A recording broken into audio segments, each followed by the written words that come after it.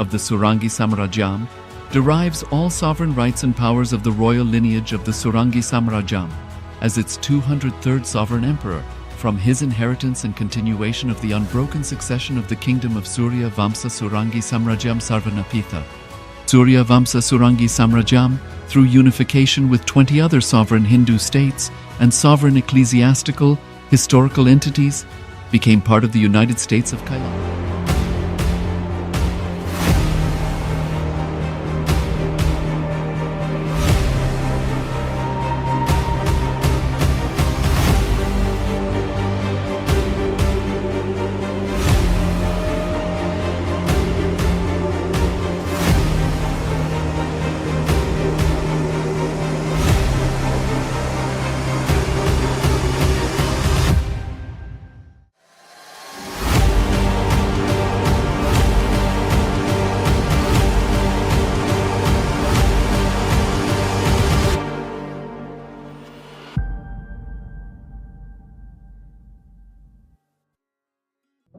For the Shivaratri,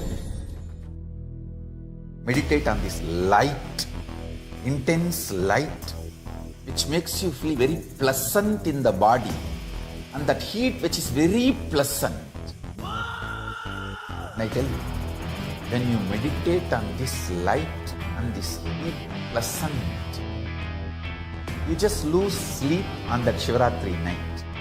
You become awake. That is what is the real context of not sleeping on that night.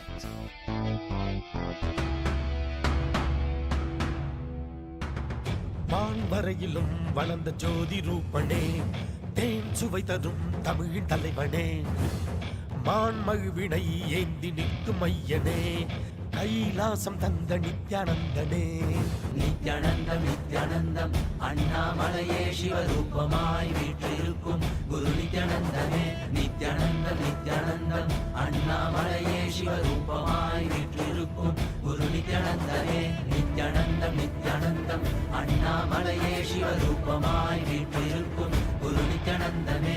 Nithyanandam Nithyanandam அண்ணாமலையே சிவரூபமாய் வீற்றிருக்கும் குரு நித்யானந்தனே.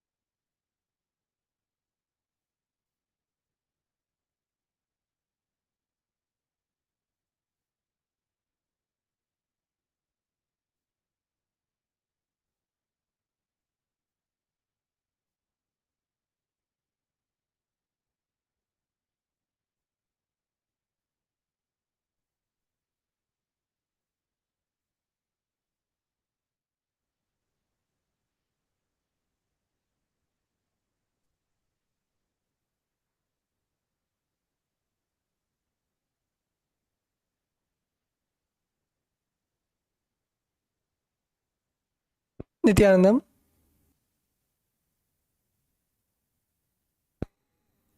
Nithyanandam, welcoming all the Paramashiva participants to another beautiful day of Nithyananda Yoga. Let's all come and sit on our yoga mats.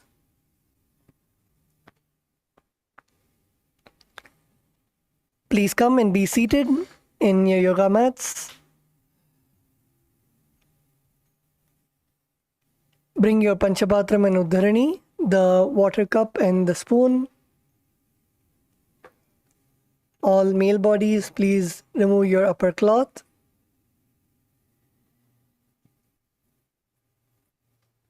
Apply the Aushadha, the Vibhuti, Kumkum.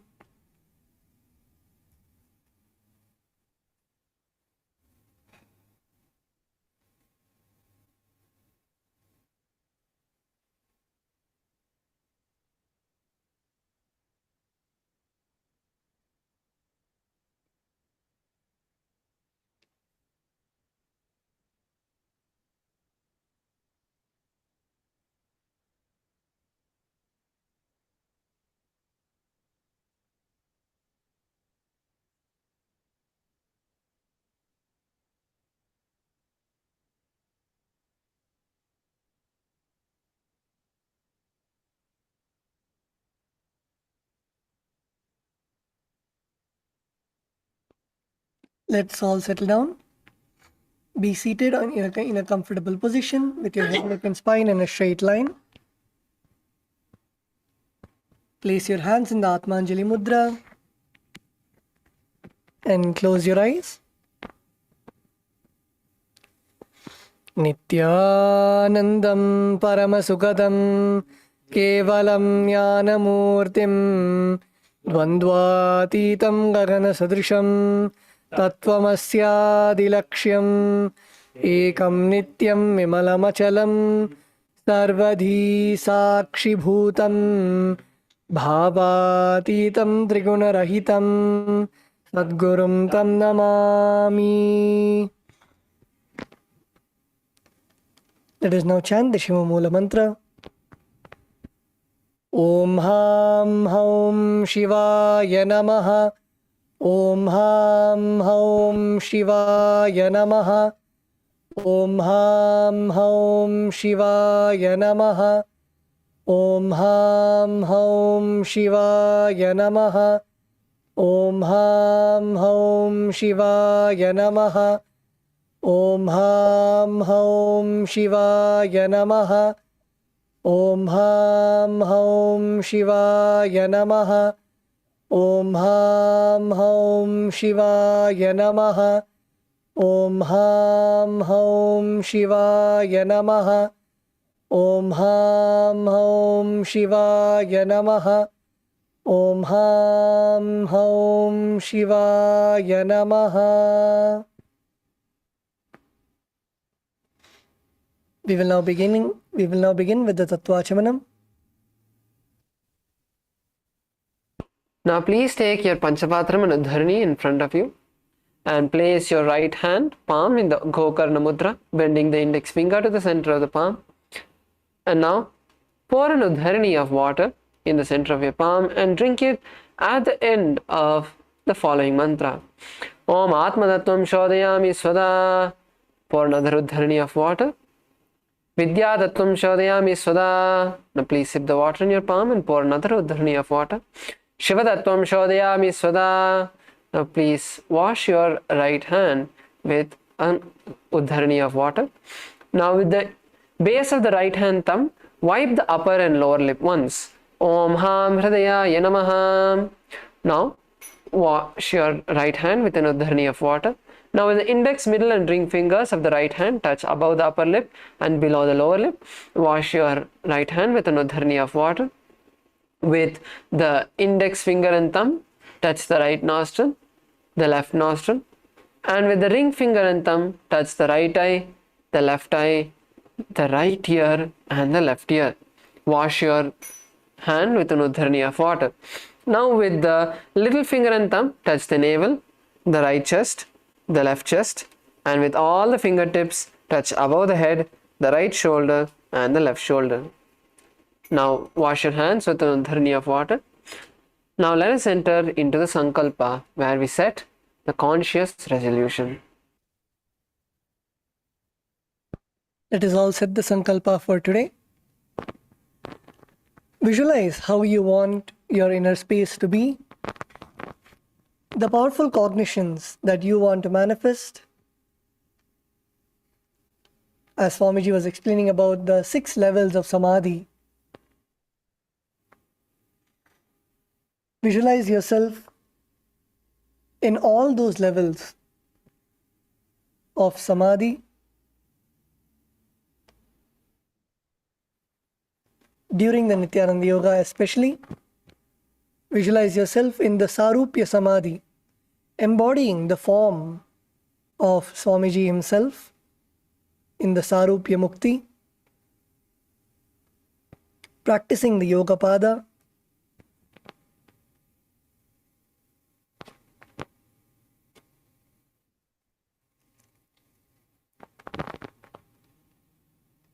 visualize your body the way that you want to manifest. Healthy, strong, without any diseases, flexible.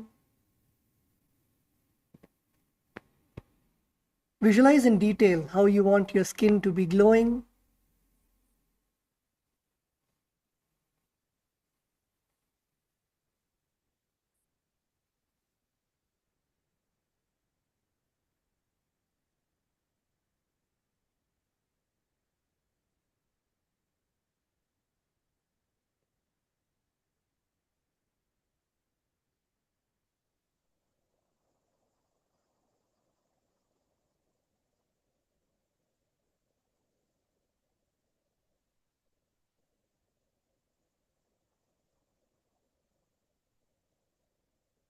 With this, let us now begin the Sankalpa.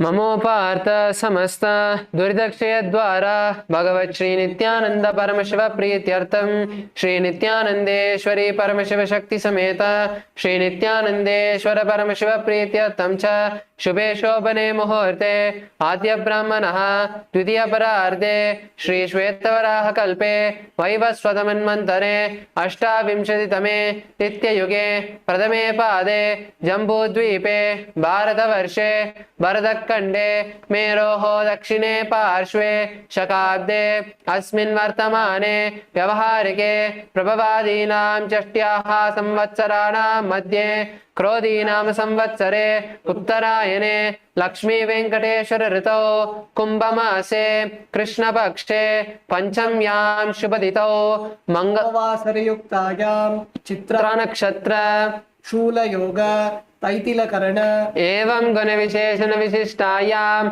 अस्यां शुभदितौ श्री कैलासोन्नत द्वादशान्त श्यामला पीठारूढ़ श्री मीनाक्षी सुंदरेश्वरा भिन्न स्वरूप परशिवपुत्र रत्न कुमार गुरुमन्य तुल्यावतार श्री पार्वती स्तन्यपान लब्ध दिव्य ज्ञान विश्रुत सकल निगमागम सारभूत द्राविड वेद प्रवर्त्रे श्रीमत् परमशिव करुणा समधिगत मुक्तामय चतुरश्रयान गीयमान छत्र चामर श्री चिन्ह काहलादि समस्त बिरडावल्यलंकृत ज्ञान विज्ञान चक्रवर्ती सर्वजन संग सद्यो निर्वाण दीक्षा वयापवर्ग वर्ष विश्रान जीमूत परमत कलपकेशरी शैव सिद्धांत स्थापनाचार्य श्री राजाधिराज पाण्य महाराज गुरु शपन शाक्यादि महांधकार निवारण ज्ञान भानु वीक्षणा नरहार ध्वजोच्छेदन पूर्वक श्रीमत् ऋषभध्वज स्थापक शैव समय कर्त्रे सर्वज्ञ पीठारूढ़ श्री जगद्गुरु श्री ज्ञान संबंध देशिक स्वामी वागीश सुंदर माणिक्यवाचक स्वामिनाम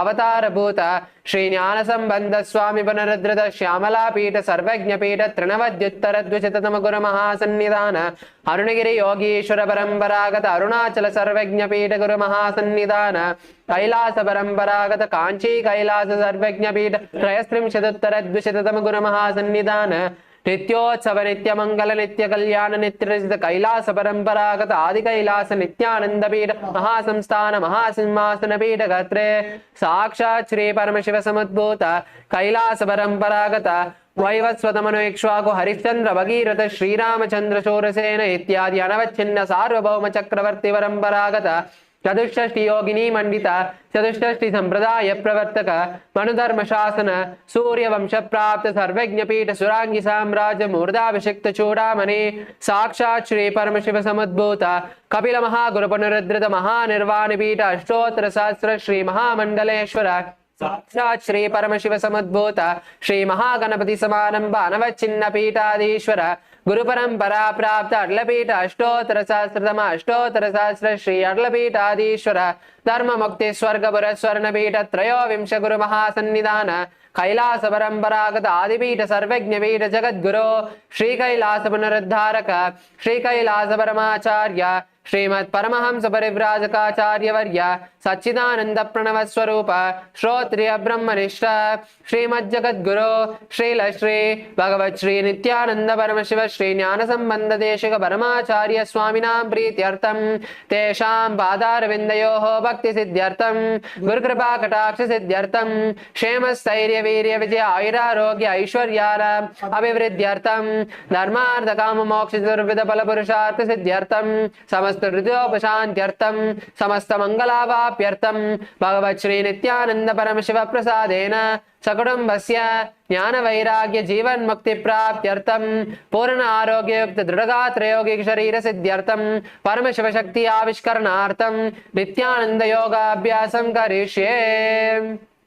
Now please take an udharni of water and wash your hands. Om apaupasprisya.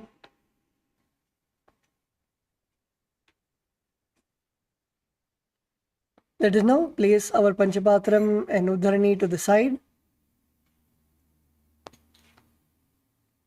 Let's place our Panchapatram and Udharani to the side and let's all stand up. Let's stand up on our yoga mats for the skeleton dance.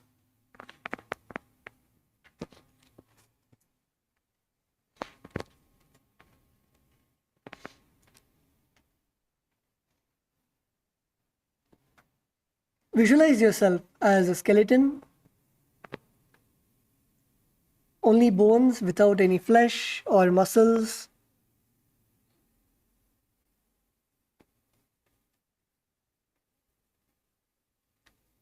Just visualize yourself as a skeleton and slowly start moving your joints, your elbows, your knees, your shoulders. Move all your joints. And intensely shake all your joints. Do not have any coordinated movements. You should move in all directions. Intensely move. Let's begin.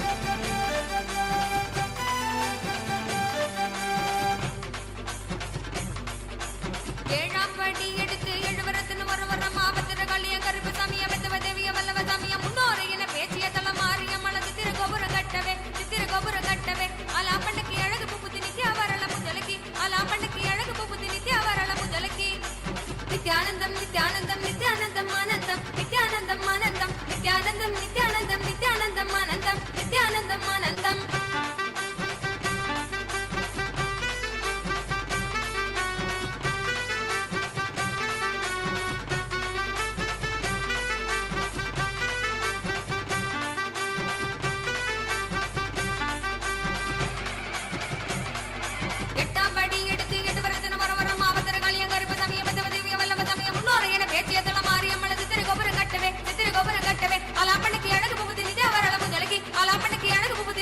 Alapaniki,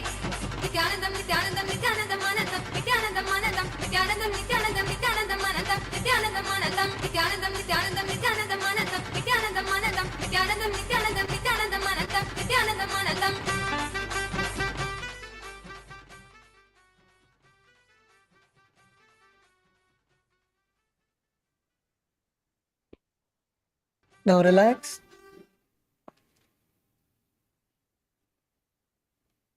Now relax. Slowly come to a standstill position. Stand still. Take deep breaths. Inhale deeply and exhale deeply. Inhale deeply and exhale.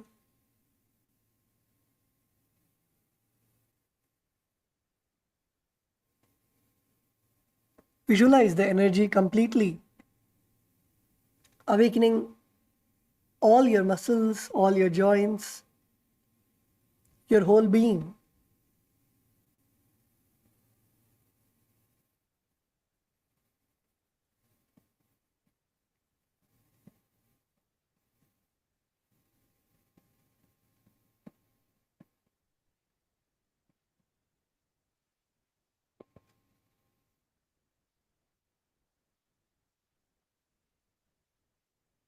Now slowly open your eyes and all of us can come to a seated position.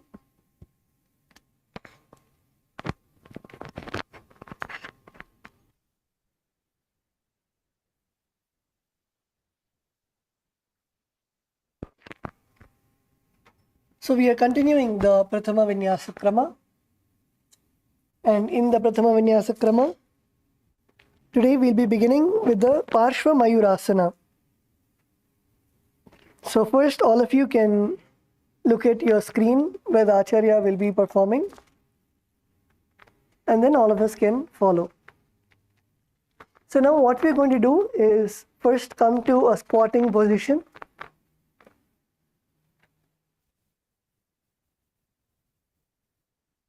You're going to come to a squatting position and then bring both your hands onto one side of your body. You're going to bring both your hands to one side of your body. So turn your hips and bring your body to one side.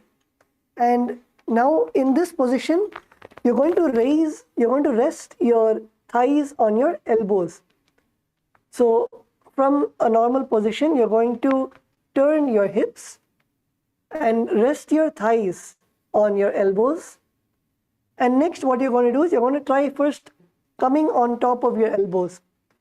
So you're going to put the pressure on your hands and slowly lift your body. Lift your body off the floor so that your legs are resting on your hands and your body is leaned forward. And then after you come into this position, you're going to slowly extend your legs out. This is the Parshva Mayurasana.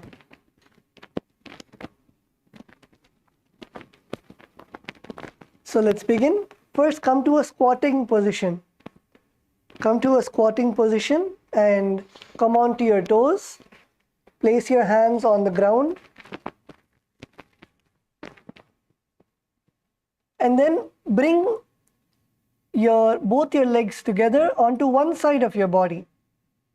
Bring your legs together onto one side of your body and then rest your thighs on your elbows and then put the pressure, nicely spread your fingers on the ground, spread your fingers and put the pressure on your arms and lean forward and try to first lift your toes off the ground.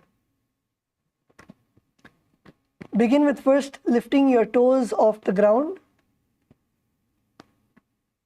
and then come all the way up, and then once you are comfortable and stable, then you can slowly extend your legs.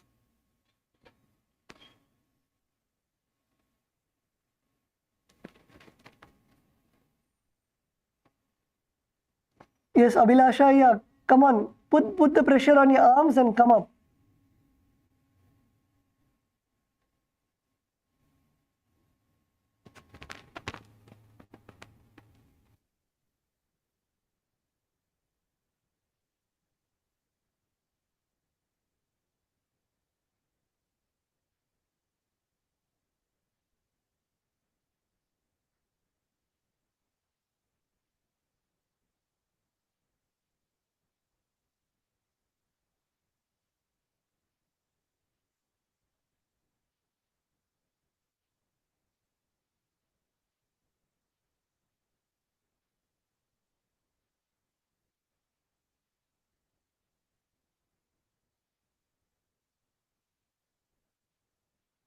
Yes, for all those who are not able to do, we have a variation for everyone who is still getting used to the asana. So if you're not able to raise both your legs off the ground, keep one leg on the ground and raise one leg off the floor. Keep one leg on the ground and you can raise one leg off the floor. So your body gets used to the weight, having the weight of your body on your hands, and also for knowing how to balance. Then you can lift your other foot off the ground. So first keep one foot on the ground and then lift the other foot. Yes, Kailasa LA female team. Come on, let's get into the asana.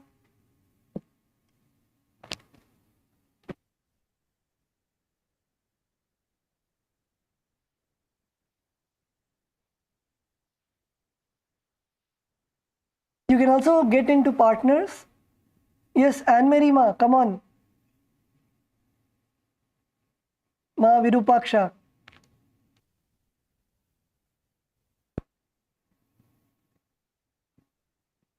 Also, the hall volunteers or your partner can help you. Place your thighs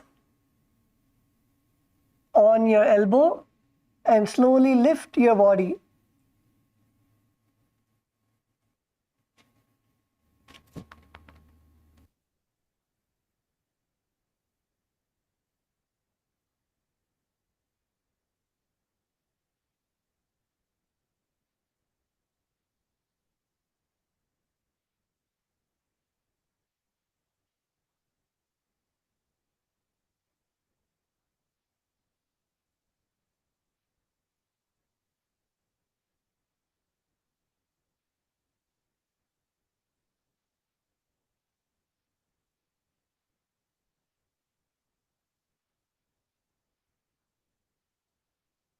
Yes, Vedatma, yeah, are you able to lift your foot off the ground? Okay, now try to make your legs straight. Try to balance first. Balance and become comfortable.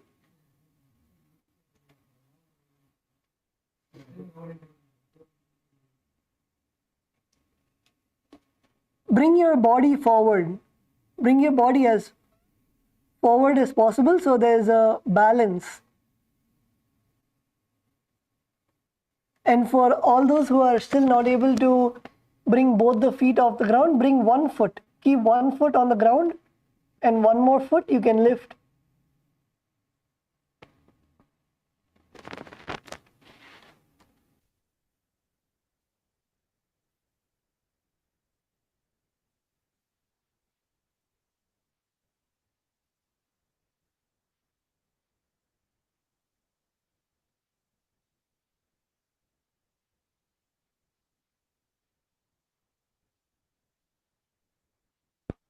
Yes, Antoine, yeah, Kailas Ecuador, good. Lift your legs.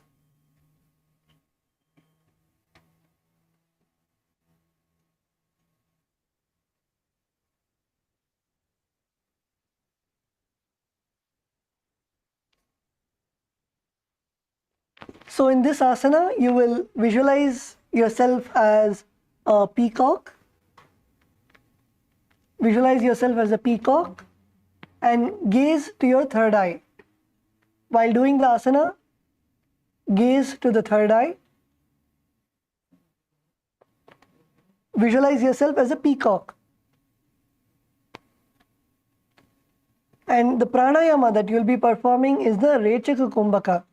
The Rechaka Kumbhaka is first exhale, completely empty your lungs, and then hold your breath. And when you're not able to hold anymore, then you can inhale.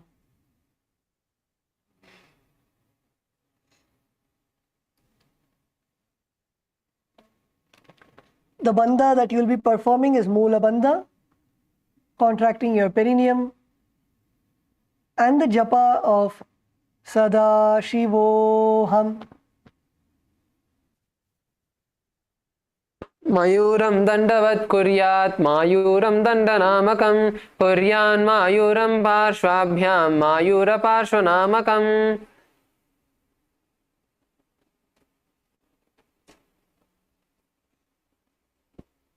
So we'll be going into the next asana. The next asana is the same on the other side. So last time if you took your legs to your right arm, this time do it on your left arm. Rest both your legs on your left arm.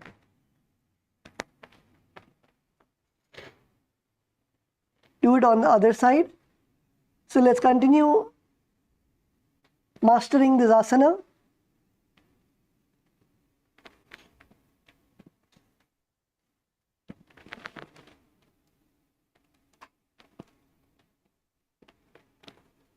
So first bring your body onto one side. Bring your body onto one side and you should actually tuck your thighs as close as possible. It should be literally under your armpit. Your thighs should be literally under your armpit, in your upper arm. You should rest your legs in your upper arm. So it is comfortably resting on your triceps, on your arms. And now slowly put the pressure on your arms and lean forward. Nicely lean forward. And if you lean forward, you will see automatically your legs come up. When you lean forward, you will see automatically that your legs, your toes slowly lift off the ground.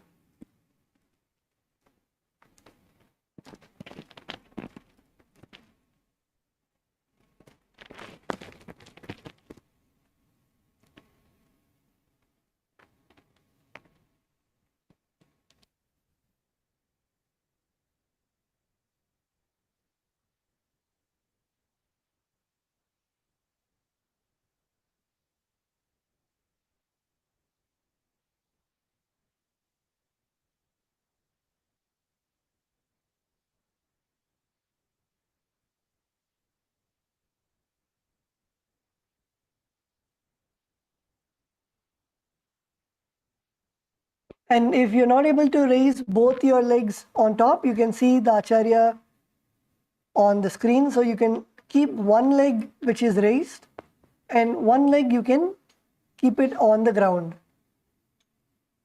Raise one leg and keep one leg to the ground.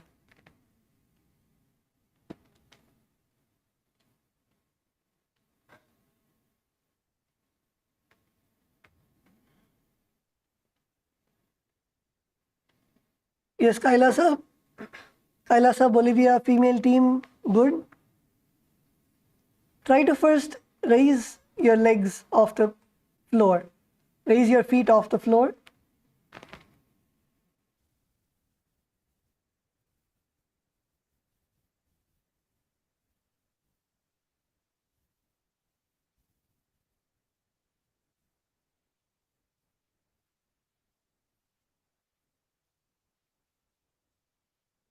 So Tattva Maharaj is saying many of you are not keeping your thighs on top of your elbow. So make sure that they're resting nicely. Keep your thighs under your armpit. Otherwise your legs are going to slip. Your legs are going to slip and you will not have balance. So make sure that your thighs are nicely resting on your triceps, on your arms, right below your armpit. And then slowly come up. Bend, lean forward and come up.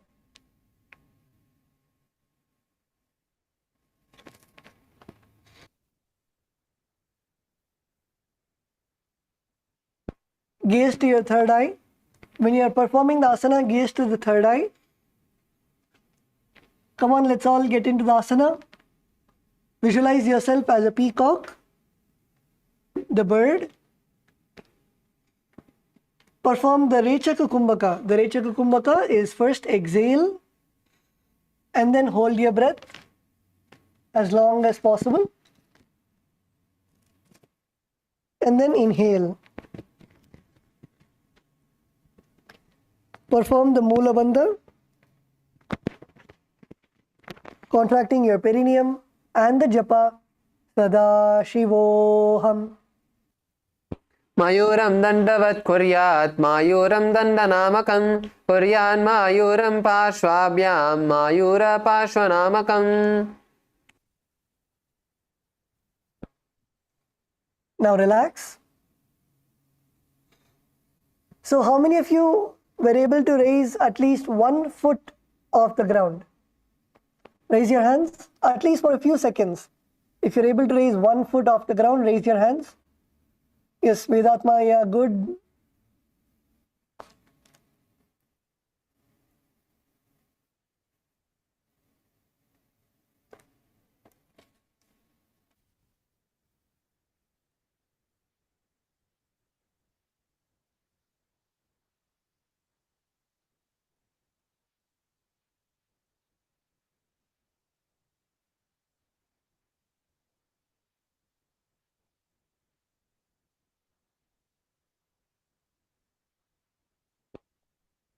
Okay, wonderful. The next asana is Bhairaganathasana. So in the Bhairaganathasana, let's all come to a plank position. Come on to your hands and legs.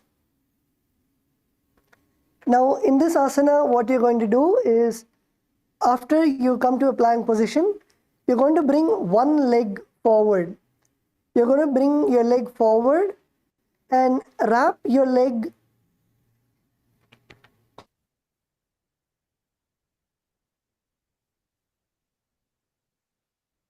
bring your leg forward and wrap your leg around your arm and bring your leg in between your palms.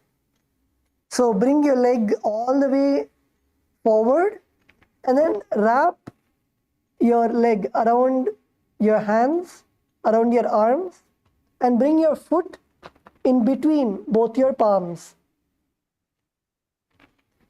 And the other leg at the back should be straight.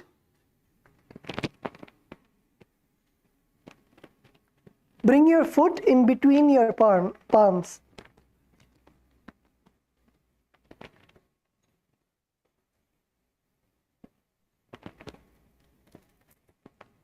So let's all do it together. Come to a plank position. From a plank position, take 1 foot forward and wrap it around your arms and bring your foot in between your palms.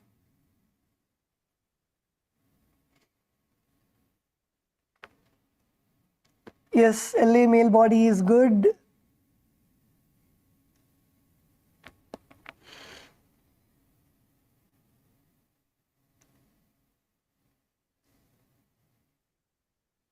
Make sure that your back knee is straight. Keep your back knee as straight as possible. Your knee should not touch the ground.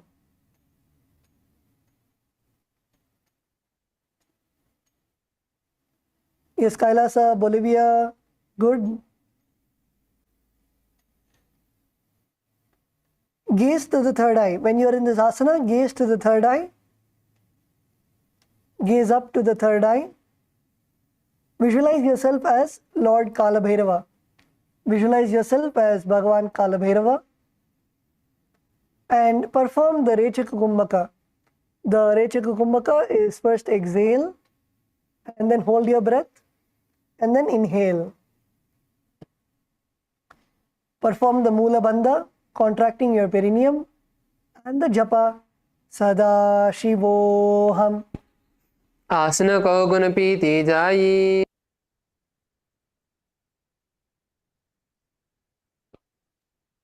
Now bring your foot to the back. Now take your opposite foot. Continue to remain in a plank position in Tarakshvasana. Next we'll be performing the Bhairaganathasana on the other side. So continue to remain in a plank position and bring your other foot forward and wrap it around your arms. Bring your foot in between your palms. Gaze to the third eye.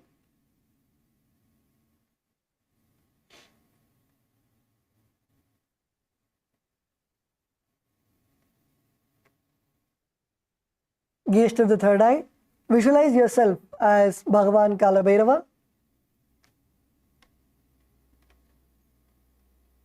Perform the Rechaka Kumbhaka, that is first exhale and then hold your breath and then inhale. Perform the Mula Bandha, that is contracting your perineum, and the japa of Sadashivoham.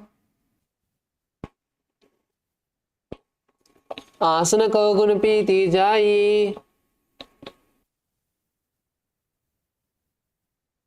Now come back to Tarakshvasana.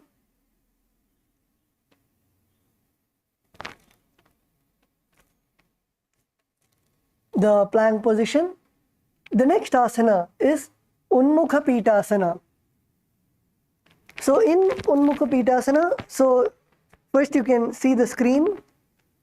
So in Unmukha Pitasana, you will first be in Tarakshvasana and then drop your elbows to the ground. Drop your elbows to the ground and raise your hips all the way up to the sky. Drop your elbows to the ground and raise your hips all the way to the sky. Make sure that your heels are touching the floor. Make sure that your heels are touching the floor. If you're not able to touch the heels, you can slowly walk forward. Walk forward and feel the stretch in your calf muscles. So let's all perform the asana. First begin with Tarakshvasana, the plank position, and then drop your elbows onto the ground. Rest your elbows on the ground and bring your hips up. Bring your hips up. Now lift your chin and head up and gaze to the third eye. Gaze to the third eye. Visualize Swamiji in your inner space.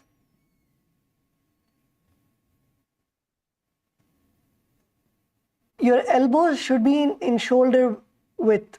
Don't extend your elbows to the side. Abhilashaya, your elbows should be parallel to each other.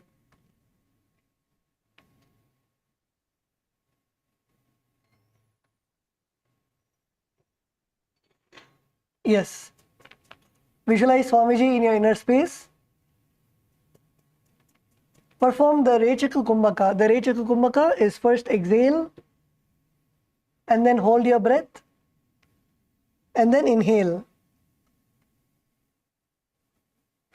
Perform the Mula Bandha, contracting your perineum, and perform the japa of Sadashivoham. भून्यस्तौ जानुनि हस्तौ चतुष्पदमवान्मुखम् उत्थापिताङ्घ्रियुगल कटिस्थलमभिरुका. Now relax. Bring your knees onto the ground.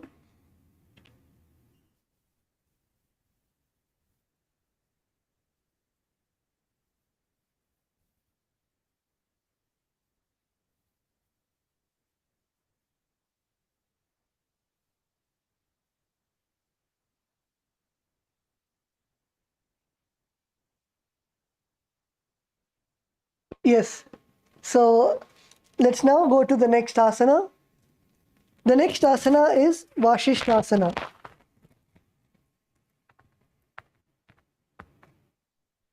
So in Vashishthasana, continue to remain in a plank position.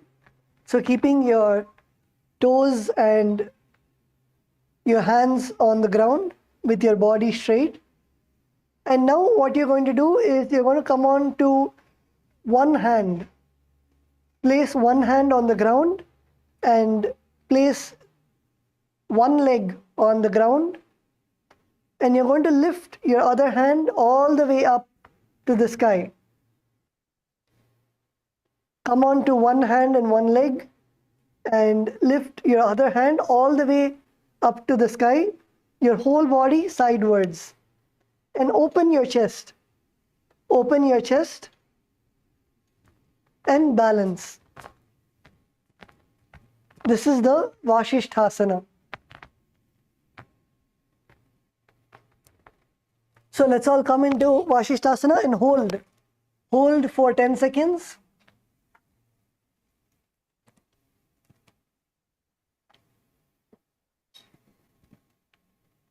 Come on, hold, hold, hold.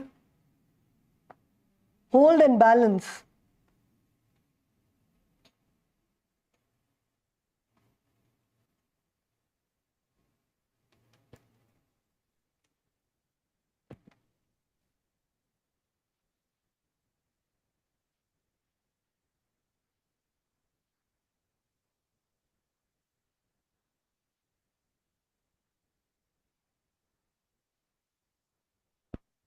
Yes, Kailasa, Bolivia female team.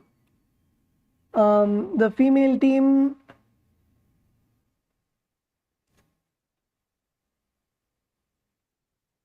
the Ma with a purple shirt. Kailasa, Bolivia, Ma with a purple shirt.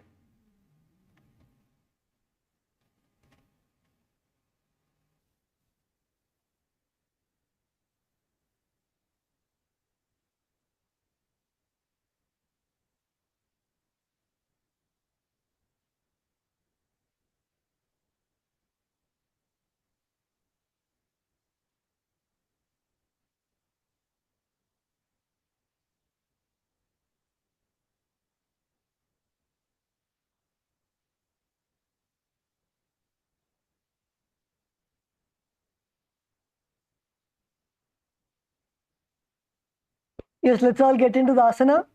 In this asana, gaze towards the sky. Your hands, one of your hands will be up, so you should gaze towards the hand that is raised to the sky. And visualize yourself as sage Vashishta.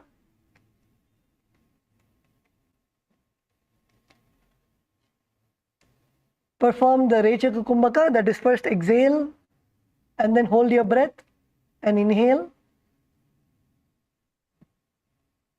Perform the Mula Bandha and internal japa of Sadashivoham. ऊर्ध्वकुक्कुटवाशिष्ट मरीचिहलमत्स्यकं परिवृत्तिं चोदरस्य विविधं धनुरासनम्. Now relax.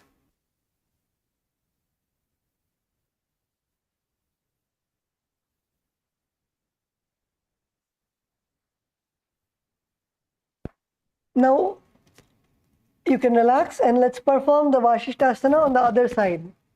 So if you had your left hand on the ground, now place your right hand on the ground and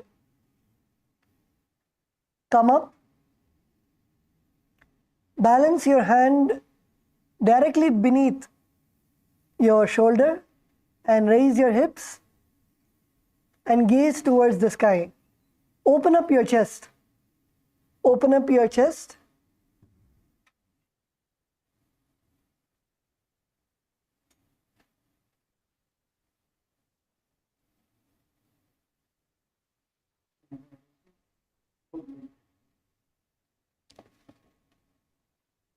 Open up your chest and balance.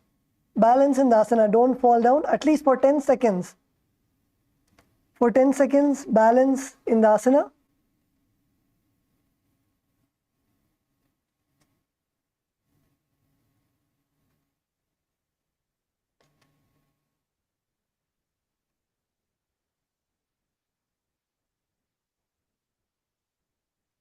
Yes, Antoinaya. Antoinaya, come on. Kailasa, Ecuador. Antoinaya. Get onto your hands. Lift your hips.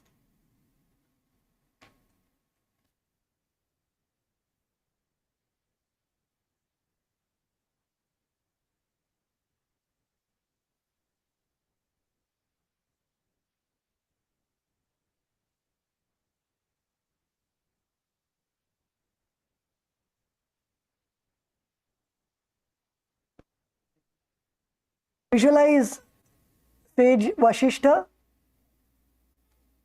and perform the Rechaka Kumbhaka, that is, first exhale and then hold your breath and inhale. Perform the Mula Bandha and perform the japa of Sadashivoham. Urdu Kukuta Vashishta Marichihala Machakam Parivrittim Chodarasya Vividam Dhanurasanam. Relax. Come to a seated position. Take a moment to just rotate our wrists. Relax your hands and push it front, push it back. So as each day we progress, we continue to build the strength of our wrist to be able to hold our body. So even if it's hurting a bit now, that's fine, it will settle down. Just take a moment to stretch the wrist out nicely, rotate it in all the direction, push it front, push your palms, fingers back in both the directions. And now come to a seated position with your legs stretched forward as we move into the next asana, Anjani Asana. So now in Anjani Asana, the key important aspects that we need to look at in our body is, first, make sure that your toes are straight and up. For some of us, we tend to just, when we stretch our legs, keep the toes pointed forward. We need to raise it and point it up towards the ceiling and pull your feet as back as possible. Pull the feet as back as possible. And next, make sure your back is straight. So now we are going to be placing the palm, the back of the palm on the floor under our buttocks. So you're going to be seated on top of your palms. So if it's not very comfortable, you can even keep it towards the back of your thighs. And if you're able to, you can even sit on your palms. That is the best. So sit on the palms and keep the palms facing up. And now straighten your elbows. So if you have to straighten your elbows, you need to make sure that your back is straight. So straighten your back as much as possible. Straighten your back as much as possible. And make your elbows straight and as close to your body as possible. So from this position now, we are going to be performing the bandhas. So the first bandha is the Jalandhara bandha. So as we are now performing the Rechaka Kumbhaka, as we are still in the Rechaka Kumbhaka, we are going to be inhaling, and then once you are inhaled completely, lock your chin to the chest. Tuck your chin to the chest, lowering the chin to the chest, and hold the breath as long as possibly, comfortably. And then when you're not able to hold, release the Jalandhara bandha and exhale. So let's do this once more. Inhale, lock your neck to the chest, hold the breath as long as you can, and exhale. And in this asana, we are also going to be performing the Mula Bandha. So tighten your perineum,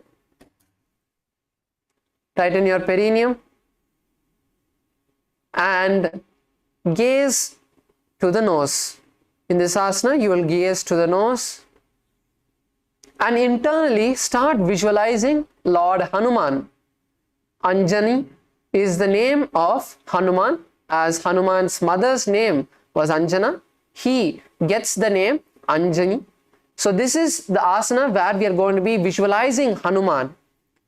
Visualize the strength of Lord Hanuman in your body and visualize his form.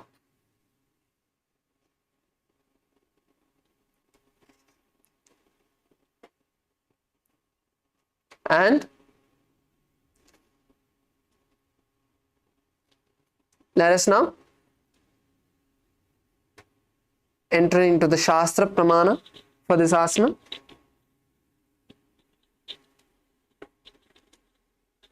दो करा की ube हथेली कोरवारले मेले बेली सो आगाने भूपरिदाशे महाने अंगुल मिली रासे अंगुष्ट छीदा राशे डोई पुनि हथेली पिष्ट जोई तापरी मूल द्वारिट की वेसे बहरोज जगति करे एक वैसे कहुन्या माहिली आस मिलावे हाथ उरसो लगावे रहावे बहरो लावा पाव पसारे पना ऊर्ध्व AD बुदारे.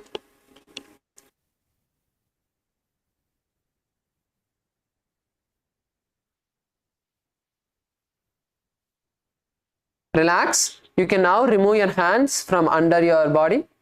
And now we are going to be moving into one of the asanas that we are going to be pushing ourselves to the max, which is the Paschimottanasana. So all of the participants, you can partner up and get into partners now. So all of us are going to be getting into partners. So in the Paschimottanasana, we are going to be having partners where one partner, the first partner, is going to be helping the second partner to push themselves to the maximum. Okay, so let's all get ready. So now in this asana, it is very important that we exhale as much as possible when we lean forward. So for all of the participants who are new, let's all just have a demonstration of what the Paschimottanasana is. So the Paschimottanasana is basically you hold your big toes. Okay, just all of you can first watch the screen so that you get the technique right. So all of you hold the big toes with your index and middle fingers in the Prana Mudra.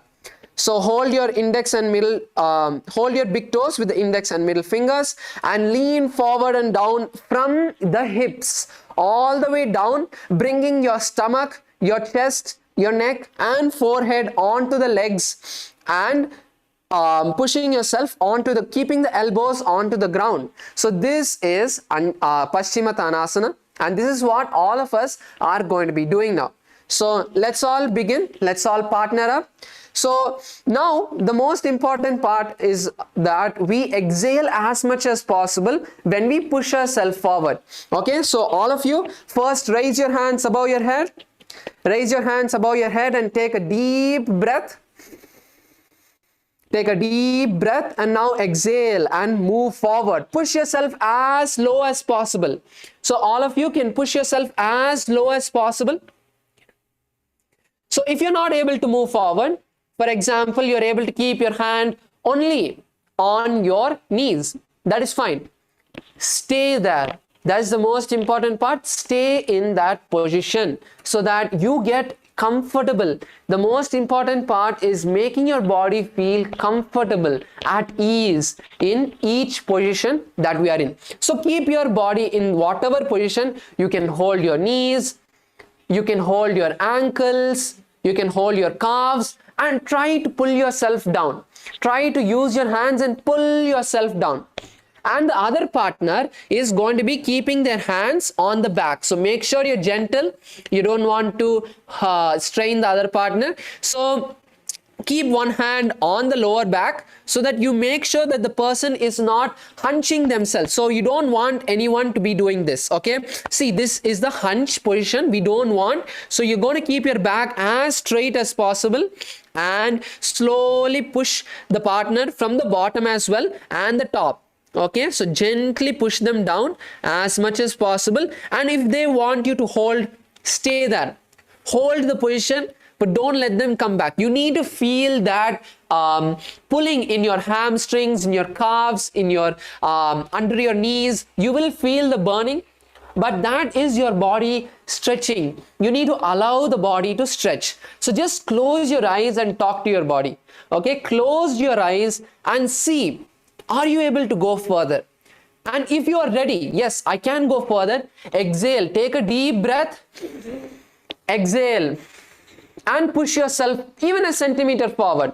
So let's do that now. Let's all push ourselves. 3, 2, 1. Take a deep breath, inhale and exhale and push yourself forward even an inch. So as we keep pushing ourselves forward and forward, we are going to make our body comfortable. So there are multiple places in this asana which get stretched. That is the back, the lower back which gets stretched, the hamstrings, under the knees, the calves, all of these muscles have to stretch. So it's a complete stretch of almost the entire body. So you have to go slow with this asana. Don't push yourself hard. Don't try to force yourself too much, but allow the body to stretch. Okay, let's take another minute to stay in the position that we are able to push ourselves to the max. Come on, let's stay there for another minute. So keep inhaling, exhaling in a slow pace. You want your body to enter into that kind of comfortable, calm position and state where you're able to listen to your body and see. You're able to feel each of those muscles, those tendons stretching itself to the maximum. Okay? So keep inhaling, exhaling and push yourself further. And for some of the participants who are already able to do, you're maybe an expert in this, you can go a step further where you bring your forehead in between. So kind of, make a gap between the knees and slowly push the forehead under. So if you're able to touch the forehead to the knees, make the gap and then try to push yourself further down, bringing the forehead to the ground as well, bringing the forehead to the mat as well. So this will give you an even bigger stretch, right? So push yourself. And if you're able to touch your forehead to the knees, then try to keep the elbows on the ground. So that will give you another stretch if you're in that position. So if you're still able to only hold your toes, you're not even able to hold your toes, that's fine. But stay in that position.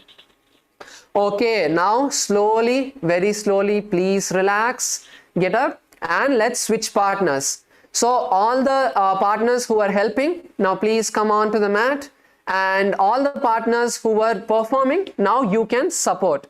So let's all switch partners. Let's all quickly switch partners and start supporting. So once again, so once you sit, now first sit down and stretch your hands all the way to the sky. Stretch your spine as much as possible and take a deep breath, and then as you exhale, slowly go forward. Go forward, hold your feet, hold your body where you are able to push yourself to the max and stay there. The other partner can push from the upper back to make sure that your partner is not hunching their back. So push from the back, push from the top of the back and stay in the position that you are feeling that maximum that you're able to go. Stay there. Close your eyes, take deep breaths so that your body, it's mainly that fear, that resistance inside of you that has built over time that is causing this, causing you not to be able to do the asana to the, touch your forehead to the knees. So as you slowly inhale and exhale, listen to your body, you're able to push yourself and allow that resistance to relax. Okay, so let's continue. Do not come back. Do not come back immediately. And also it's very important that when you come back from the position, you come slowly. In the speed that you went down, in that same speed, you're going to come back up to a seated position. But it's not yet time. All the partners who are still doing the asana now, stay there. We are going to give it another minute. We are going to give it another minute to stay in the position, to push ourselves further. Keep inhaling, and as you exhale, push yourself forward. As you inhale, push yourself forward a little bit. Each time, even a little bit is a great progress. So pushing yourself as much as possible down and take deep breaths.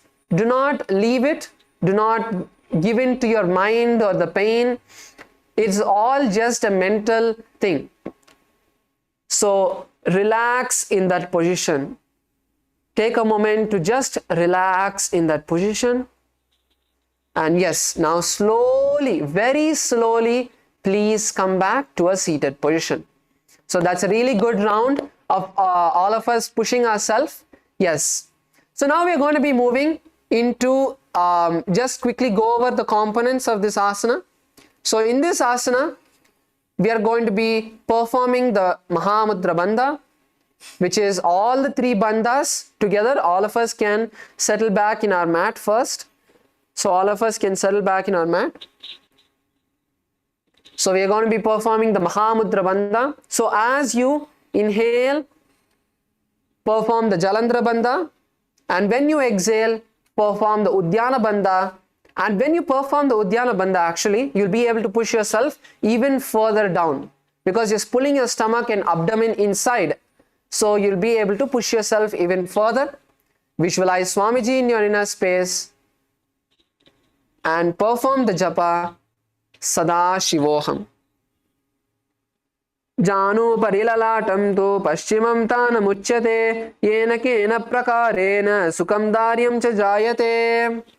Yes. Now please raise up. And now we move into the next asana, which is Ugrasana. So in the Paschimottanasana, we performed the asana with when we went down. So when we went down, we were actually we were keeping our back straight. But in this asana, the objective is to touch the forehead to the knees. So in this asana, we are going to be bending, we are going to be curving the back and interlacing the fingers behind the neck. So all of you can first come to a straight position. So once you have your hands interlaced behind your neck, you're going to be going down, you're going to be bending your back down and keeping the back hunched. So your forehead is going to be touching the knees. So the forehead is going to be touching the knees and the elbows are going to be touching the ground. So in this asana as well, you're going to be keeping your legs slightly apart and pushing your forehead to the ground between the knees. Okay, so keep your back hunched and go down. So from this asana, you'll be mainly having and experiencing the stretch in the upper back as well. So let's all perform this asana. Let's all partner up. We can all partner up once again. So in this asana, first one partner can be on the ground and interlace your fingers behind the neck and start pushing yourself as low as possible. So even in this asana, you're going to be exhaling each time you're ready to push yourself forward. You're going to be getting comfortable in this asana, whichever position you are able to do, whether you're able to go only a few inches forward or you're able to go all the way down to the knees, you're going to allow yourself to get comfortable in that position. So let's take a minute now to first move into the asana and push yourself as much as possible. All of the participants can push yourself as much as possible. So start moving down as much as possible. Keep exhaling as you move down. And when you are staying in the position, even if you're not moving down, just inhale and exhale deeply.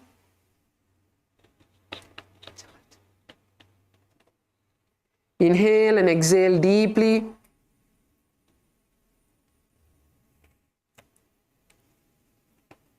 And in this asana, you're going to be visualizing Swamiji. You're going to be visualizing Swamiji in your inner, Goddess Kali. You're going to be visualizing the ferocious form of Devi, Goddess Kali in this asana.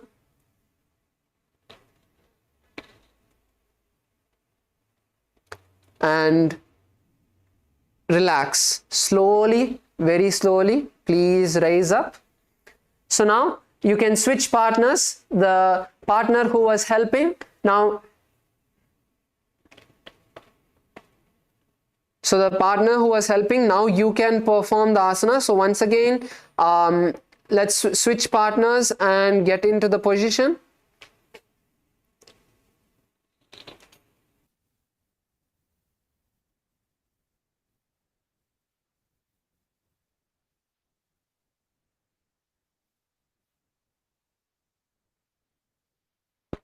So as you get into the position, once again inhale, and as you exhale, push yourself as low as possible. Push yourself as low as possible and stay in the position. Slowly, very slowly push yourself forward each time, and exhale as you move forward and down.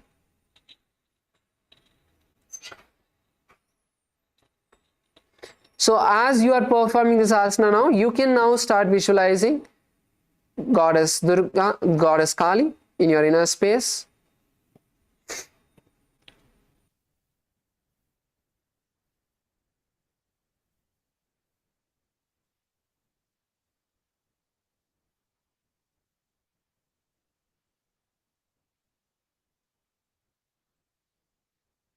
Let us continue to stay in the asana. We are not yet done.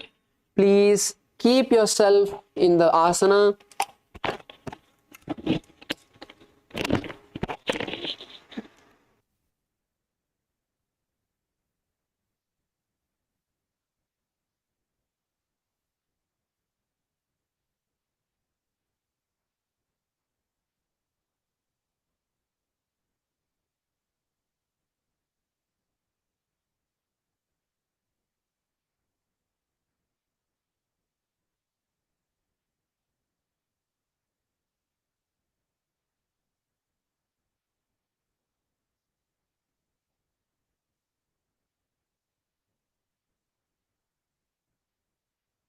Yes, so as you are continuing to perform the asana, let's also chant the Shastra Pramana.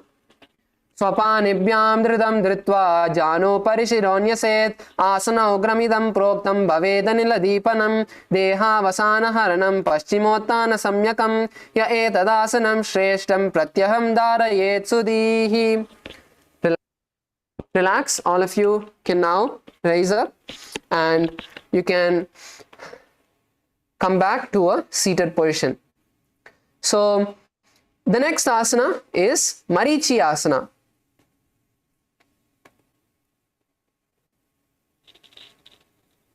Yes, so the next asana is Marichi asana. Let's all take a moment to, before we move into the next asana, to actually do a counter stretch. So all of us can come on to the knees first.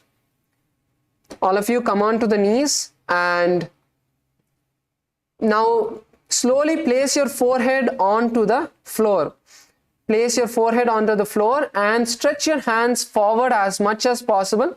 This is not the Marichi asana, but this is just a counter pose, to relax our back. As this is, for many of us, this is the first time that we are pushing ourselves this much in the asana. So it's good that we relax the back for a few moments.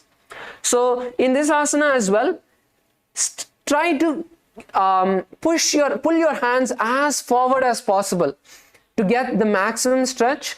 So you can lightly move your knees apart to allow your chest to go more towards the floor.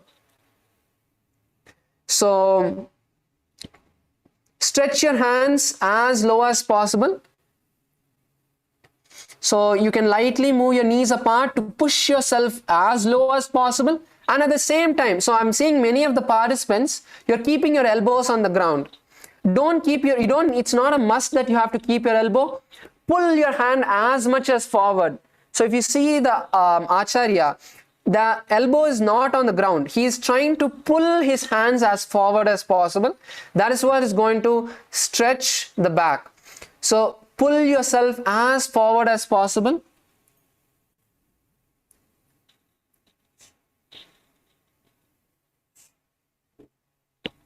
Yes, now relax and come to a seated position. So once again, you can stretch your legs forward. You can stretch your legs forward. So now we are going to be moving into the Marichi asana. So the Marichi asana is a follow through of the Paschimottanasana. So now in this asana, we are going to be first pulling the right leg towards the perineum. Please pull your right leg towards the perineum.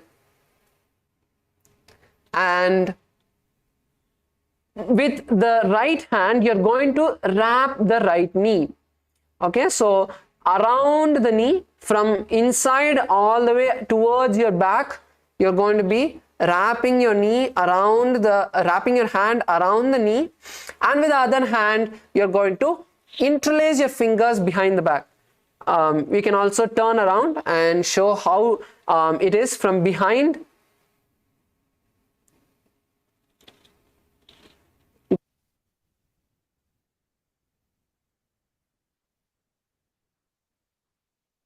So all of you can see how it is interlaced behind the back. So this is what we are going to push yourself to do first. So you can interlace the fingers behind the back. And now you're also going to, at the same time, lean forward. So you're going to try in this asana as well. You're going to try to bring the forehead to the knees. So if you're not able to interlace the fingers, you need to, if you're not able to interlace the fingers, bring your hands as low as possible and bring your leg towards the perineum as much as possible. So the more closer you bring the leg towards the perineum, it will become easier for you to wrap your hand around the leg, because the distance that your hand needs to cover will reduce. So interlace the fingers behind the back, and now try to lean and bring your forehead to the knees as much as possible. So again, in this asana, keep inhaling, and as you exhale, push yourself further down. So as you inhale and then exhale, lower your forehead to the knees. Let's all take a moment to stretch.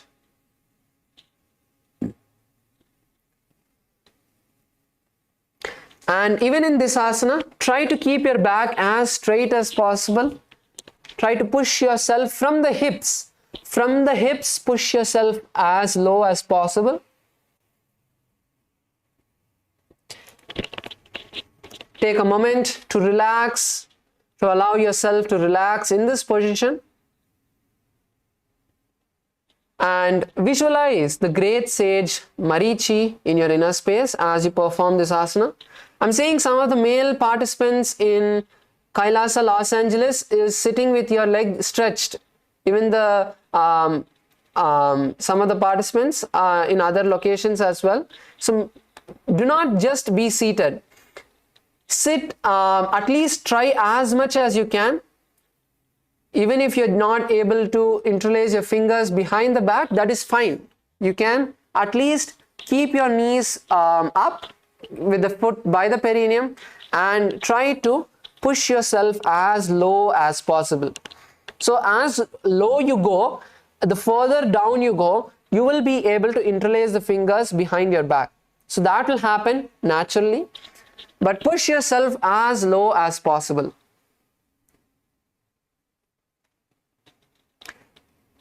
And perform the Mula Bandha, tighten the perineum.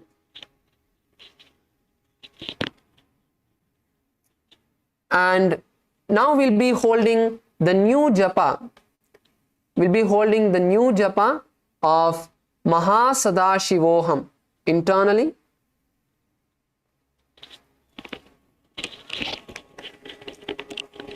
Uttanapadam krauncham cha marichim veerabhadrakam natarajam trikonam cha suptangushta prasarane. Now raise up. Take a minute to slowly raise up, and the bent knee that you had, now lower that to the floor. So now we are entering into the next asana, Mahamudrasana. So the knee which was up, right, which we were having by the chest, now lower that to the floor by your side and keep the other leg stretched as it was. So in this asana, we are going to be once again performing the asana which will be bending our back towards the knee. Okay, so once again, let us all inhale, stretch our hands above the head.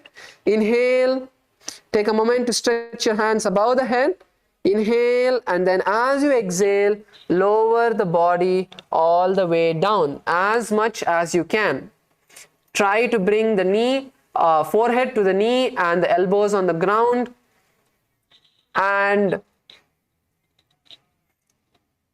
actually, even in this asana, you're going to be performing the Mahamudra Bandha, where you're going to be performing all the three bandhas together. So the Moola Bandha, the Udyana Bandha, and the Jalandhara Bandha. So now as you inhale,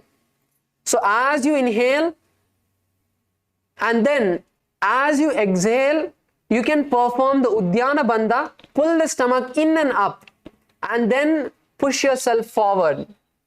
So when you pull your stomach in and up, it will give you even more space to push yourself further down. So you can try this technique as well.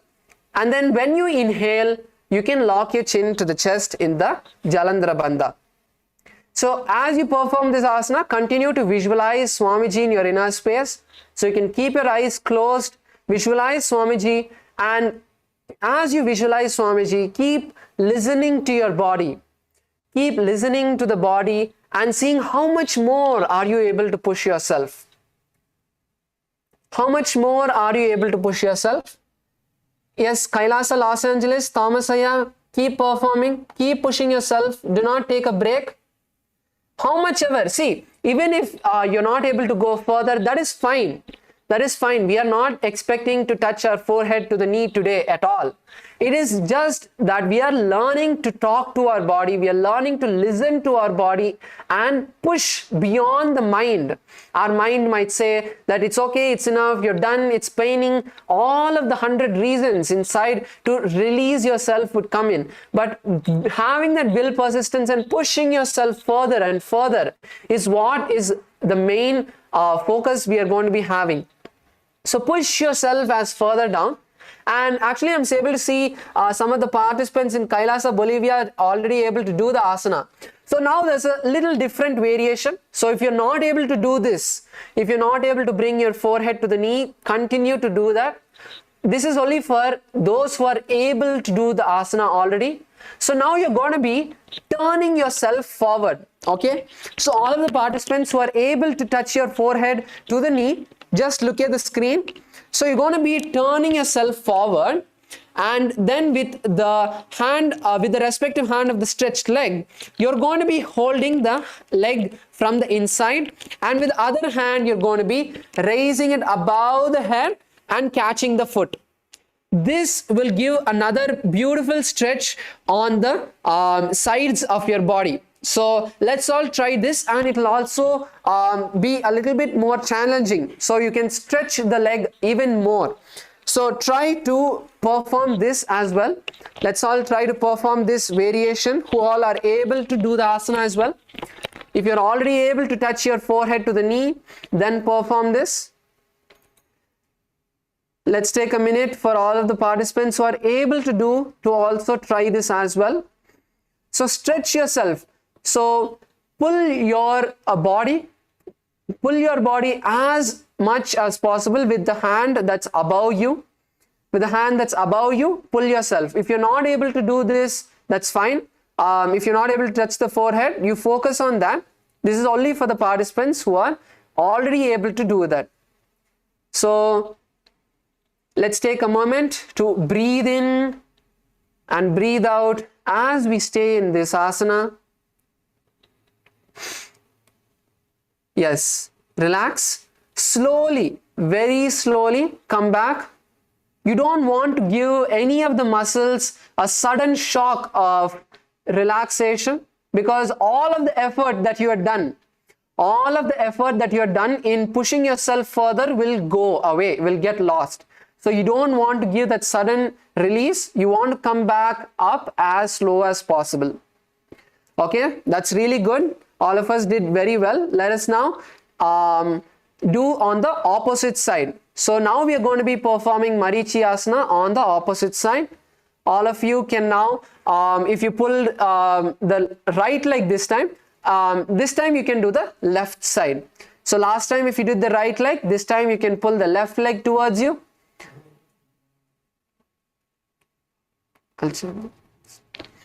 So you can pull the right leg towards you. If you did the left leg last time, you can pull the right leg. If you did the right leg, now pull the left leg. So once you pull the left leg, let's all now wrap the left hand around the left leg. So wrap the left hand around the left leg as much as possible. And then with the right hand, interlace the fingers behind the back. So interlace the fingers. If you're not able to hold, that is fine. Bring your hands as close as possible together. And now lean forward and down. So lean forward and down, bringing your forehead to the knees. Again, inhale. And as you exhale, slowly move yourself down. So you need to put as much effort as you did on the left side, on the right, or if you did the right last time, on the left, because that is what is going to balance your body. So push yourself as low as possible. Even if your hands get released in between, that is fine. The main focus of the asana is to lower your body as low as possible. Continue to visualize the great sage Marichi in your inner space.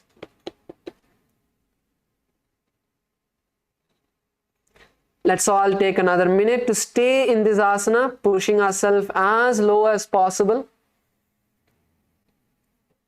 Keep inhaling and exhaling. Bring the awareness to the breath and listen to your body and see how much you're able to push yourself further down.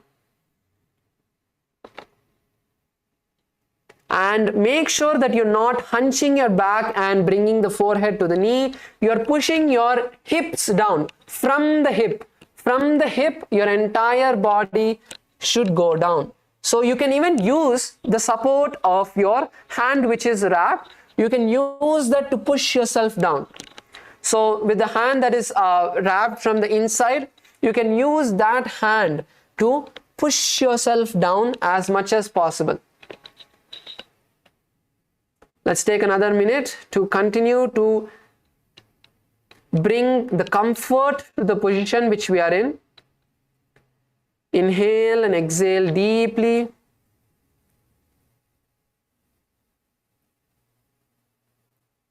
And continue to hold the japa Mahasadashivoham inside your inner space. Uttanapadam krauncham cha marichim veera badrakam natarajam trikonam cha suptangushta prasarane.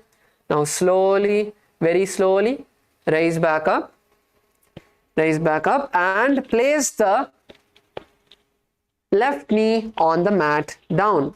Lower the left knee onto the ground as we move into Mahamudrasana. So now, once again, let us perform the Mahamudrasana. Inhale as much as possible. Inhale and raise your hands all the way to the sky, stretching your back, stretching your spine as much as possible, and lean down from the hips all the way to the ground. All the way to the ground, bringing your forehead to the knees. And if you're able to bring the forehead to the knees, that's great. You can move your forehead slightly away from the leg and try to touch your forehead to the ground as well. If you're able to do that, is great. You can push.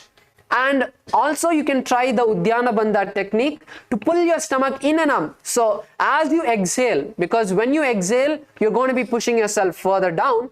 So at that time, pull your stomach in and up as much as possible and lower down. Pull your stomach in and up as much as possible as you are exhaled, and then move yourself further down and continue to stay in that position. So if you move further down, don't come back up. Hold yourself as much as possible in that position. Stay there. So let us all take a moment to stay there. Let's all take a moment to stay there.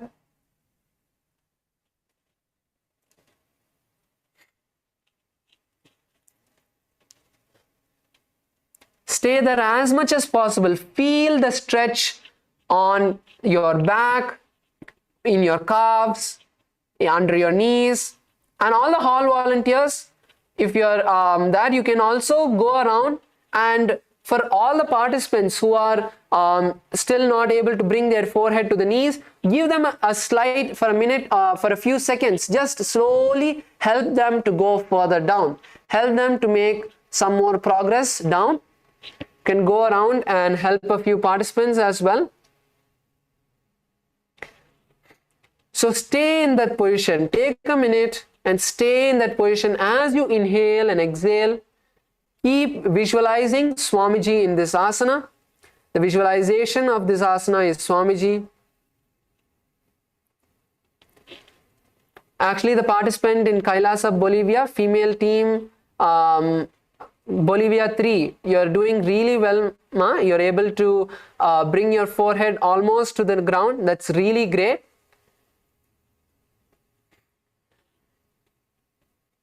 So take a moment to come comfortably, stay in that position. Do not relax.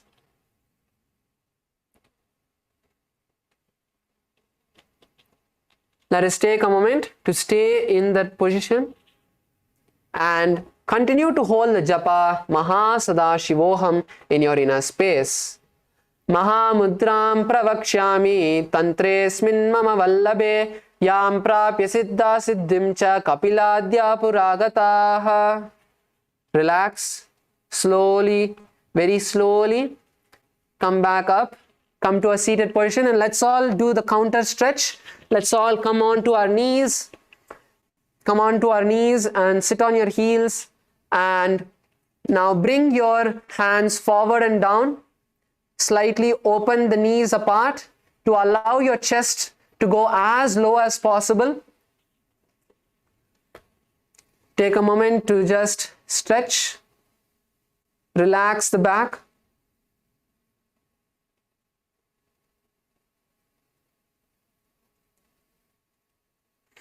So this will relax the entire hamstring, the calves, the tendons under your knees, everything that we were stretching now. And try to keep your butt as low as possible. Push your butt down, because if you start lifting yourself up, then again you lose the stretch. So you want to pull yourself or push yourself as further as possible, and at the same time keep the butt on the ground. So on your heels. That is fine.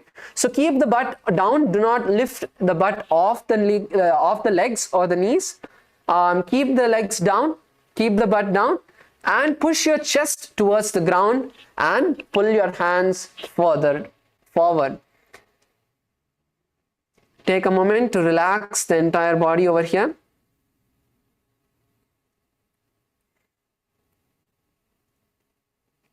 And now all of us can come on to the stomach. We are going to be doing the Bhujangasana for a moment. So from this position, just push your upper body down, upper body forward, and lie down on your stomach. And now raise the back as much as possible. This time we are not going to be just using the strength of the back alone. We are going to be pushing with our hands as well. So you're going to be pushing your body as much as possible. You can even make sure you don't lift your hips off the ground. You don't want to lift your hips off the ground. Try to push your hips towards the ground as much as possible. Just raise up as much as possible.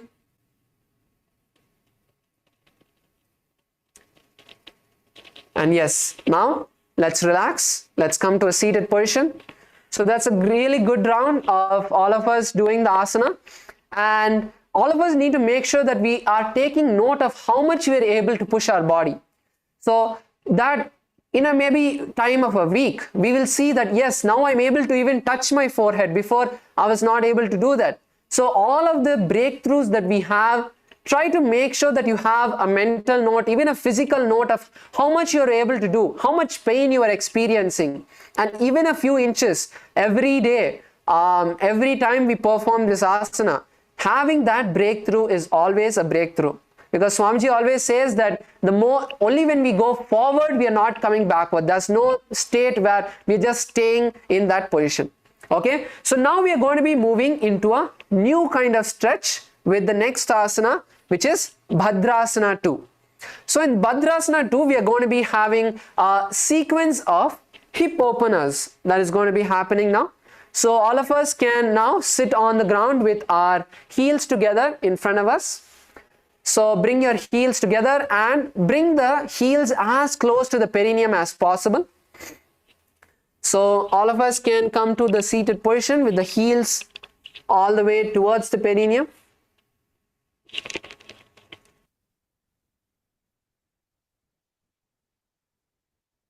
So bring the heels all the way towards the perineum, and you're going to be interlacing the fingers around the toes. So interlace your finger around the toes, and now you're going to start doing the butterfly, where you're going to be slowly, gently just rocking your legs up and down to first kind of warm up those muscles. Slowly, gently up and down.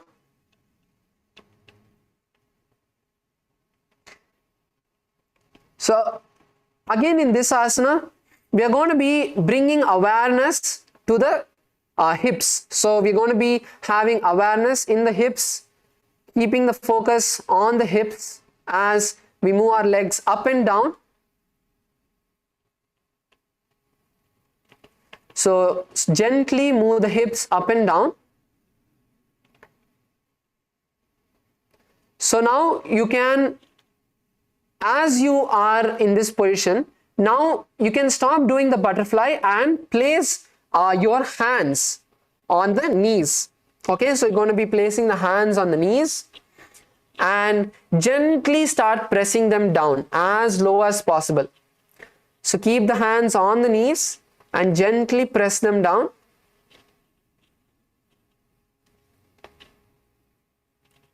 And try to push the knees all the way towards the ground as much as possible.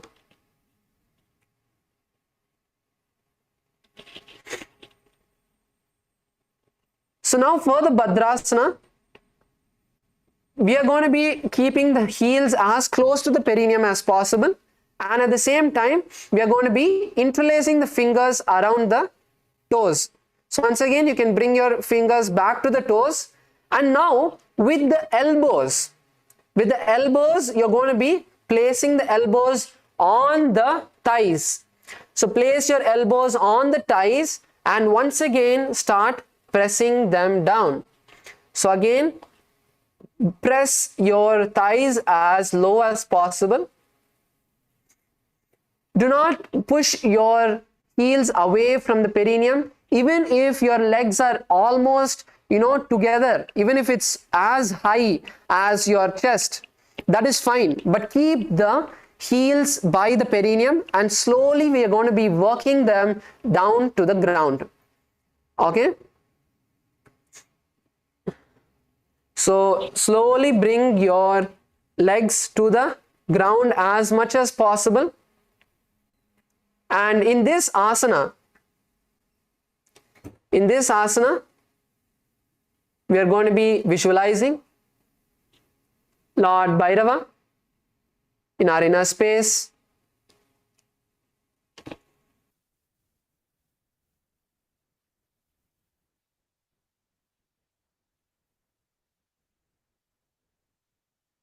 So you're going to be visualizing Swamiji in your inner space and gaze to the third eye. So bring the gaze towards the third eye and continue to hold the japa Paramashivoham in your inner space. Gulpaut vrishanasyadah shivanyah parshvayoho kshipet pada parshvetu panibhyam dhridam badvasu nischalam bhadrasanam bhavedetat sarvavyadi vishapaham. Now continue to stay in this position. Do not relax your leg.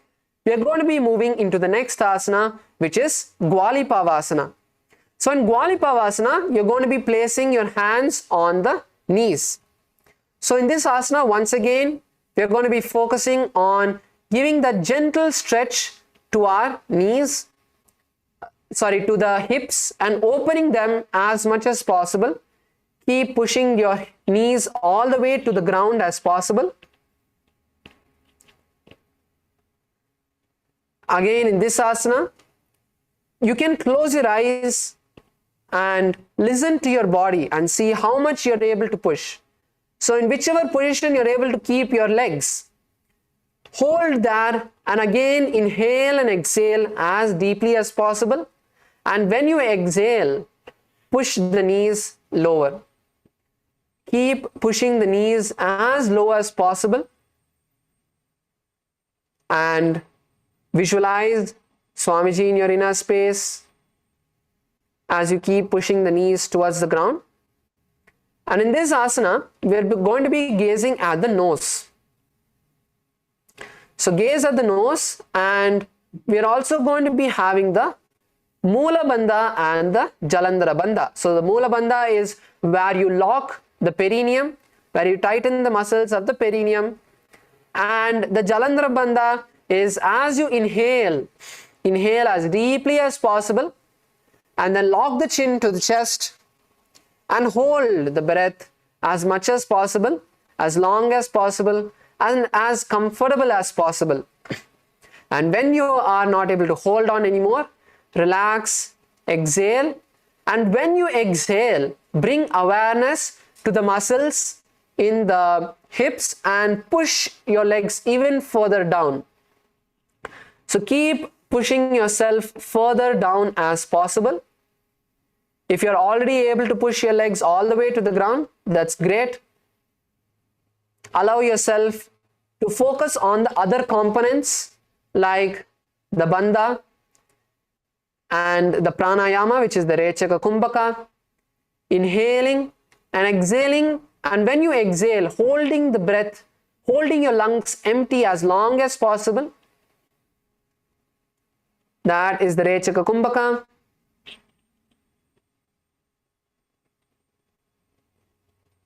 And continue to hold the japa Mahasada-shivoham in your inner space. Purvachar patchoka kahyo sohi vahi vidyo ki ji soyi yame edi binna jurashe angula at antarorase chibaka kanta gupametano nasa agradrishta kotano yakari jalandhara bandha hoyi sadaka sade vidiso koi. Yes. So now you can release your hands from the knees, and we are going to be moving into the next asana, which is the Joni asana. So the Joni asana, we will not move the legs away from the perineum. You will continue to keep the heels by the perineum. Now, instead of keeping the hands on the knees, we are going to be keeping the hands on the feet. So you're going to be holding the feet with the respective hand from the inside with all the 10 fingers. So hold the feet with all the 10 fingers, and now you're going to be leaning forward and down from the hips. Lean forward and down from the hips and lower your forehead onto the ground. So this is what we are going to be doing now. And if you're not able to move forward, if you're not able to lean forward and down, that is fine. Just lean forward, that is more than enough. So this leaning forward is going to give us another stretch. Another stretch is going to help us experience a next level of stretch. For many of the participants who are already able to keep your knees on the ground, you will feel a further level of stretch in your hips. You may even feel a burning sensation, but that's fine. Just close your eyes and listen to your body as you lean further down. As you move further down, you can even bounce yourself up and down. Just bounce yourself up and down in this asana. And as the stretch happens, you'll be able to move further down. Let's take a minute to lower ourselves onto the ground. You're going to try to bring the chest onto the legs and the forehead onto the ground with the elbows by the side of the shins. So keep your head down. Do not try to look forward. Do not try to look forward. Just look down. Keep your head faced down and push yourself slowly. And as you exhale, push yourself slowly. Continue to push yourself as low as possible. Even if your legs can't, even if you're not able to keep your knees on the ground, that's fine. If you're not able to keep your knees on the ground, just hold your legs and push forward. Experience that stretch in that position. Allow yourself to become comfortable. We are going to be taking a break and then continuing after this asana, but hold there. Let us not relax now. Hold there. Keep pushing yourself down, forward, and have the visualization of the Yoni Mandala. The Yoni Mandala is projected on the screen for all of you. Have the visualization of the Yoni Mandala and gaze to your nose.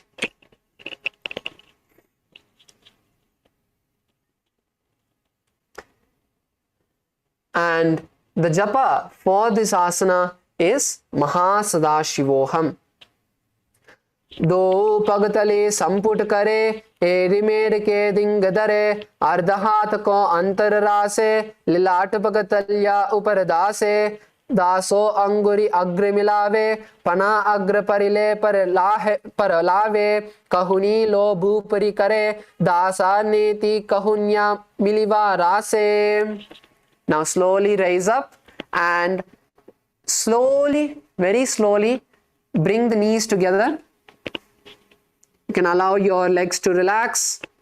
Bring the knees together. Bring the knees together slowly, very slowly. Bring the knees together. Let's relax the hips for a second, for a few moments.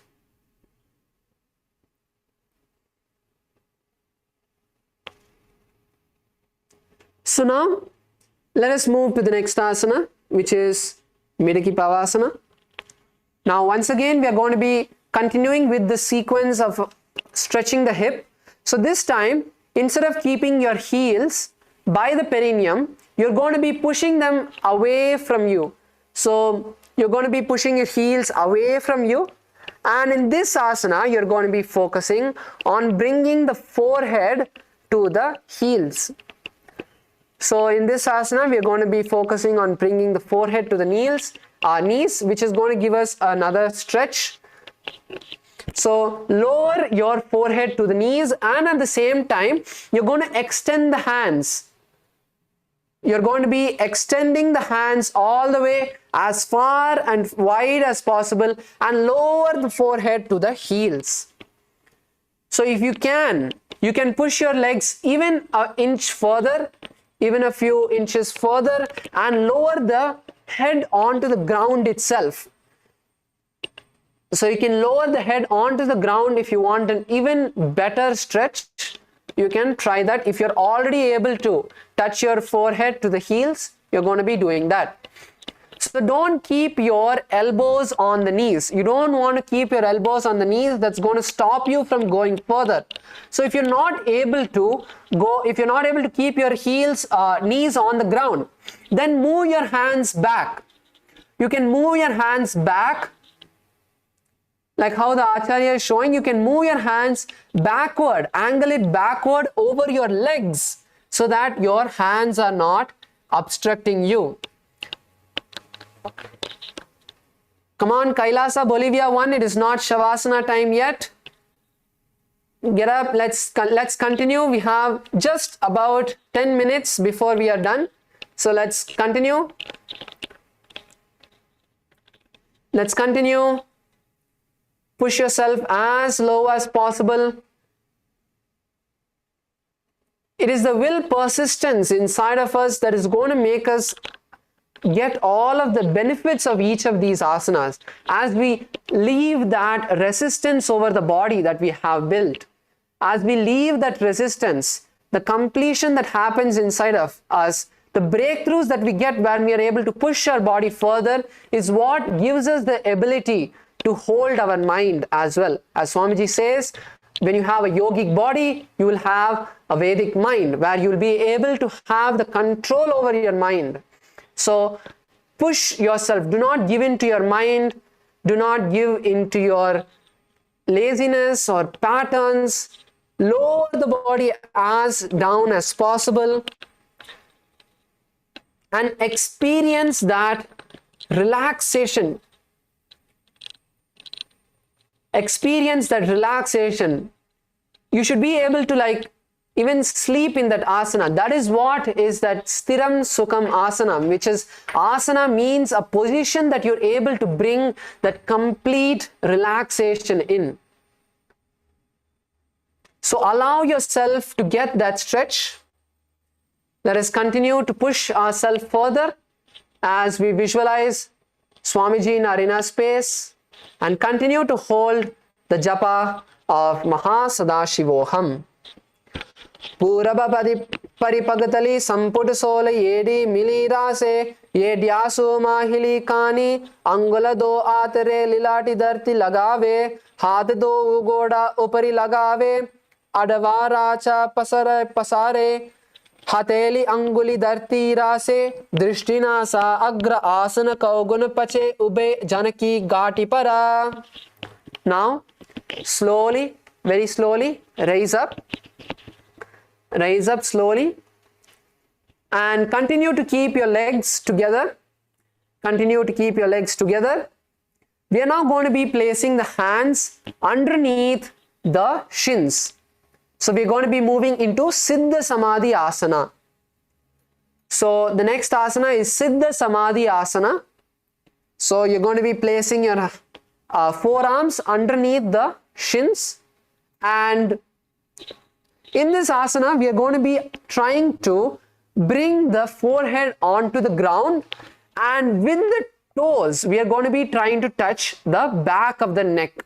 So as you can see the Acharya, this is what we are going to be trying. We'll be showing you easier variations, that's fine. So you're going to be pulling your legs as back as possible and lowering your forehead onto the ground, and with the toes, you're going to be placing them behind the neck. So this is what we're going to be doing. So if we want an easier variation, that is fine.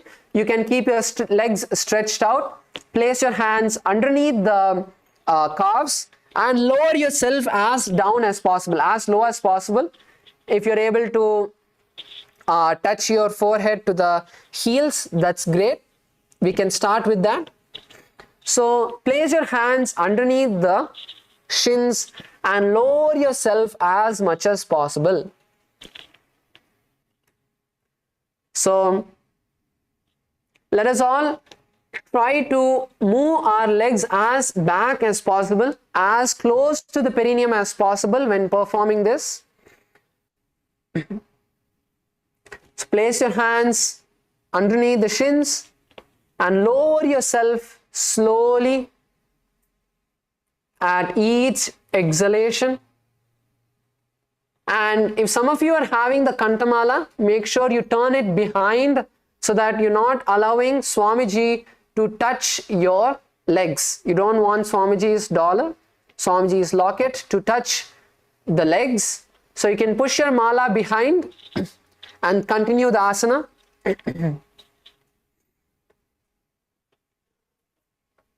Let's all try. Let's all push ourselves as we visualize Lord Surya in our inner space and continue to hold the japa Mahasadashivoham. Do pagtali samput kare sole med aga medare angula at antarorase edis ko ese vididase. Slowly, very slowly, please raise up. Now we are going to be moving into the next asana, which is Chiniki Pavasana.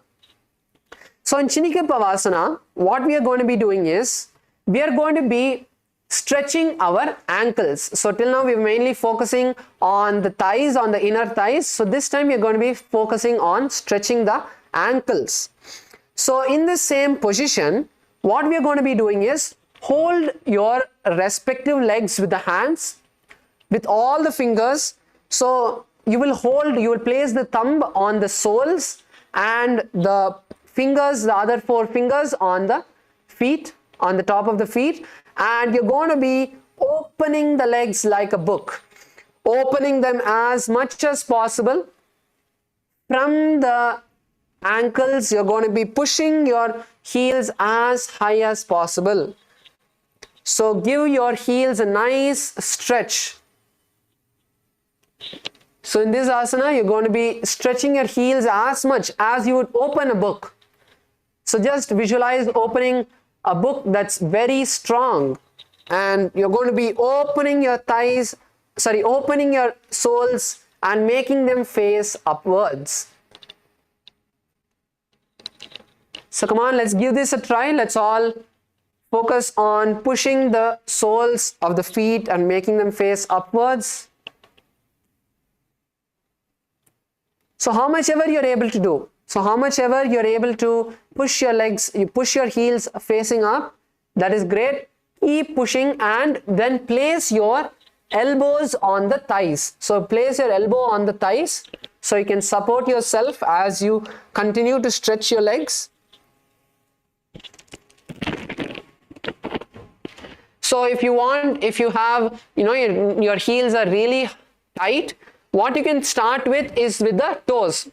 So just place your fingers towards the front of your foot and open your legs. So as you place your fingers to the front of the foot and open, it will be much easier because the front of your foot is more flexible where your toes are. Now once you're able to do that, once you feel comfortable, then take your fingers an inch behind and behind the toes, place your thumb behind the toes, place your fingers on around the place behind the toes, and again try this. Again open the legs as much as possible. So if you feel this is comfortable as well, then move all the way to the heel. Move all the way to the behind of the heel and open the leg as much as possible. So that is what is the complete stretch you're going to get from this. So let's take a moment to stretch our heels as much as possible, open the legs as much as possible. And in this asana, once again, we're going to be visualizing Swamiji in our inner space and continue to hold the japa Mahasadashivoham. दो पगतली येडी धरती मगवा made लगावे पगतली माहिरी core अंगूठा सदे सुधी जोड़े बाहरी core पना Sulya रासे. Relax, relax. And now for the final asana of today, we are going to be moving into the Charapata Chokasana. So this is the last asana. We are going to give our maximum to this. So once again, push your heels all the way to the perineum once again. And this time we can all partner up. So all of the participants, you can partner up and have a partner by your side. So this time what you're going to be doing is, you are going to be focusing on holding the toes with all of your fingers. So you're going to interlace your toes with all of the fingers and pull them as backward as possible. And your partner is going to be gently placing their hands on the knees and gently pressing it down. Okay, so you can all start with this. All of the participants, you can start with this asana. Let's all perform the Charapata Chokasana. You can all partner up. So all of the participants who are already able to do this asana, you can start helping the participants who are yet to perform this. So if you're already able to place your knees all the way on the ground, it's comfortable for you, that's great. Then help the participants who are yet to do that. So let's all start. Give your partner a comfortable, gentle stretch in their hips. We don't want to hurt anyone. Make sure you are gentle and slow when you're pushing your partner. Come on, it's the last asana. We need to give it all that we have before we are going to relax in Shavasana for a few minutes. Let's all push the legs as much as possible, as low as possible, and keep exhaling. Keep having the focus. Keep having the focus on the stretch that's happening. Listen to your body. And when you want them to stop, stop over there, but do not release. Let's take another minute to gently push ourselves as much as possible. Few more seconds. Gently press as low as possible.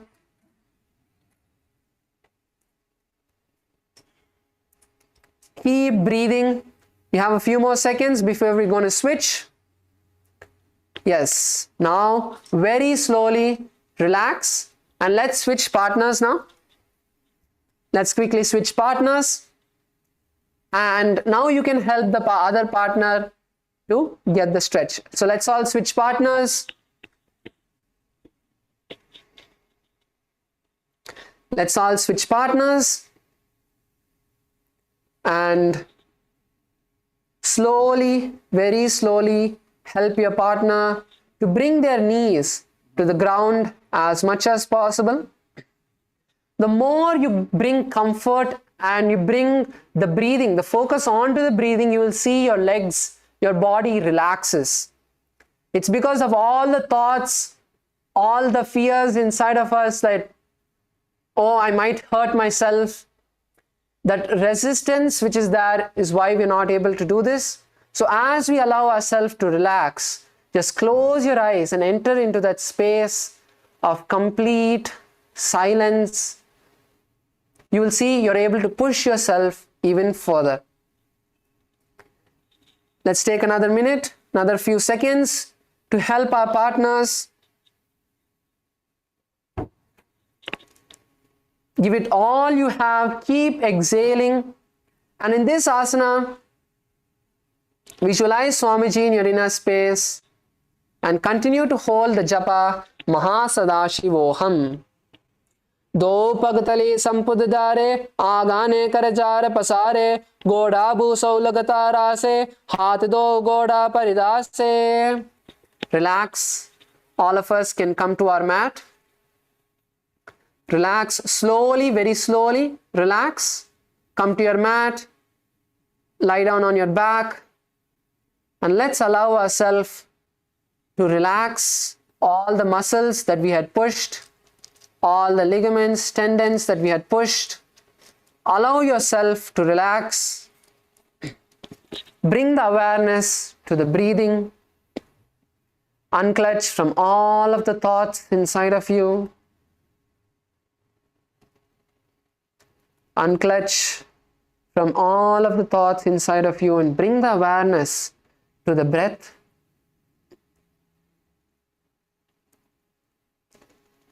Stop all of the micro movements. Your eyes continuing to blink. Your fingers moving lightly. The tongue inside of your mouth.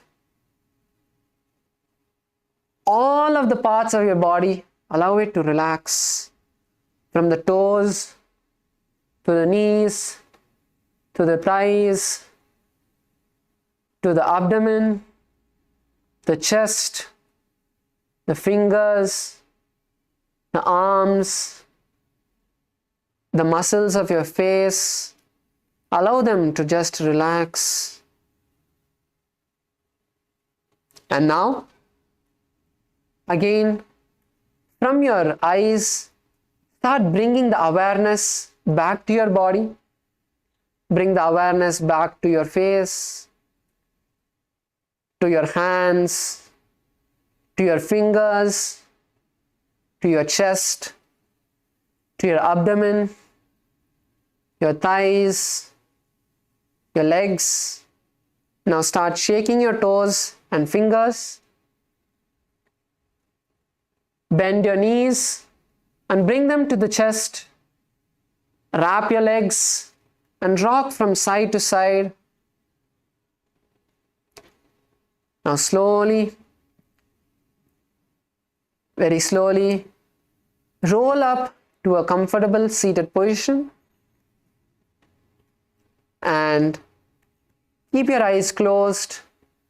Bring your hands to the heart center. Take a deep breath and let us chant the Purna Mantra as we offer the gratitude to Swamiji for giving us this great opportunity to do the yoga. Om Purnamadav Purnamidam Purnat Purnamudachyate Purnasya Purnamadaya Purnamevavashishyate. Om Shanti Shanti Shanti Harihi Om Tat Sat Sarvam Bhagavat Shri Nithyananda Paramashiva Padukarpanamastu. Om Nithyanandam. With this, we'll now be moving into the next sessions, and I request all of the hall volunteers.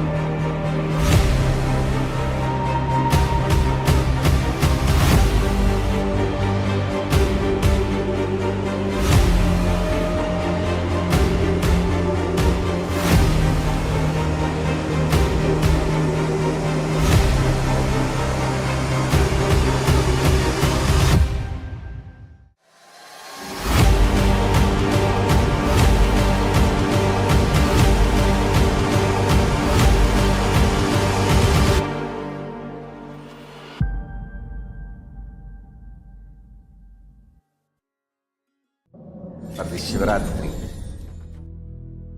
meditate on this light, intense light, which makes you feel very pleasant in the body, and that heat which is very pleasant. And I tell you, when you meditate on this light and this heat pleasant, you just lose sleep on that Shivaratri night. You become awake. That is what is the real context of not sleeping on that night.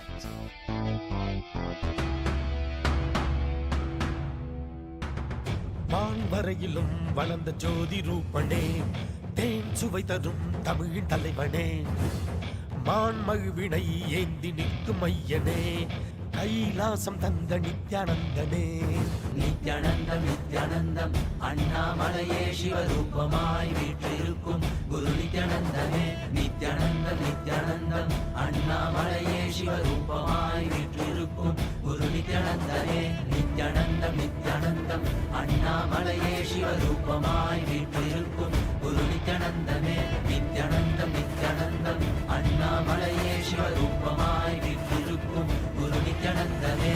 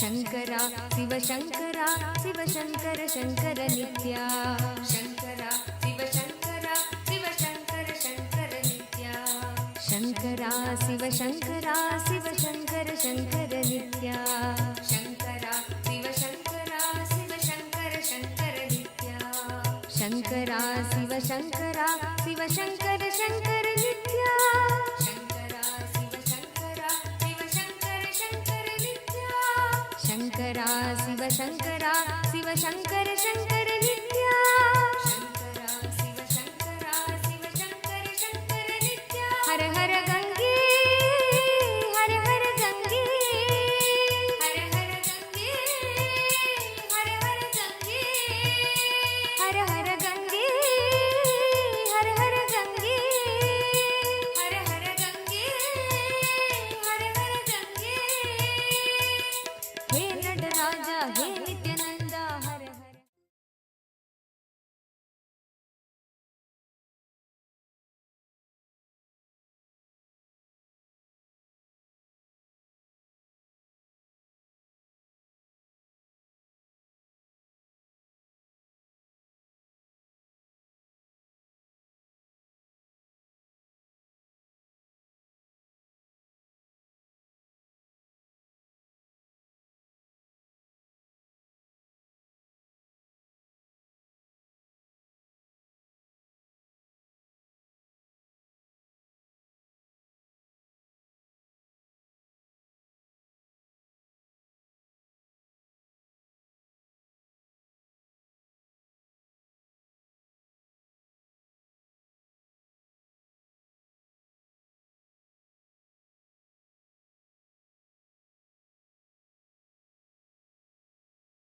परमसुखदं केवलं ज्ञानमूर्तिं द्वन्द्वातीतं गगनसदृशं तत्त्वमस्याधिलक्ष्यम् एकं नित्यं विमलमचलं सर्वदी साक्षिभूतं भावातीतं त्रिगुणरहितं सद्गुरुं तं Namami. Nithyanandam to all the participants that are here with us today. I hope all of you enjoyed today's yoga. How was yoga for all of you? Great. Wonderful to see all of you fresh, right? Finishing the yoga and being here. It is time for all of us, today being the 21st day of this program. Today we are going to actually have a marathon of all the powers that we have learned in this program, in this season. And you're also going to be experiencing how to manifest Swamiji through you. And all that you've learned, how to apply this in your life, what will be the key takeaway, and also special blessing from Swamiji. So stay tuned for today. Let's now enter into power manifestation. See, understand, the yoga that we do, the Vidya Vinyasa Krama Yoga, which is part of Nithyananda Yoga that Swamiji has given us, is a very powerful yoga which awakens your Kundalini Shakti to experience the deep oneness with Swamiji. And that's all you need for power manifestation. That is why right after the yoga every day, we do the power manifestation. So let us all now enter into power manifestation. The first power we are going to be manifesting today is the power of seeing through the third eye. There are multiple references for this power, and how to awaken your third eye is clearly given in the Vijnana Bhairava Tantra. Paramashiva reveals, Kapalantarmanonyasya Tishtannilitalochanaha Kramena Manasodharyat Lakshaye Lakshamuttamam. By fixing the mind on the inner space within the crown center and sitting stably without any movement, having the eyes closed in succession, by that stability of the mind and inner space, through the power of third eye, one directly sees the ultimate goal, Laksham, by having the vision beyond the sight that reveals any object or place, attaining the space of oneness with the source Paramashiva.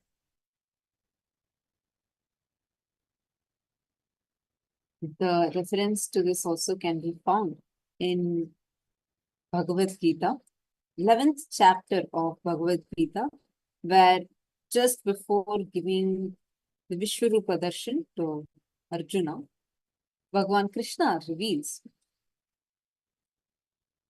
न तु मां शक्यसे द्रष्टुम् अनेनैव स्वचक्षुषा दिव्यं ददामि ते चक्षु पश्य मे योगमैश्वरम्. He says, you cannot behold my cosmic opulence just through these physical eyes of yours. Therefore, I grant you the divine third eye. Behold my cosmic opulence. And in Swamiji's own words, when Swamiji was just 12 years old, first time Swamiji started having this power, not just like how we are manifesting as seeing through third eye, but seeing 360 degree, up, down, everywhere, 10 directions. And so beautifully Swamiji narrates how the first experience that I was able to see everything around me, above me, the whole 360 degrees, 10 directions, below me, everything. I realized not only I was able to see, I was able to feel, experience. I felt the skin of the stone on which I was sitting and the skin of this body both carry me equally. In both I exist equally. The air, the breeze, the setting sun, the rising moon, the whole Arunachala, all the plants, bush, shrubs, trees, everything just became so alive. The idea that something is inside and something is outside is completely lost. First, I was able to see all the 10 directions at 360 degrees. The next moment itself, I realized not only am I able to see, I'm able to experience all of that as me. This is the very power Swamiji has gifted, initiated us all into. And now you're going to be entering into the power manifestation where you're going to be projecting an image to all of you. And using the power of your third eye, you're going to be scanning and identifying what image we are actually showing to you. Ready? Can I please request all the participants to kindly tie your eyes with an eye band? Now going to be projecting an image and you're going to be verbalizing whatever you're able to see to the third eye. Then we will give you some time to actually remove your eye band and then type those answers. Ready? 3, 2, 1, let's start.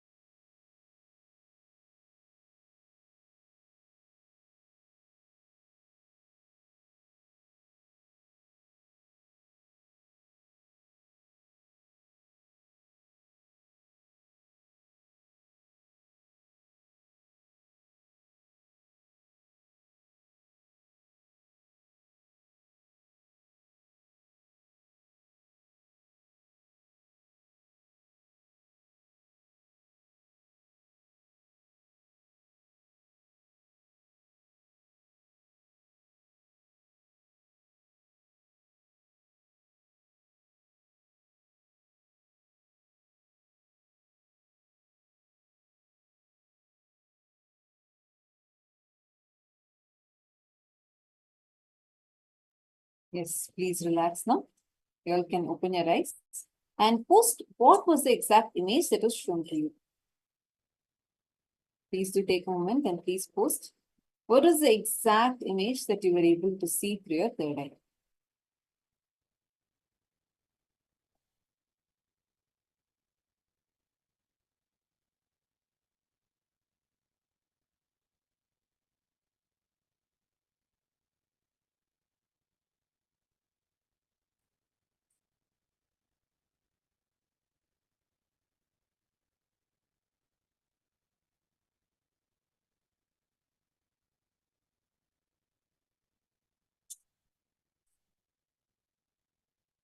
All right, are you all ready to see what was the image that was shown?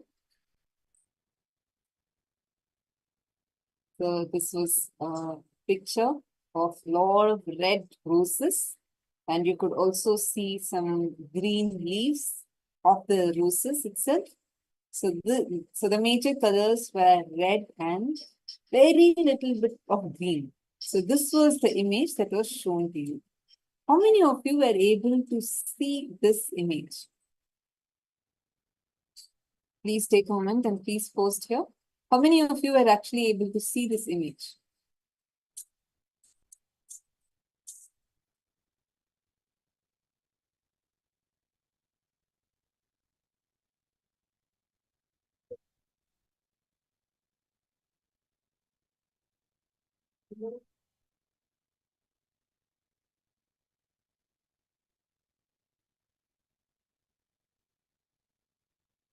Great. Sima, even if you are able to see just the letters, like sometimes instead of this, you got the word flowers or you got the word nature. These are all related. Again and again, offer the gratitude to Swamiji for manifesting to you. That will only strengthen your own confidence on the power of manifestation. You'll really start having breakthroughs. Now, it's time. Let us all enter into our very first session.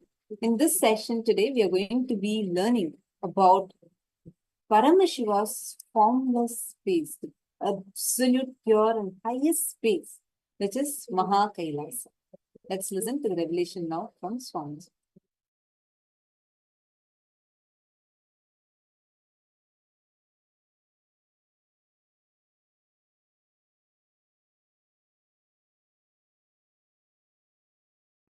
Today, scientists know that at the center of every galaxy there is a black hole. Please listen, this statement only I am saying. With this statement only I wanted to make it very clear. Every galaxy center, that black hole can be called as Atmalinga of that galaxy, or Kailasa of that galaxy. But all galaxies are going around one center. That center, which is the source of oneness, that is what I call KAILASA, Paramashiva. So understand, every galaxy center can be called as Atmalinga or Kailasa of that galaxy, and experience of rishis is only presented in the form of beautiful Shivalinga. Understand? When rishis experienced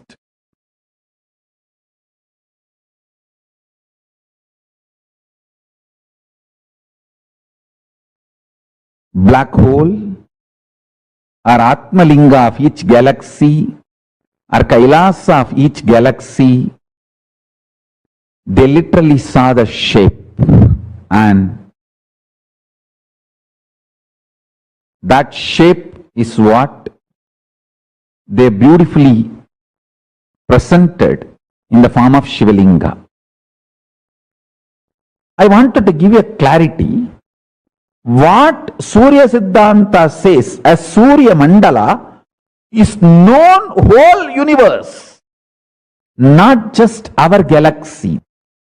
So, the multiple Surya Mandalas, which we know as Surya Mandala, are going around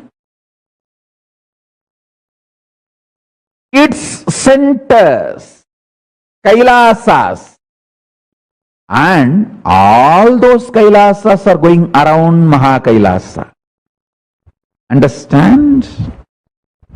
Surya, as per Surya Siddhanta, whole known universe is Surya Mandala.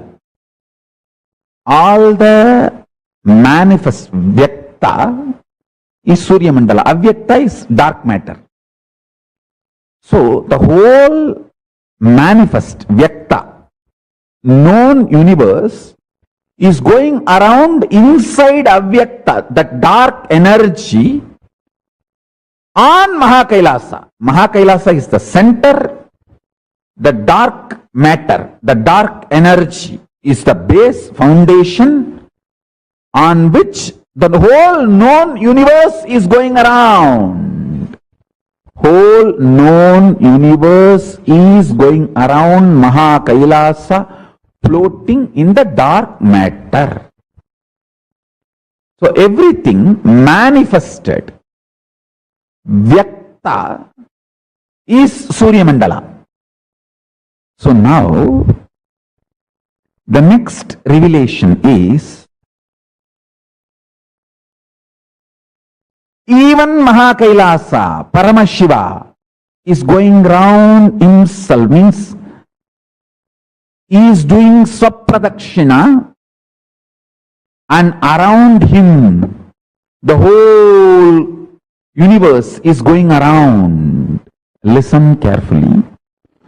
So, the next, it's not conclusion, it's revelation. Anything which can rotate within itself is the reflection of Paramashiva. If you can whirl and center your consciousness with this powerful cognition, this moment, you can connect with Paramashiva, who is center of the Mahakailasa. Listen. Paramashiva, who is center of the Mahakailasa, who is also going around within himself.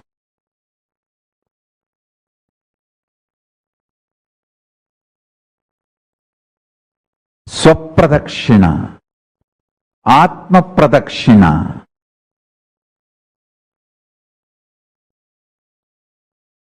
Anything which is doing Atma Pradakshina, all its centers are one and the same. I am not saying connected to one and the same. No, I am saying one and the same. If you can whirl, what is inside your center is the center of this planet Earth, is the center of the Aditya, is the center of Surya. Aditya's ultimate version is the center of Paramashiva, Surya's ultimate version. So, I am not saying all of us are connected, I am saying all of us are one and the same. Anything which can rotate itself can rotate macrocosm. Anything which can rotate itself in microcosmic level, who can do Atma Pradakshina, can do Paramatma Pradakshina, can do if you can do microcosmic rotation, you can do macrocosmic rotation. So anything which does microcosmic rotation, Atma Pradakshina, Swapradakshina, is center of the cosmos, Mahakailasa, Paramashiva.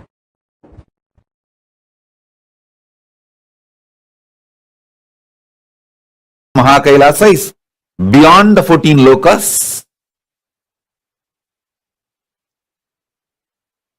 There is only Turyadita in those 4 spaces, Vaikunta, Shripuram and Kailasa, Mahakailasa.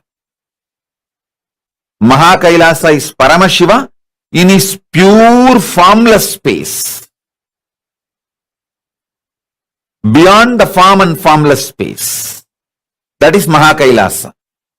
In Kailasa, he lives as Paramashiva with form. Mahakailasa is a pure formless space. Intense life, alive. Even if you meditate on it, you will feel ecstatic.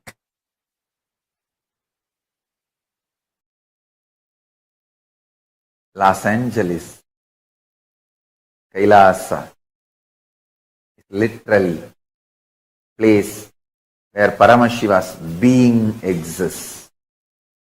He is not only in the form of energy, superconsciousness, state, space, powers, he is in the very form of that being. Accepting, receiving our worship, prayers and responding with the grace and compassion and love and blessing.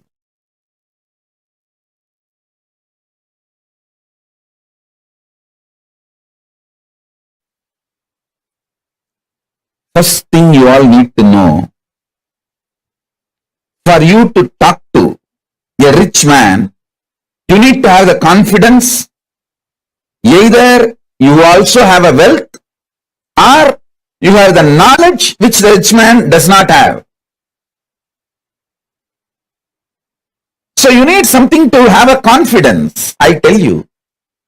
To cross all these lokas and reach the highest loka, you need to have only one thing, that's a consciousness which can do right or wrong, which has the freedom. Listen carefully. Listen.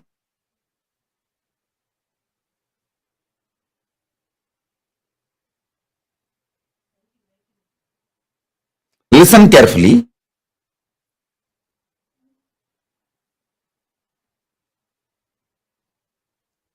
See, there are higher lokas and lower lokas.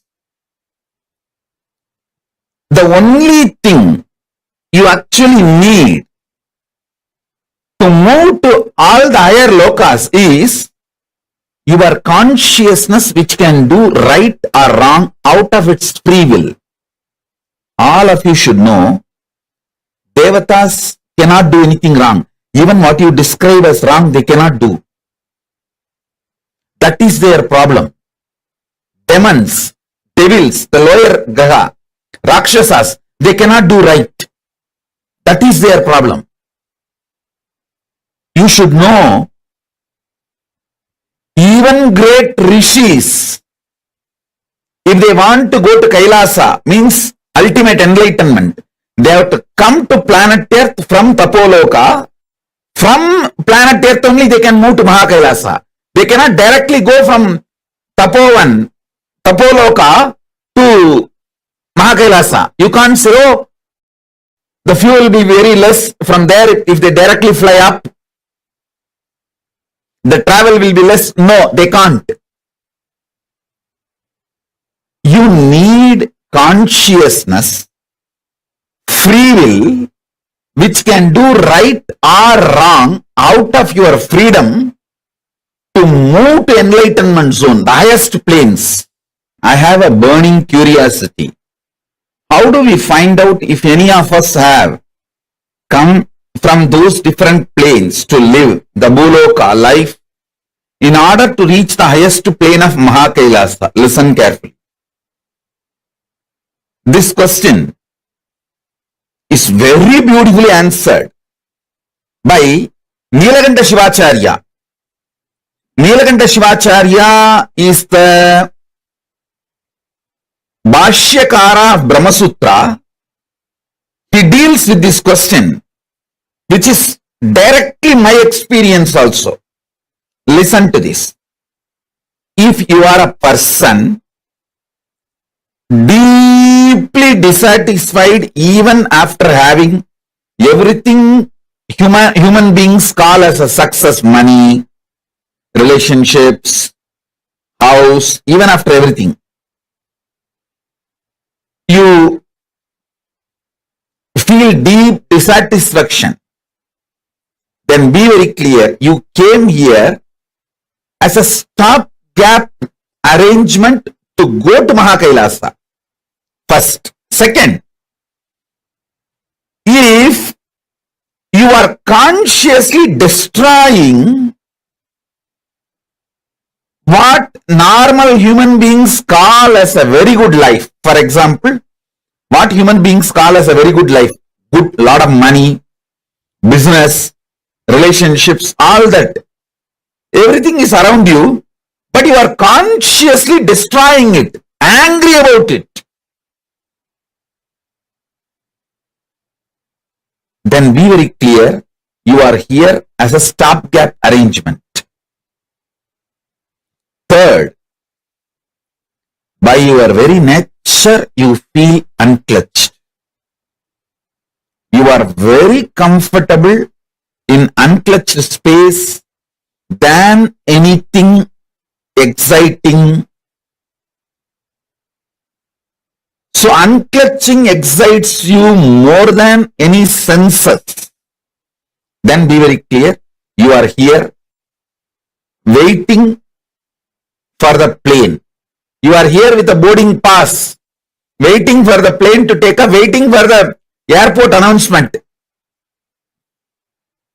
I am the loud and loved speaker. I am the loud and loved speaker, giving announcements in the cosmic airport. Dear passengers who are waiting for the Mahakailasa, the flight is ready, landed from the last trip. The security announcements are done. Security gate is open. Please go through your security check and get into the flight. Buckle up, sit back, relax. For the flight takeoff.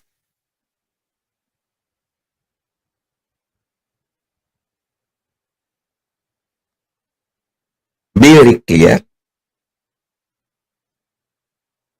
This three is the definition. And still, if you are excited about the sense, the external senses and those joys, then be very clear, you may be booking flights after a week or after a month, after a few years, that's all. You don't need to worry about the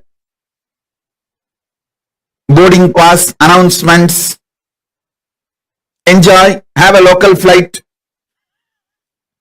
have domestic flights, and go around, have a vacation.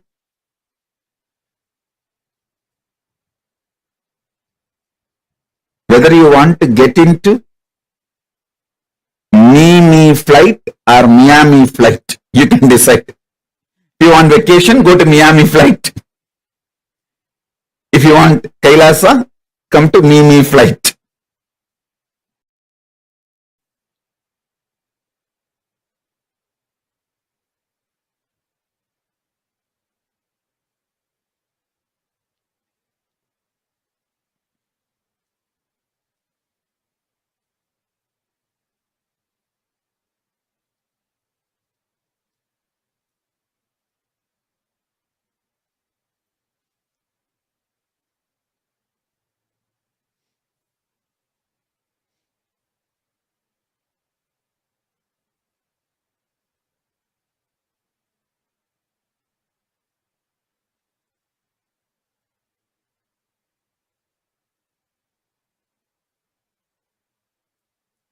Balaji Srinivasan, be very clear.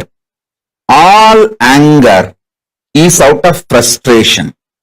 All frustration is clear understanding. Nothing of this world is going to give you satisfaction. That's all.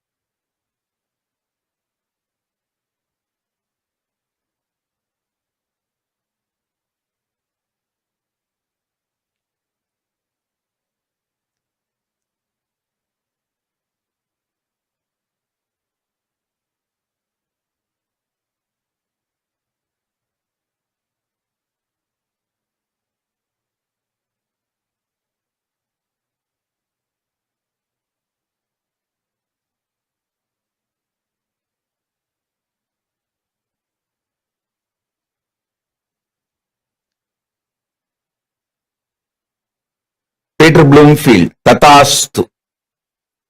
I'll give you a strong breakthrough in unclutching.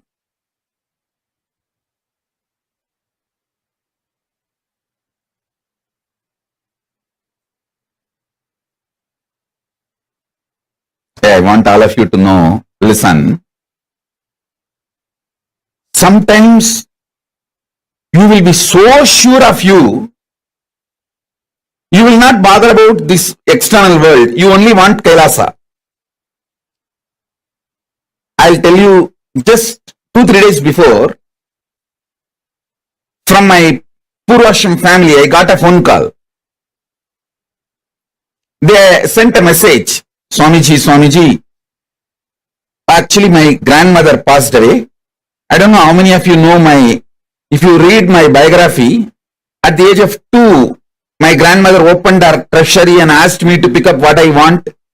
I picked up Rudraksha and threw everything out, tumbled the box by pushing it aside, just picking only the Rudraksha mala. That same grandmother, she passed away. All her jewels are there. So they sent a message, Swamiji, your share will come around some 100 sovereign. 100 sovereign means I think 800 gram gold. Should we get it and send it to you? I laughed. Hey, at the age of 3, I rejected it. And you are asking me, do I want that at the age of 44? At the age of 3, I clearly picked up what I want from that whole box and threw it, all the other things. And you want me to have that at the age of 44? From 3, I am very clear what I want. That's all.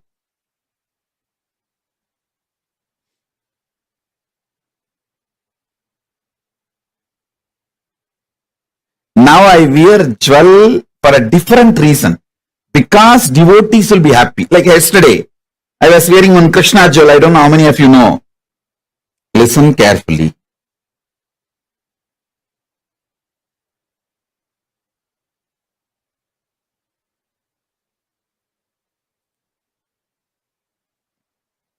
The consciousness I carry now at this moment is Turyatita. Listen. Listen carefully. Consciousness I carry is Turyatita. The consciousness you all carry varies. Sometimes it goes to deep sleep, sometimes dream state, sometimes waking state, sometimes in the waking state you dream. It goes ups and downs. Listen. The good news is I can connect my breathing with all your breathing and infuse my consciousness into you. The great news is whatever infused permanently stays in you till you digest and make it as part of you. Till you make that as a permanent state. It stays in you. It can't leave you. Once I breathe this Turyatita into you, means the enlightened consciousness into you, the seed cannot be killed. It stays inside you till you allow it to sprout and come out. See, in Indian villages, mothers will frighten the kids saying, don't swallow the seed of any fruit like a grape. Any fruit when they give, they will tell, hey, you should not swallow the seed. You should put the seed out, spit it out. If you swallow the seed, the tree will grow inside your stomach and the through the nose, ears, all that branches will come out. How many of you heard this?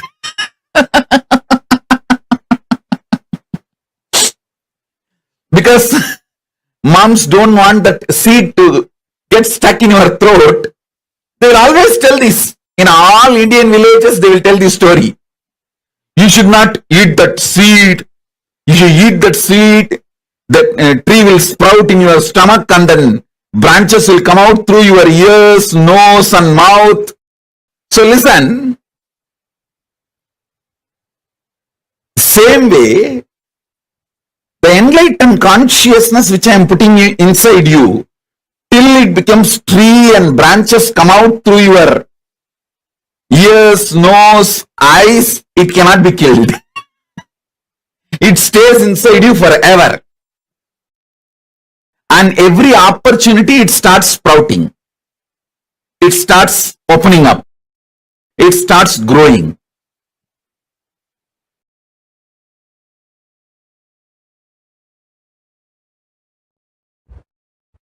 Earth rotating itself, making one day. Chandra, moon, going around the earth, making 1 month. Earth going around the sun, making 1 year. Only these 3 basic units of time, unconscious human mind is able to grasp.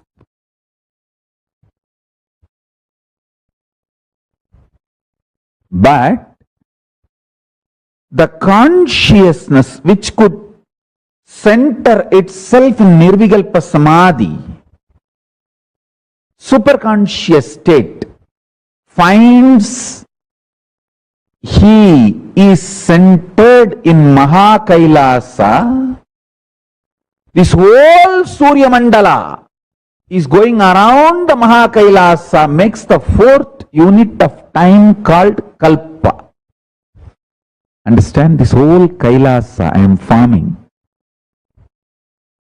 to keep at least in one place on the planet Earth the cosmic law as country law, cosmic principles as the country's principles.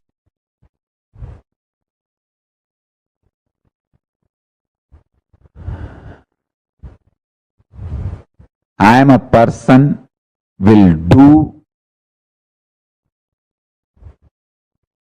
what I want.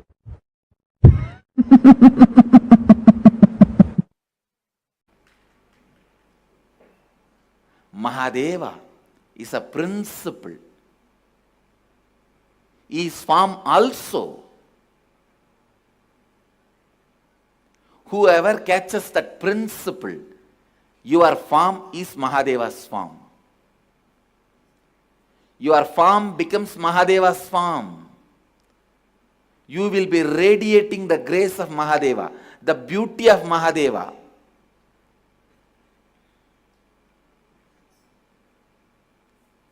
The beauty of Shiva, the beauty of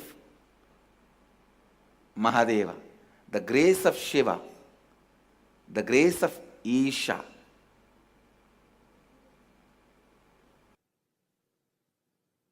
All of you listen.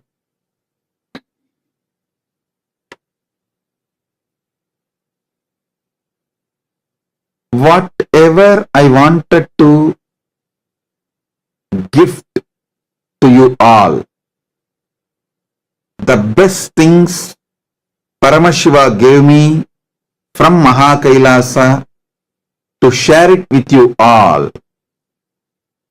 These 4 words,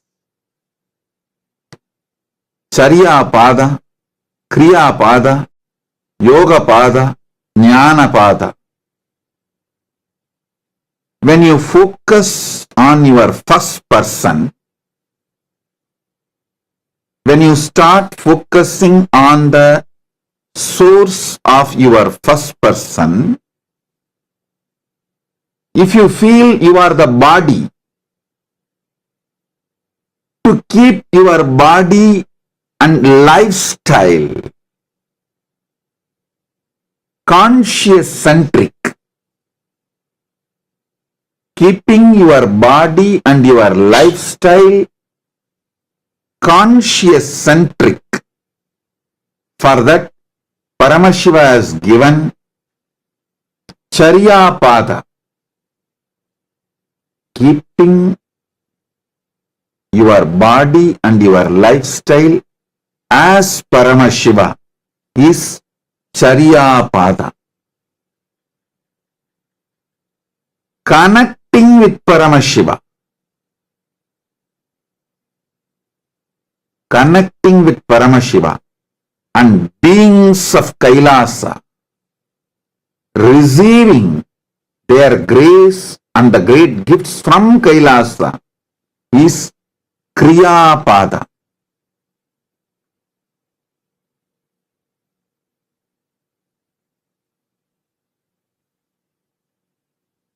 Uniting your first person with Paramashiva is Yoga Pada.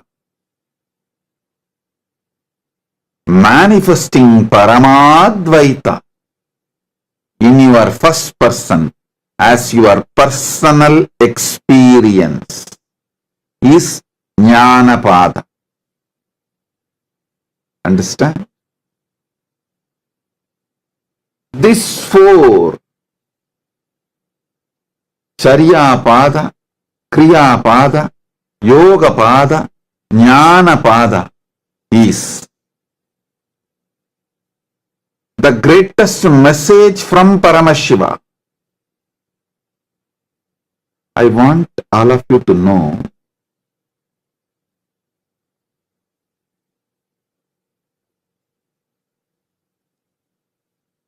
this gift Paramashiva gave it to the whole universe, not just humanity. Even in Devaloka, Pitruloka, or Tapoloka, even in the vertical time zones, for them to go to the higher and higher vertical time zones and reach Mahakailasa, this is the path. That is why this path is called universal path to experience Paramadvaita and Paramashiva. It is Sarvabhaumya.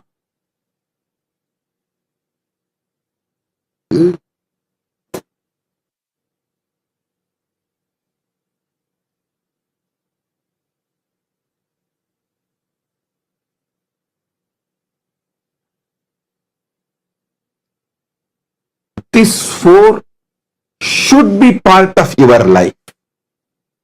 Every day, at least bring one conscious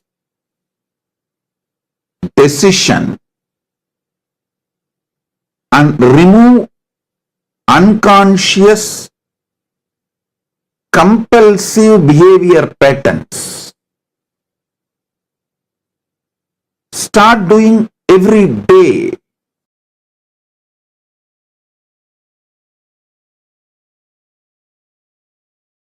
I want all my disciples to know Sanskrit is the spoken thinking language of Kailasa. Sanskrit is the cognition language of Kailasa. Not only the Kailasa, my physical body is there, the Kailasa, Maha Kailasa itself. Sanskrit is the language of cognition.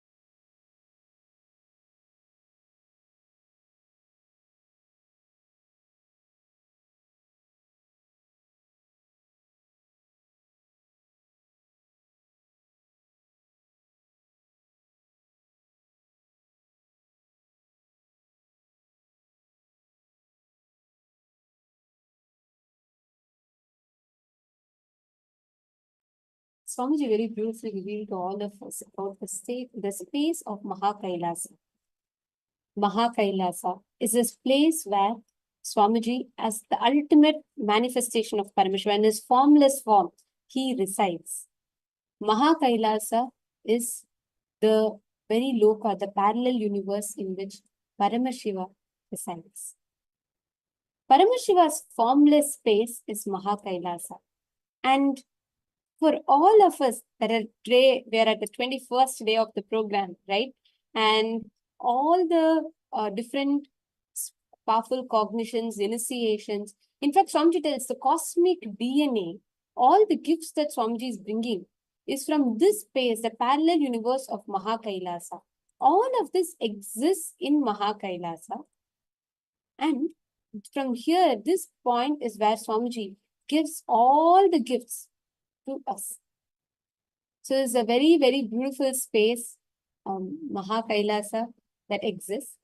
And now for all of us, where the only point that stops you from experiencing the space of KAILASA is where you are cherishing something other than your Paramashivatva as your life's goal. Look into your life deeply. Are you dissatisfied with, after having so many things that human beings call as success, money, relationship?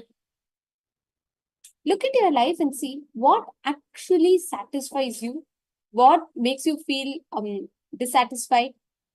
Look into your life and actually answer these questions. Take a few minutes, seek the source of your first person. Ask yourself, what satisfies me? What makes me feel like I have achieved something in life?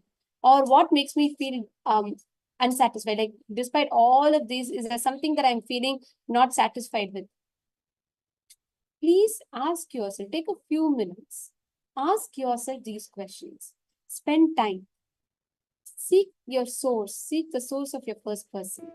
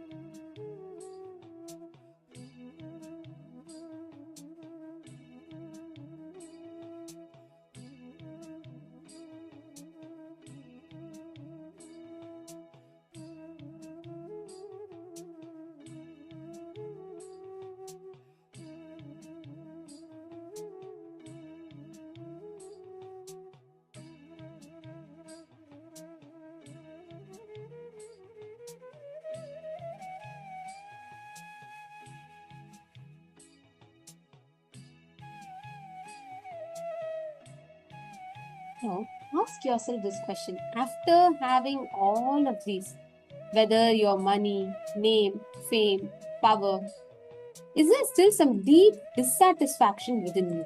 Do you still feel like something is missing? How many of you feel that? How many of you feel like there's some amount of frustration and there is some dissatisfaction you constantly feel? Even though you may have wealth, you may have money, name, fame, power, but still something you're yearning for. How many of you feel? Can I request all of you to put yes in the chat if you feel like that? You feel that deep dissatisfaction in you, no matter what you do, no matter what you try, you still feel that dissatisfaction. Okay, I see some of you throwing thumbs up, putting yes in the chat. Understand, if you feel that dissatisfaction, that means Bhuloka is only a temporary stop for you. There's only a stopgap period as you go to Mahakailasa. All your anger is out of frustration. All frustration is clear understanding that nothing of this world is going to give you satisfaction. Actually, identify and write down the aspects of your life where you're deeply dissatisfied. And look into each of these aspects, identify what brings forth that frustration in your life. Identify in every aspect of your life. Please take a few minutes and sincerely identify.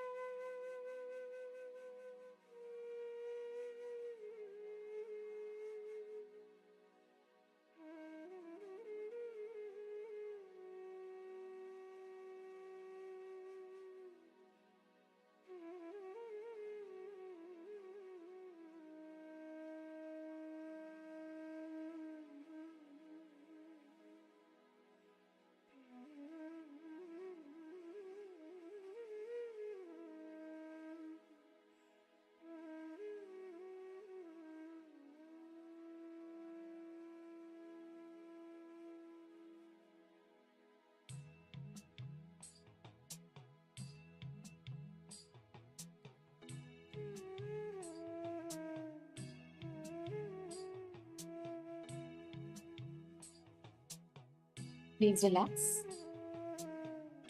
Now, space. The space through which you can experience the parallel universe of KAILASA, where you can experience the ultimate existence as KAILASA.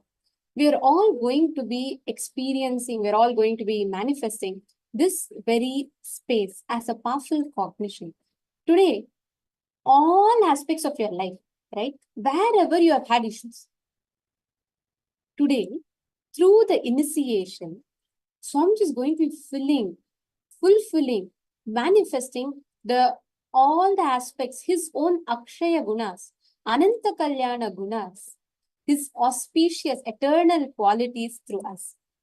So today is literally the essence of Paramashivoham, because what is Paramashivoham? Paramashivoham is all about being Paramashiva.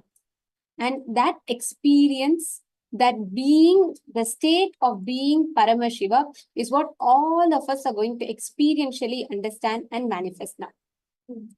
And we're all going to be entering now into the next session where we understand about how Paramashiva has manifested. Paramashiva has manifested as Swamiji out of his eternal pure love. And let us now understand what this principle is, how Paramashiva has manifested as Swamiji.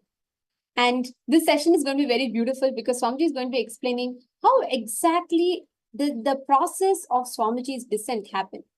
We're going to be understanding and learning about these revelations that Swamiji has shared. And I request all of you to make notes of what you click with, what you understand, what your cognitions, which powerful cognitions you're resonating with. Because these cognitions that you learn are going to become the essence of your Paramashivoham. It is through these powerful cognitions you're going to be manifesting all the auspicious qualities, whatever you click with. So now let us all enter into the session where we learn about how Paramashiva has manifested as Swamiji out of his pure love.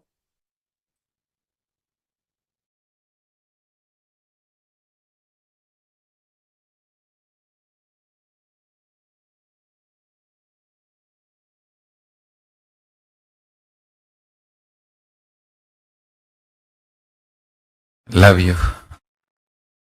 Love you all. I welcome you all with my love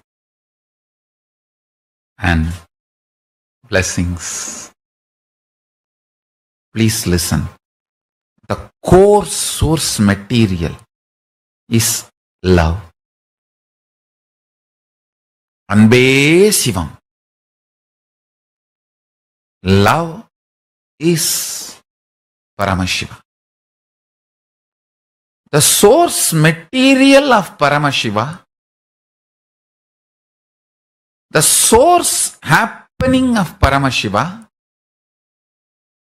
the core happening of the cosmos,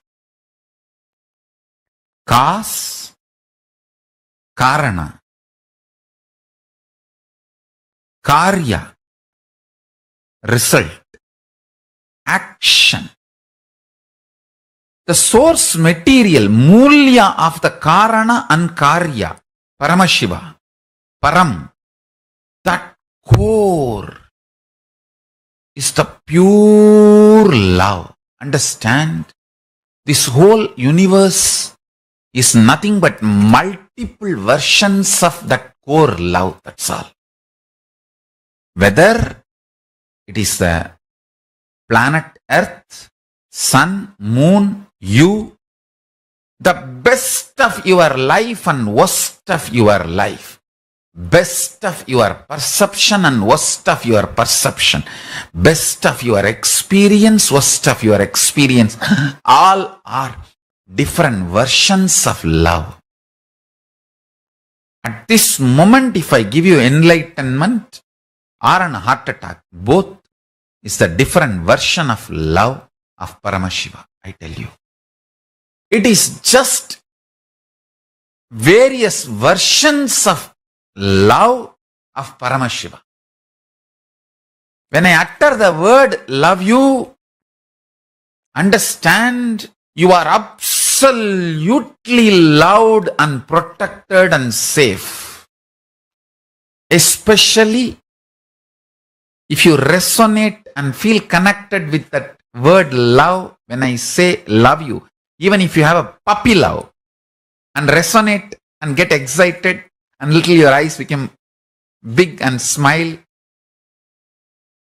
understand you are absolutely protected and connected and blessed, because the moment your eyes pop up and the smile increases, something goes on in your being.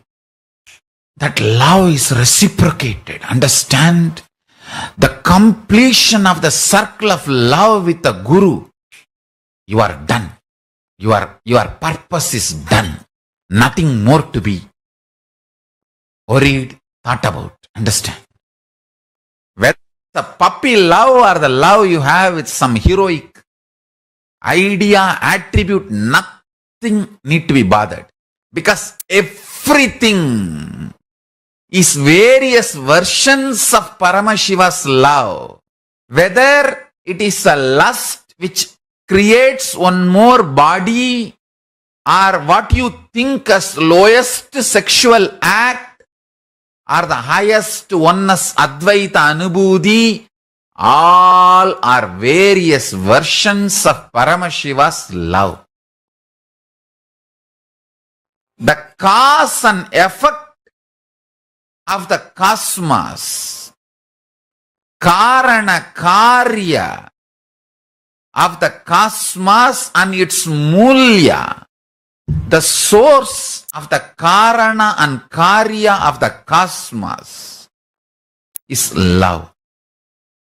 Whether the Arunagiri Yogeshwara appearing in the human frequency and spending time with me, or now he is manifesting through this body and initiating you all, or moving away from you all physically and spending some time with himself, everything is just various versions of love.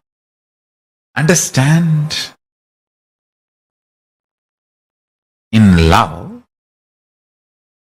the source of the Karana and Karya, means cause and effect of the cosmos, the Paramashiva, in love, everything melts down. There is nothing called good, bad, higher, lower, right, wrong. It is all just various versions of Paramashiva's love. Whether you melt in extreme joy, bliss, see, highest bliss your body can handle, the highest bliss, electricity, voltage, that frequency your body can handle is overflowing gratitude with Guru, the Guru Bhakti. That's the last experience you will have before becoming one with Guru. That before that oneness happens, literally please understand, the gratitude makes even the molecular structure of your brain transformed. Not just your muscle memory or biomemory, the very molecular structure of your brain flowers like a 1,000-petal lotus. That is why the Sahasrara is always shown as a 1,000-petal lotus in our Vedic tradition, and the gratitude is shown as the quality flowers the Sahasrara chakra, your brain. Understand? The lowest lust or the lowest lust of Muladhara chakra, root center, or the highest gratitude of the Sahasrara chakra. All are various versions of Paramashiva's love. That's all. Nothing is lower, nothing is higher. Just different versions of Paramashiva's love. All you need is just go to the closer and closer, the core of Paramashiva, it is not actually vertical, that lust is lower, and then the next is love, then the Guru Bhakti. It's not actually vertical, it's actually horizontal. All of them are part of Paramashiva's core love, various versions. Not steps, components. Not the step by step, but the component of Paramashiva. Parts of Paramashiva. Components of Paramashiva. Surely the highest gratitude with the Guru, that Guru Bhakti, is best because that leads you to the oneness immediately. The ultimate is experienced immediately. Surely in that way, it has its own advantages. And I also want to tell you, most of you, 99.99% of you, really need detox, and you need to work only on your physiology, body. You all don't have a bigger problem in your psychology or the mind. I have given you so much of teachings, powerful cognitions. You don't need lack of knowledge or education or powerful cognition. You just lack the ability to retain it. So just build a yogic body, heavy body, and detox yourself. If you are my fanatic disciple, you listen to me absolutely. I give you this one word: stop eating. Live by drinking. Juices, herbal juices, even rice, if you want to have, make it into a juice, rice water, and take. I'm telling you, just if you stop giving the responsibility of grinding to your stomach, 90% of the detoxification happens. Stop eating. Why incarnations come to the planet Earth? Why incarnations happen on the planet Earth? Ramakrishna says beautifully. There was a big, beautiful garden with so many trees, with so many variety of flowers, with so many variety of fruits. Three friends were walking near the garden. There was a big wall. One friend climbed that wall, saw the garden. Oh God, such a beautiful garden. He just jumped inside the garden and started enjoying. The second guy climbed the wall and saw the garden. He felt so beautiful, but he had a little bit of courtesy. He turned and said, "My dear friend," the friend who is below, he said, "My dear friend, there is a beautiful garden, come, I am going." He jumped and started enjoying the garden. The third guy, he climbed the wall. He saw the beautiful garden and he saw his two friends enjoying, and he understood the joy and the bliss which they are enjoying. Then he decided, no, I will go down and tell all my people there is such a beautiful garden, and I will bring them all, make them enjoy this garden. The man who comes down is incarnation. The man who descends from the divine is incarnation. The person who comes back to the planet Earth to tell you about the divinity, to make you realize what he experienced, he is called incarnation. Scientist is a person who creates a formula to understand the things of the outer world. For example, Newton saw something happening in his garden. He saw the apple falling from a tree.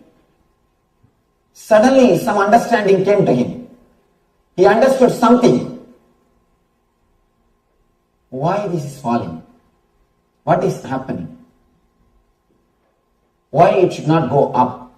Why it is coming down? He started thinking. Some understanding happened to him. The glimpse of truth happened to him at that moment. Immediately, he analyzed, created a formula so that everybody can understand what is happening when things fall. Theory of gravity. He created a formula. Scientist is a person who creates formula for the outward things, for the things of the outer world. Same way, mystic,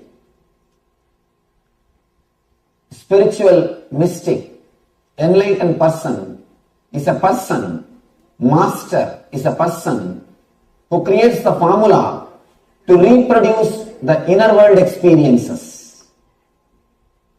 Scientist creates a formula to reproduce the outward experience, the outer world experience.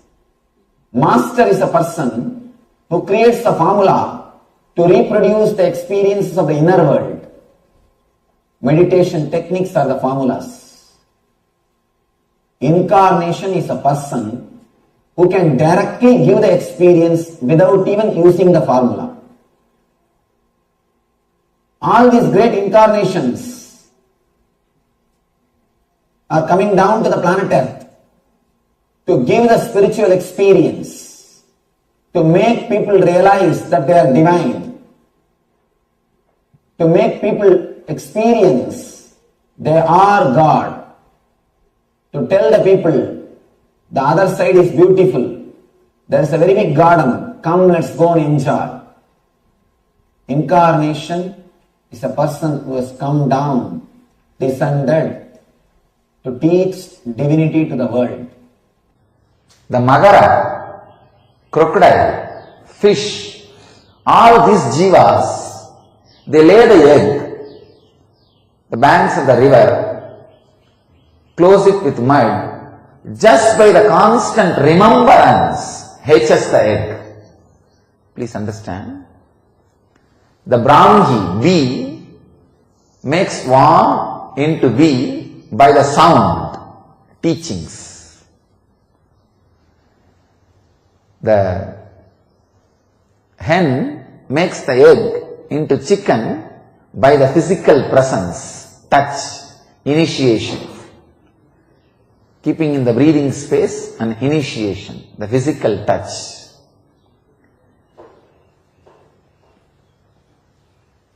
Magara, crocodile, tortoise, fish, all of them hatch the egg and make the egg into fish or crocodile or tortoise just by remembrance. Master hatches you through all these three. Through his teachings, first level. Through the initiation, second level. Through constant remembrance of you, wherever you are, he hatches you into a new being. He makes you into very his self. First, the words, teachings, then the touch, sparsha, initiation, then wherever you are, because constantly you are connected to him, how you remember him, he goes on remembering you. I can see very clearly. Millions of people are living inside this body. Whoever is remembering, they are all living inside this body. Each cell is responding independently to all the people who are remembering this body. That is why the enlightened beings, the incarnations, will be available in the form of Divya Sarira even after they leave the body. When they give initiation to a disciple, they take a vow. Till you become enlightened, I will be available to you, even if I leave the body. That is why when the masters leave the body, their Divya Sarira will be available in Aksharadama, means the imperishable space. Aksharadama is the gateway of Kshara and Akshara, perishable and non-perishable. It is the gateway of form and formlessness. It is the gateway of ice and water.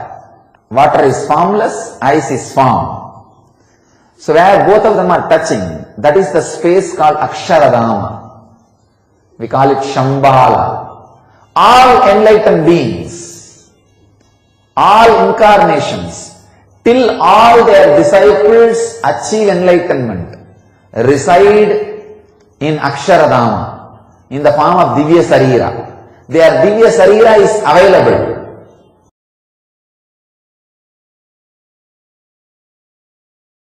I will reveal 3 important words and the truths. First word, natural selection. Second word, artificial selection. Third word, conscious selection. Let me expand on this truth. In the evolution of life,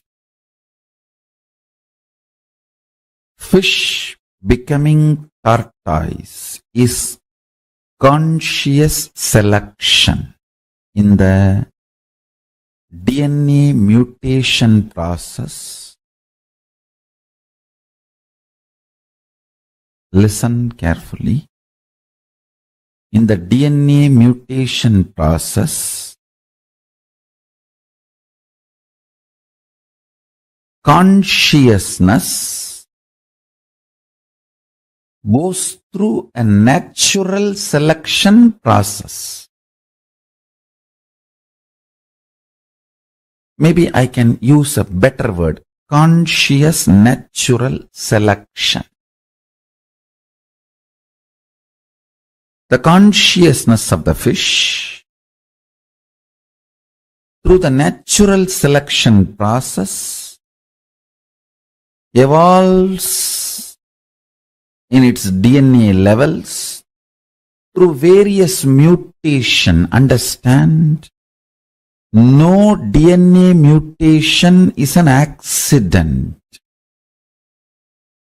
It is surely for the sake of better way of existence. By the very tendency of the consciousness is expansion, survival and expansion, living and enriching. The very DNA's programming is integrity, authenticity, responsibility, enriching. It is integrated to its existence and authentic to its experience of identity, I, and it takes responsibility for further expansion, enriching. Because of the fundamental quality of the consciousness, consciousness goes through a natural selection process in the DNA mutation. And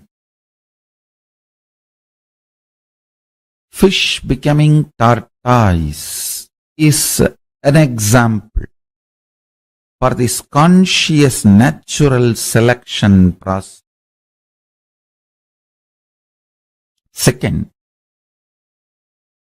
conscious artificial selection. Example for this is human beings breeding various types of dogs, various breeds and varieties of dogs. First,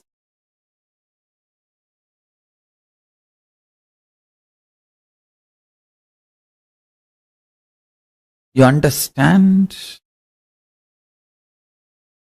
The dog's fear, greed, and intervene artificially in its natural flow of life, and through the external intervention, you start breeding various varieties based on your needs. Dog breeding is conscious artificial selection process. That's an example. Third, beyond these two, something called conscious selection process. You, human being, consciously choosing consciousness as the foundation of your very existence and liberating yourself, enlightening yourself. Moksha and Jivan Mukti, becoming the reality of your existence, is conscious selection process. Understand?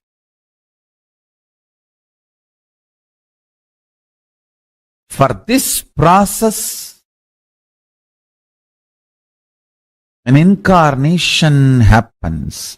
Incarnation happens to make the human being's DNA understand the conscious selection is possible and it is good. Bringing that great news to the humanity is the responsibility of an incarnation, avatar. Avatars happen for this vision. Listen carefully. For your DNA to choose consciousness and will persistence as a way for evolution, to do the conscious selection, your DNA need to be introduced to its higher possibility. If your DNA decides to do conscious selection and decides to evolve its DNA through the mutation, through will persistence, where it is going to land, what it is going to achieve. Your DNA need to be told about the end result. That is why an incarnation happens to inspire your DNA to go through the conscious selection process. Understand? Today's subject for the webinar, happening of the avatar. Let me explain the multiple reasons for why avatars happen. First, whenever there is a serious danger for the Srishti, whenever there is a serious danger for the life itself, whenever life needs to be pushed to the next level, whether DNA need to have a quantum jump in its natural selection process or conscious breakthrough need to happen. For example, in the natural selection of DNA process, fish evolves as tortoise, tortoise evolves as pig, pig evolves as man, animal, Narasimha. Then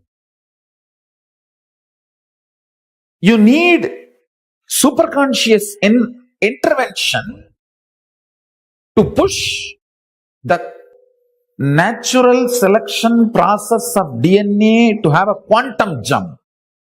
See, from man animal, jump to an animal, listen carefully. From man animal, jumping to an animal without consciousness is easy. It may have the form of a man, but it will not be completely carrying the consciousness of a man. So, from man animal, if the jump has to happen to man, human being, not just DNA need to evolve through its natural selection process, conscious intervention is required. That is why when Vishnu comes as a man animal, Narasimha, and pushes the natural selection process of DNA to the next level, Paramashiva comes as Sarabeshwara and pushes the conscious intervention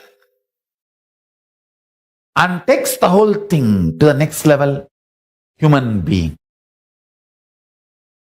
Every time when Vishnu comes as incarnation to give a natural selection breakthrough of a DNA, a quantum jump, Vishnu comes and gives a breakthrough in the natural selection DNA process. Paramashiva comes and gives a breakthrough in superconscious level.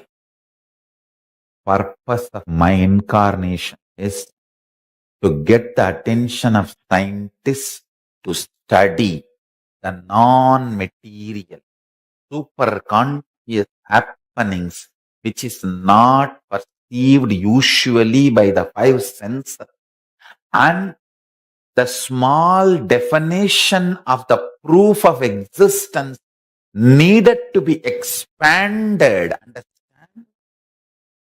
What you call as proof of existence is too small. The definition of proof of existence is too small. Scientific community need to expand the definition of the proof of existence, one, and should start studying non-material phenomena and happening, superconscious happenings and phenomena, attracting the attention of the scientific community to that space of non-material phenomena and happening, superconscious phenomena and happening is the purpose of my happening.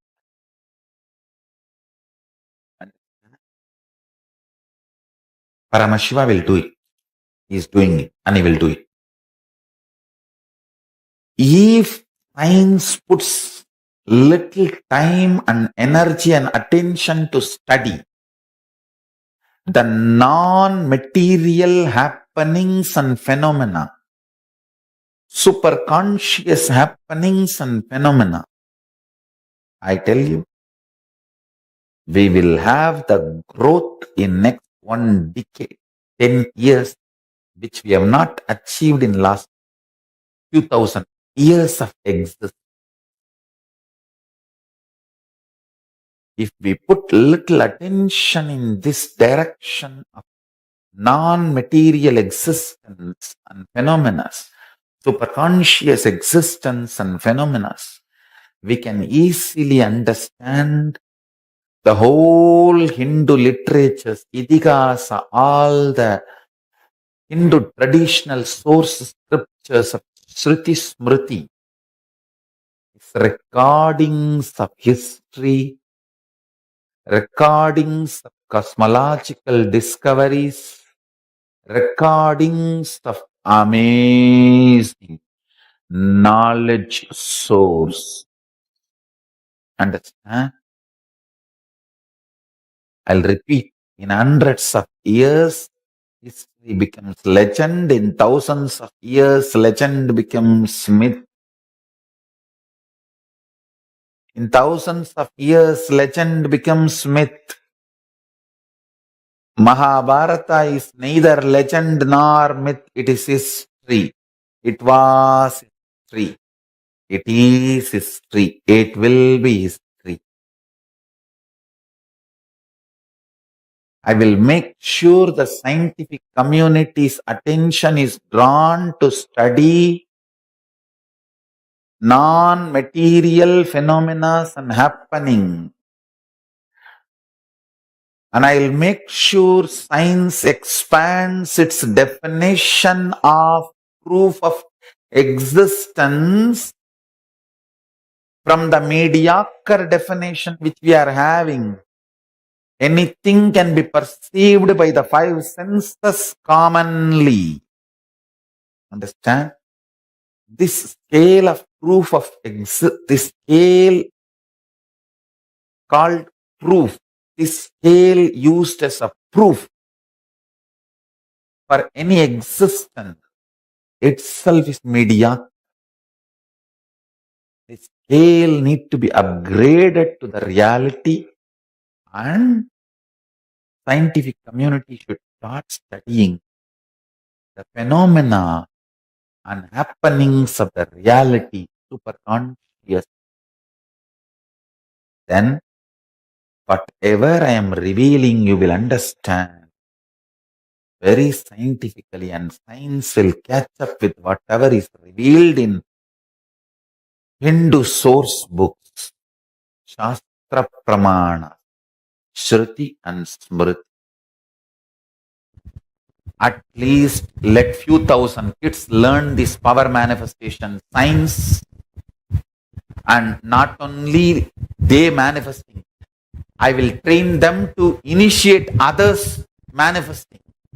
So let few thousand Nithyanandas be reproduced before it is too late. Before it is too late, let us reproduce few thousand Nithyanandas, where this power manifestation science is kept alive. Oh, Hindus, enough. You guys have had a silly conversation and judged me. I am not attacked because of my so-called right wrong, keeping this science of enlightenment of Hinduism alive. Oh, Hindus, wake up. Anti-Hindus know my potential before Hindus know my potential. The purpose of happening of the avatar this time is to revive Sanatana Hindu Dharma and get its spiritual legitimacy, religious legitimacy, social legitimacy, cultural legitimacy, economic legitimacy, literary legitimacy, judicial legitimacy, and political legitimacy of Sanatana Hindu Dharma. I'll do it. Let's all make it happen. Thank you so much, Swamiji. Swamiji, the next question I have is specifically for all the people who are watching you on YouTube. There are like 1 million people who are watching you on YouTube, and another 1 million people who are following you on Facebook. Now, for somebody who has never met you, never met you physically, not attended any of your programs, not taken your initiation, but they are sitting out there in some part of the world, connecting to you through your videos. They feel immensely connected to you. Do you recognize them as your disciple? How do you know that they are sitting there, or do you? Of course you know, but how is that whole process happening? Understand, this is only one of the rooms I am using. This is only one of the quarters I am using.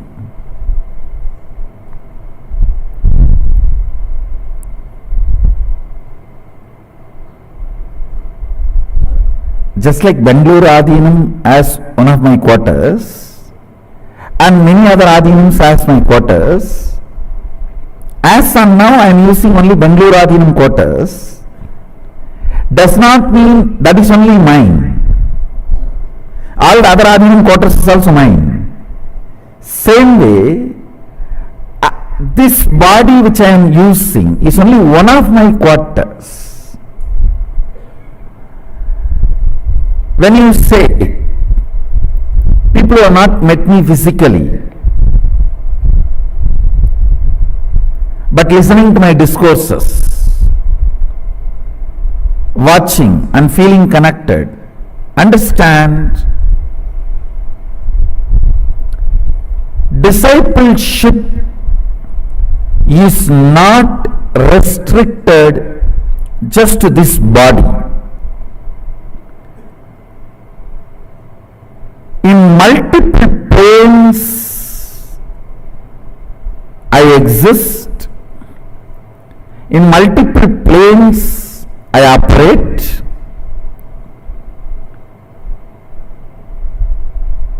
Each one, the way they are connected, the same way they get the response.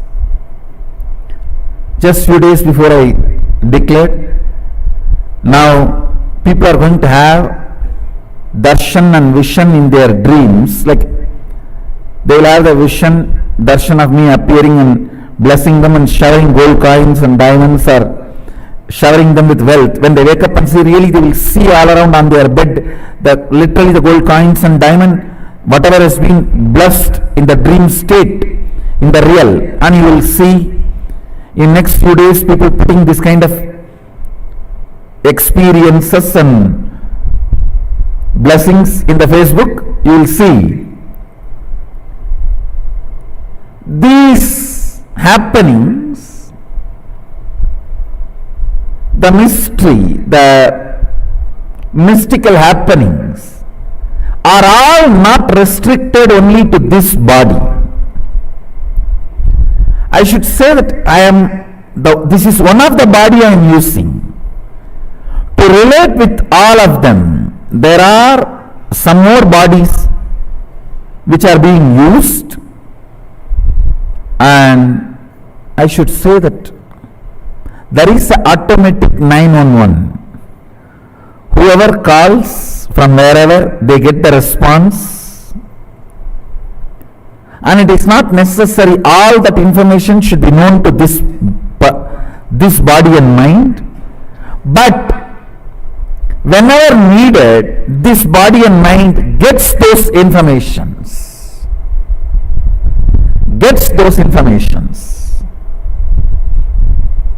and whatever is needed gets done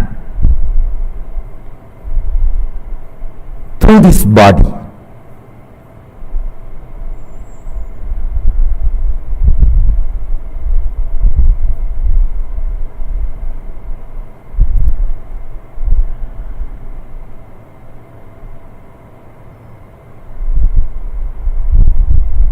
It is such a intense subject. Maybe I'll use few more examples and give you an understanding. In various planes, like in dream state, the body of Nithyananda is different. In the deep sleep state, there is another one body. In the waking state only you are seeing this body, and Turiya there is another one body. In Turiya Atita there is another one body. In all those states, the bodies which are being used, they all respond automatically from the calls received in those planes. So this body is only one of the centers I am using.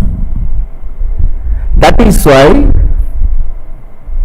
when people call, pray, automatically they get the response.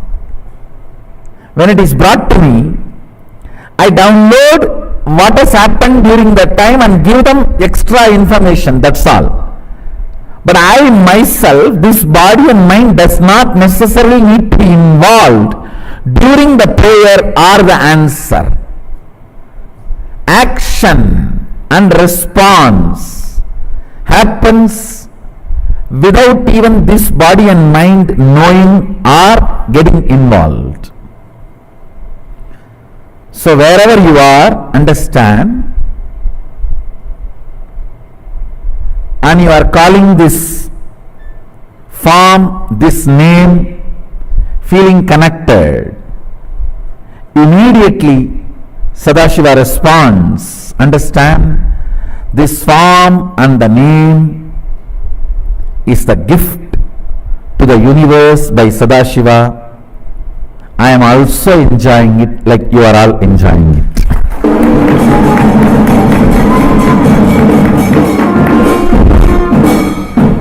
This name and this form is the gift to the universe from Sadashiva.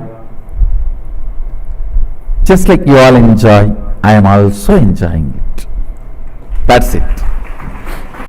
Paramashiva's direct and very important message. Listen intensely, sincerely, carefully, and assimilate. Recognizing my identity as Paramashiva, me as manifestation of Paramashiva, especially the exclusive relationship you have over me, the exclusivity is the right you gain the moment you recognize my identity. Understand? Exclusivity and intensity, exclusivity and intensity in the relationship is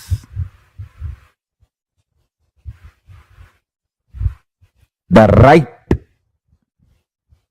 you gain the moment you recognize, the moment you cognize my identity as Paramashiva. Understand? Listen to this very intensely. Keep two mirrors. Sit in such a way in one mirror, your face will reflect. In another mirror, this world, naturally the world only will reflect. Maybe you can sit next to the window, keeping the mirror, showing the sky. Listen. In reality, both mirrors are mirroring two different dimension, face of you. How much you feel you are your body, how much that is true, more than that you are cosmos is true.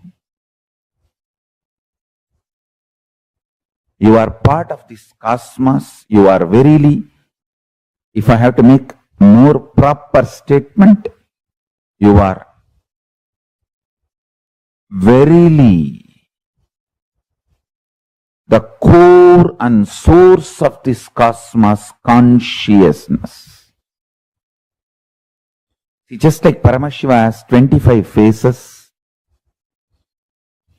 you experiencing your body as you is one face of you. You experiencing your mind, emotions as you is one face of you. You experiencing your deep sleep state is one face of you. You knowing this whole cosmos is you is one face of you. Understand, if you recognize my identity as Paramashiva, you will recognize your identity as Paramashiva. If you recognize your identity as Paramashiva, one of the face of you is Paramashiva, you will simply recognize, I am Paramashiva. In these two, any one happens, you won the game. Life is all about that, that's all. Life is too simple. It's all about living after recognizing your identity as Paramashiva or my identity as Paramashiva. That's it. I tell you. When I recognized Arunagiri Yogeshwara, my guru's identity as Paramashiva, I said Shiva Yanamaha. When I recognized my identity as Paramashiva, I just said Shivoham. Understand? Living either as Shiva Yanamaha or Shivoham.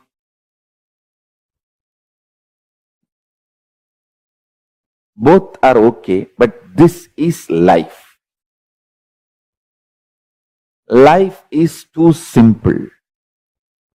Understand? Recognizing my identity as Paramashiva is literally living enlightenment, conclusion, completion of your fulfillment. You achieve fulfillment, you start living fulfillment, enlightenment, the moment you recognize my identity. Understand? When you recognize my identity, you recognize your Ishwaratva. The Ishwaratva starts oozing out of you when you recognize the Ishwaratva oozing out of me. But the good news is, anyone recognizes my identity is going to just walk around as superconscious mutants. I tell you, the best lifestyle is conscious communities, KAILASAs. See, you don't have to give up the comfort of your home and your personal space, privacy of your home, but create conscious communities, e-KAILASAs. Like have your own home, but gather once in a while for doing yoga together, puja together in Zoom. You don't even need to gather physically. In Zoom, online. E-KAILASAs. Just gather and do yoga, do Vakyart Sadas, do puja together, do power manifestation. That's all. This is the best lifestyle. Just liberate more and more people from conscious slavery. Abolish conscious slavery. Recognize my identity deeper and deeper and deeper as Paramashiva.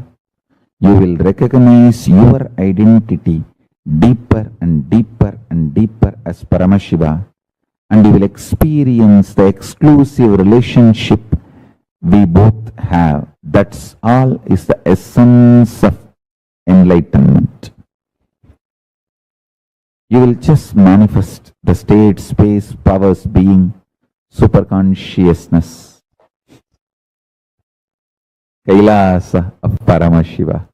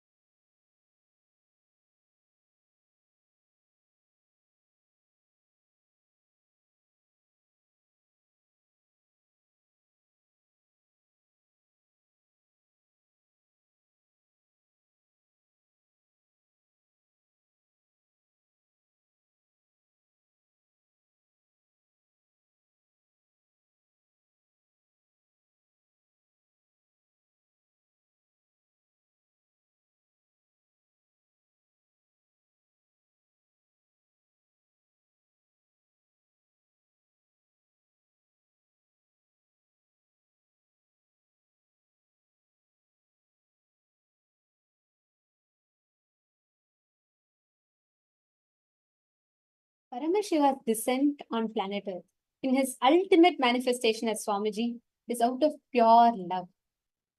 That deeply compassionate descent, that deep compassion of Paramashiva is what has made Swamiji descend on planet Earth.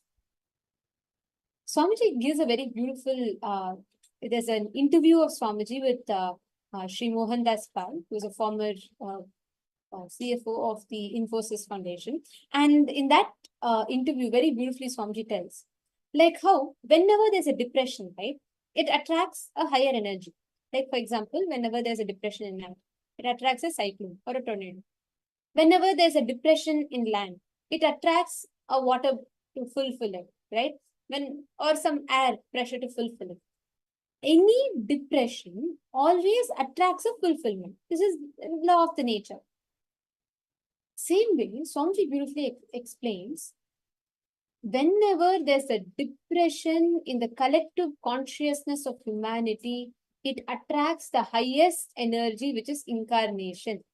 When Krishna tells, Yada yada hi dharmasya glanir bhavati bharata abhyuttanam adharmasya tadatmanam srijamyaham, and pavitranaya sadhunam vinashaya cha dushkritam dharma samsthapanartaya sambhavami yuge yuge. Krishna tells in this verse that whenever there's a decline in the righteous, the dharma, right? And whenever there's a decline of this collective consciousness, I myself will descend again and again to restore the dharma. I only had one level of understanding to this, but when I heard Swamiji reveal this, Swamiji said this is why Krishna happened. I understood that it's a formula that Swamiji has given. It's a formula that Krishna has told in Bhagavad Gita. Whenever there's a depression, whenever there's adharma itself means what? There's a depression in the collective consciousness. At all those times, he descends. Whenever humanity goes through that depression, we attract the highest consciousness, which is Paramashiva. And that is how Paramashiva happens on planet Earth. And this, such a beautiful, profound happening of Paramashiva for all of us now is what Swamiji is. The happening of the ultimate form of Paramashiva. And what has he come down to tell us? Just to tell us that we are all gods. We are all him. And this exact happening, this descent of Paramashiva, as Swamiji briefly tells, the only reason, the only driving force behind Swamiji's descent is love. Pure love. Out of that pure love for humanity, Swamiji has descended. Only by Swamiji's grace, you can even remember him. Understand, every one of you who spent your 21 days here, you could have had, there are 8 billion people on planet Earth right now. You could have had any other valid reason, your work, something. But something in you made you decide to come sit here no matter what and sit in the sessions, is it not? That is what is Swamiji's love. Only if Swamiji chooses you, you can know him. Only by his grace, you can even remember him, you can even connect to him. Shiva Puranam, another scripture, has a very beautiful verse. It says, Avanarulale avantal vanangi, means only by his grace. Only if Paramashiva accepts you, you can even worship him. Only if Paramashiva approves of you to connect to him, you can even connect him. You can even know that he is there. If you're all here, every one of us, if we are here, that itself means Swamiji loves us. He has handpicked each and every one of us to experience this amazing breakthrough. When Swamiji beautifully tells, right, when I utter the word love you, understand that you're absolutely loved, protected, and safe. Especially if you resonate and feel connected with the word love, when Swamiji says love you, that means you are experiencing, Swamiji's grace is flowing always into us. Swamiji tells beautifully, see, when Swamiji is accessible to all of us, he is there, he is available, accessible to us.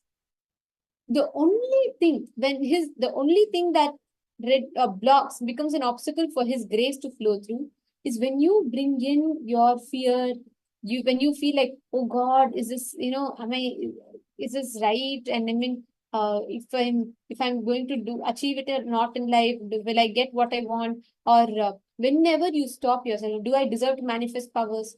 All these cognitions are the only things that stop you from experiencing His grace. Whenever you want to experience Swamiji's grace, the only thing that you consciously stop it is by entertaining powerless thought currents and thought patterns. Unless you clear your self-doubt, self-hatred, and self-denial, your spiritual practice will not bring any result to you. Understand, you can sit and do puja for 10 hours, but as long as you don't experience a feeling connection in you, that puja is not going to bear you the fruit. You can sit and do anything. You can sit and listen to the same satsang over and over and over and over again. But if you are only holding on to your self-doubt, self-hatred, and self-denial, you will not be able to still grasp it. That doesn't mean you need to, you need to wait till you become complete to come and experience. No. But you at least need to become aware that you are having this. Many places you prevent, you stop yourself from experiencing Swamiji's grace by entertaining all the powerless cognitions, the self-doubt, self-hatred, self-denial. If you consciously actually decide, sincerely if you decide to break free from all the self-doubting, self-hating, self-denying patterns, you will have a breakthrough, meaning you will be able to experience very beautiful aspect of life. You just need to make sure in all the areas, become aware, start cherishing, entertaining the right powerful cognitions of you. Start entertaining, cherishing the right powerful cognitions, thought currents. Just declare all your aspects, all the space in you with that pure love. The declaration that Swamiji made. You just experience that. You will all experience right now how beautifully Swamiji will manifest into you. Let us all manifest this powerful cognition as a power, as an experience right now. Ready?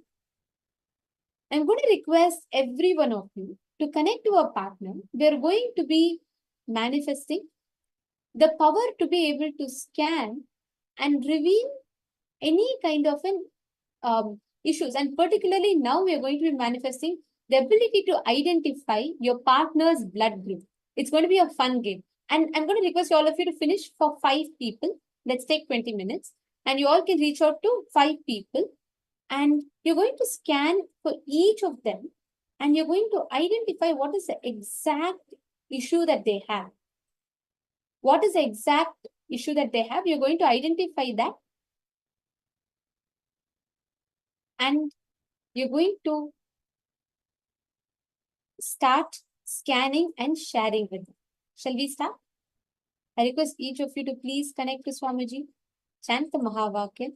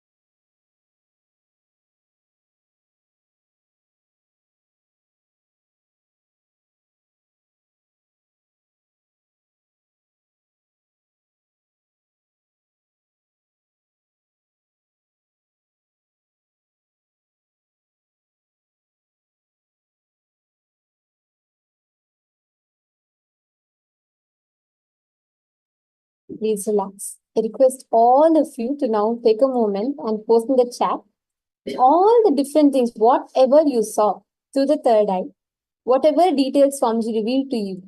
Post all of that in the chat.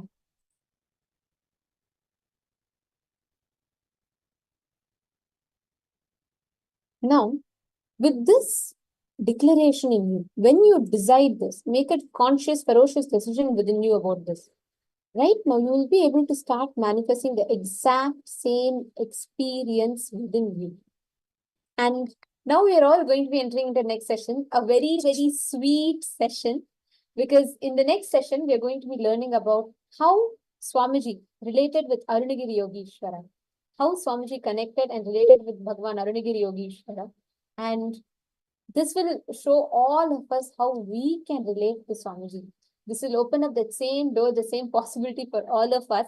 So when you listen, when you see Swamiji's own life and how Swamiji did it, and when you start connecting to it and relating to it, you will also start connecting and relating the same way. So now we're all going to be entering into the next session, and I'm going to request all of you to listen to this. It's a very beautiful story. The whole happening, how Swamiji met Arunagiri Yogeshwara the first time. And from there, how the whole thing unfolded and how Swamiji manifested as Arunagiri Yogeshwara himself, that whole oneness. We're going to be listening to this entire happening. Let's all enter into the session now.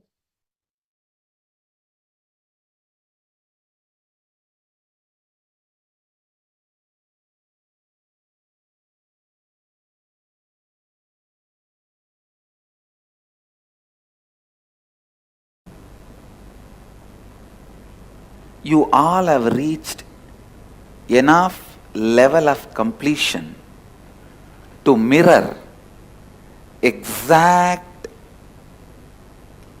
the neuron activity happening in my brain. So understand, please listen, all of you have reached enough level of completion to mirror whatever is happening in my brain, the neuron activity. Now, when I am narrating this experience, I wanted to tell you with integrity, authenticity, responsibility, enriching and causing.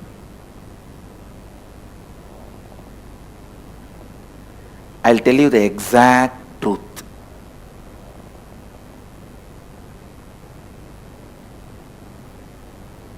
As it happened, authentically.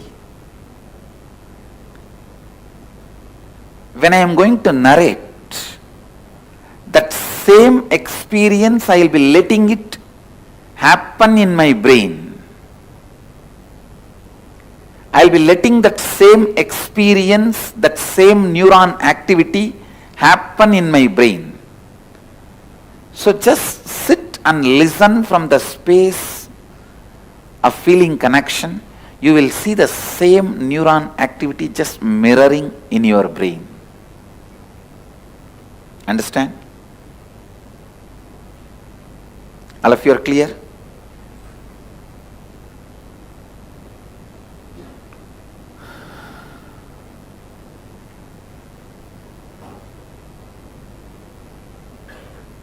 Please listen. It was around the age of 11 and a half, before my enlightenment experience.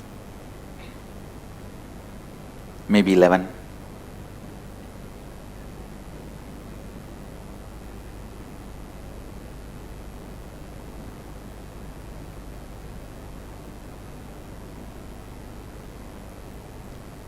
One day, as usual, I was going around the temple. So early morning, 4:30, the temple elephant will carry the water pot for the deity's bath, sacred bath. It will go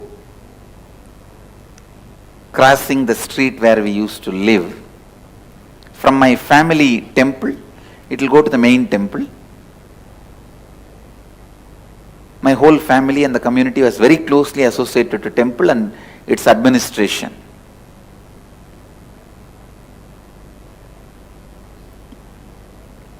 So from my family temple, that water pot will go every morning on the elephant. They will be beating the drums and all that. The moment I hear that sound, actually I would have woken up much earlier, but the moment I hear that sound, I will be joining the team and going and opening the temple. And the night, when the deity is put to bed, only then I will come, and then after that I have 2-3 other appointments, going and seeing Ram Surat Kumar, spending little time with him in the cremation ground. He used to live in the cremation ground for quite a long time. Then he moved near the temple on small house. Wherever he is, I will go and sit with him and spend time with him. And then late night I will come back to the house. So one day,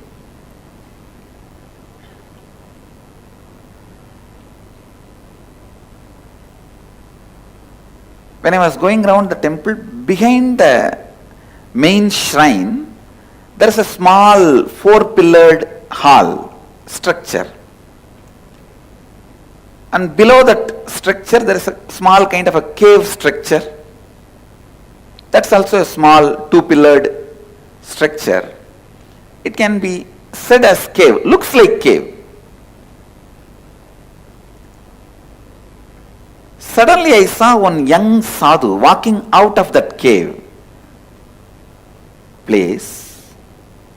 This is the small cave out of which that young sadhu walking out. See this 4-pillared structure and the small 2-pillared structure. From that small 2-pillared structure, one young sadhu walked out.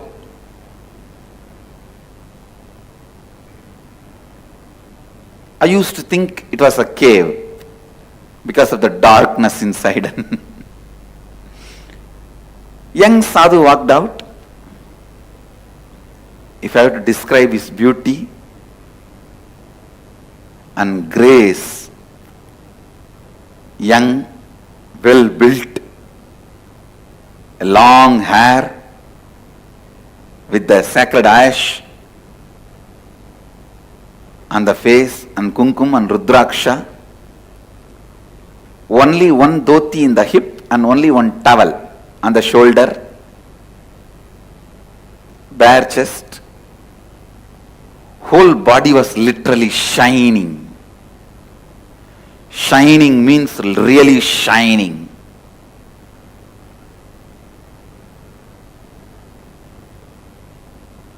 Glowing in the golden color.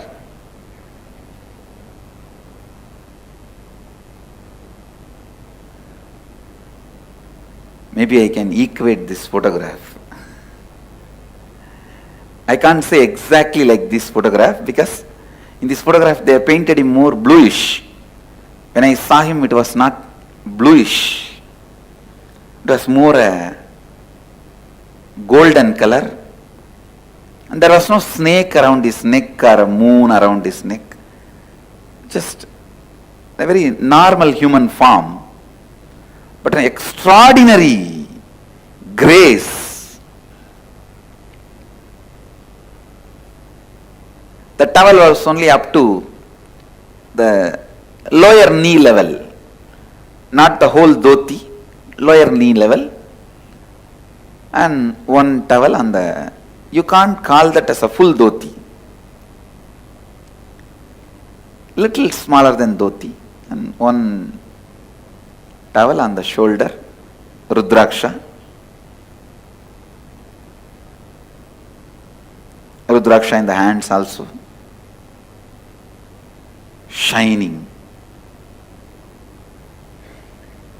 Hair was left free, but it was so beautiful, you can feel it is almost like a Dakshinamurti's jata. It was standing on its own beautifully. Long hair.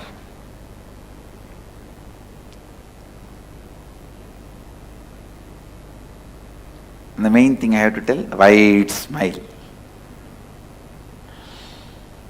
The moment I saw him, I went and touched his feet. Any sadhu I see, I'll go and touch the feet, and now such a graceful sadhu. I ran and touched his feet.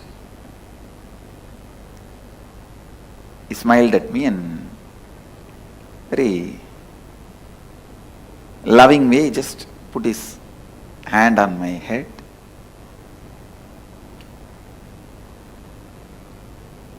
First sight itself, I experienced the deep feeling connection.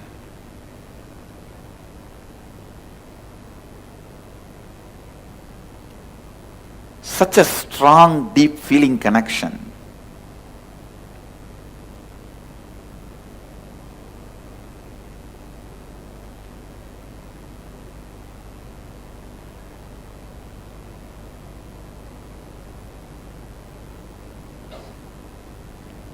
As usual, I have regular questions for any sadhus I see. You are from where? Who is your guru? And what do you do? Have you achieved enlightenment? In Tamil I used to ask, Atma Sakshatkar Ayiricha ungalukku? Means have you achieved the enlightenment experience? And can you teach me? My usual questions. I started asking some my same usual questions. He smiled and he started answering. Other than the question, who is your guru? He answered everything. And then some ordinary topics. Those days the ordinary topics means what? When is the next Utsavam in the temple? Why are they not putting enough flowers on the deity nowadays? Which Utsavam, when they are celebrating, why they are celebrating, why they are not celebrating. These are our gossips. The whole city will have gossip only about temple. Whether you talk good things or bad things, it will all be about temple. Good things will be, oh, nowadays lot of crowd is coming for the temple. Bad thing will be, why they are not maintaining the temple properly. That's all will be the maximum rumor, gossip we know. And all these small talks I was having. He was also sitting and having all these small talks with me. And who is who in the town? Who is doing what? I don't know how. The day one itself we became so intimate, so close.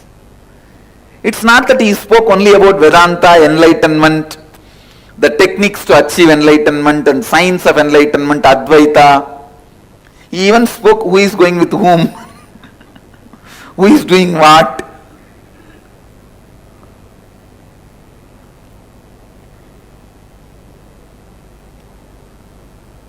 Somehow I became very close, intimate. Within one day, if I have to give the essence of my first meeting with him, I won't call Advaita, I won't call enlightenment, I won't call spirituality, I won't call I met a guru and all that. I will only say, essence of that first day meeting is friendliness. He radiated. God. The amount of friendliness I felt with him, that love I felt with him.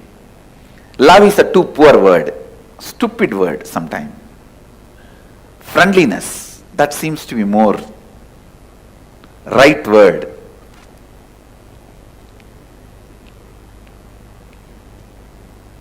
Friendliness to the extreme, to the extent, even when I am sitting next to him, I'll feel like I'll put one of my finger on him, on his body, on his leg, or on his hand.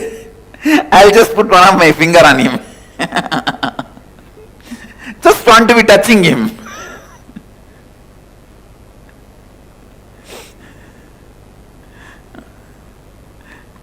or I'll just hold his little finger. I'm sitting and talking. One thing I wanted this to be on record.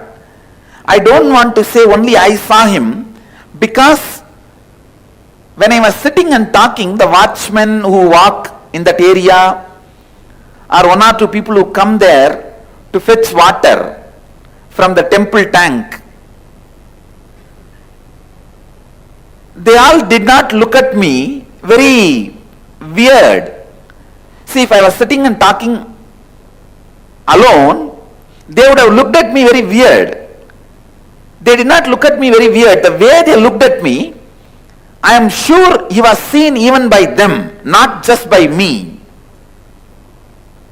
This sadhu whom I am talking about, he was not just seen by me, even they have seen him. I don't know how they saw him, but they were not looking at me weirdly. See, if you are sitting alone and talking, people who walk around, they will naturally look at you weird. You will know by how they see you, they are looking at you weirdly or just casually. I don't remember any of them talking to him or he talking to them back. But I remember very clearly few people were walking. Many times when I was sitting and talking with him, few people will walk here and there. They won't look at me like I am sitting alone and talking. They will just see as if two people are sitting and talking, and they will walk. They will go. And the exact spot where he was sitting and I was sitting with him and speaking, you can see, that's the exact spot where he used to sit. I used to sit and speak. He will sit on the step where I am sitting now, and I will sit one step below. Sometimes he will sit the upper step, one step above. I will sit where I am sitting now. But in these few steps only we will usually sit.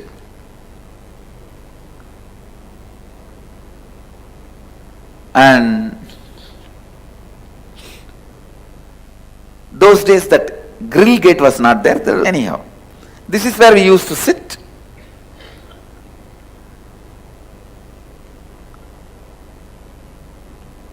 So the day one, the essence from my memory I can collect, the essence of day one's meeting was extraordinary friendliness. It was not all about Advaita, all about spirituality, all about enlightenment. Even though my questions were all about enlightenment, he was not speaking only about enlightenment.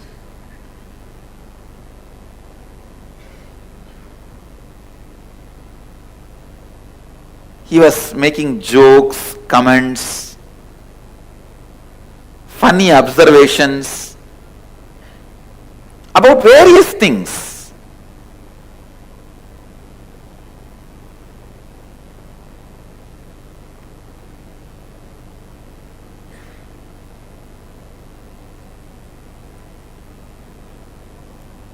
I am not able to remember that every statement by statement, sentence by sentence, but one thing I can recollect is that extraordinary friendliness he radiated and the space he gave me.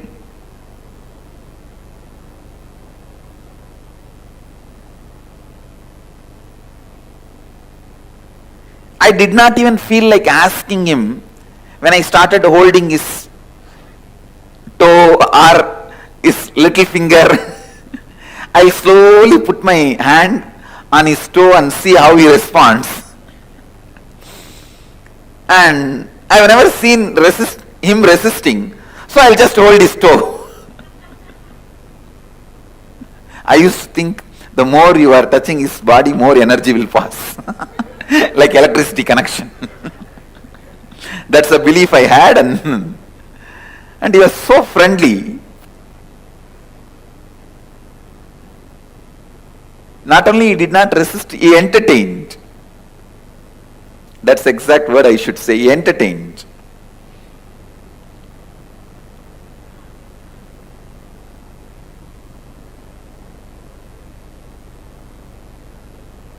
So first day I went up to holding the toes.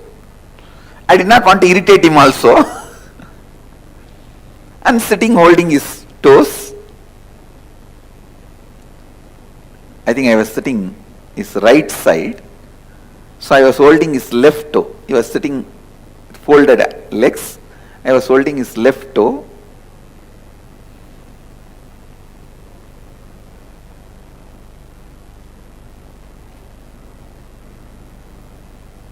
Maybe that is why I got Devi's grace first. Left side is Devi's. So it became late night. And I remember the watchman telling in Tamil, Samingla, Enchiponga, time achi, koil putno. So with this word, I can be sure that he was seen even by the watchman, because the watchman addressed in plural. He said, "Oh Swamis, go out, we will have to lock the temple. Go to your home, we have to lock the temple." So he did not address as a Swami, he addressed as Swamis. "Oh Swamingla," means he was also seeing him. That is why he addressed as both Swamis. Go out, we will have to lock the temple. Then I looked at him and told him, "Where are you staying?" He said, "I am staying in the temple only."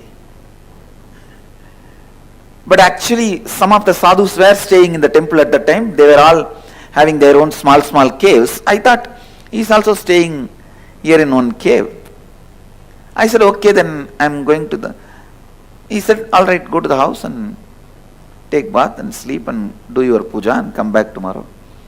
I told him, "If I come back tomorrow, can I see you?" He said, yes, anytime come here and call my name, I will come out. I am here only. And he showed the cave. I was thinking that as a cave at that time. So I went to the house. I tell you, just visualize when you fall in love first time and you are waiting to meet the person again next day morning, how the clock will not move. That is exactly I was feeling.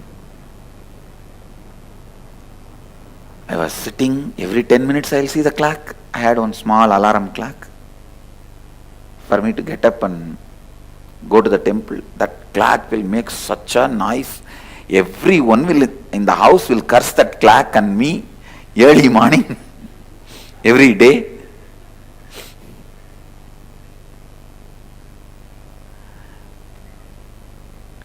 So I'll wake up and see the clock. It's only 12 o'clock. I'll lie down, sleep. Again when I wake up and see the clock, it's only 12:10.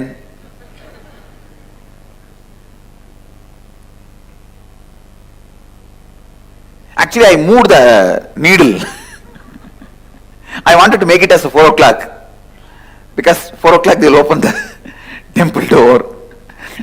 Then I thought, if I move only my clock, how can I make them open the temple? I waited. Around 2:30, 3 o'clock, I could not handle anymore. I ran and took bath. Did all my puja. 4 o'clock I came and stood in the street for the elephant to come to the temple. An elephant came as usual. It came around 4-5. But that 5 minutes I cannot tolerate. I can't handle. What happened to the elephant fellows? Nowadays they are not following the tradition properly. I cursed his father, his grandfather, his great-grandfather, his whole Vamsa. These fellows don't do anything properly nowadays. Finally, that elephant and all the team came. Only that day I was feeling this elephant is walking very slow.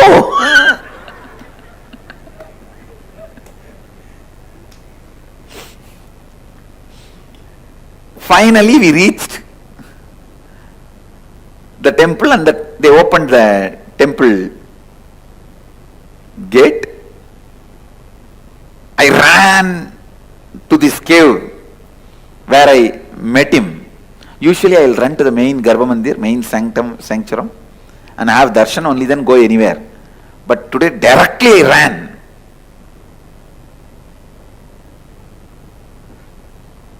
I called him Swami, Swami. Immediately he came out again.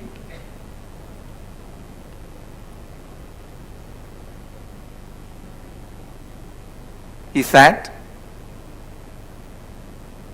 I was sitting and talking to him. I told him whole night I was thinking about you only. I saw his face expression. He was pleased, I think. He was smiling. And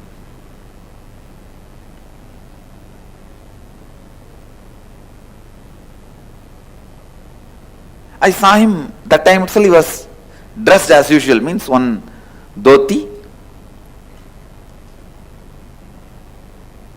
saffron color, not the color exactly I am wearing, little light color,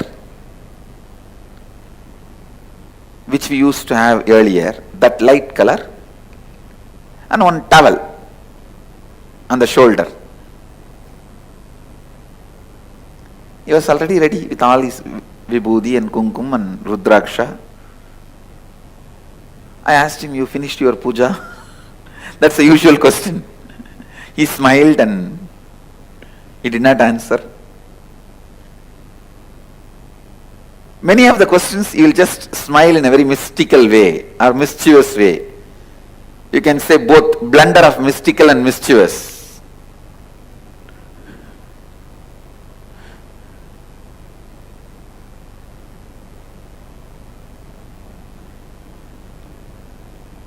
Mischievous, mystical.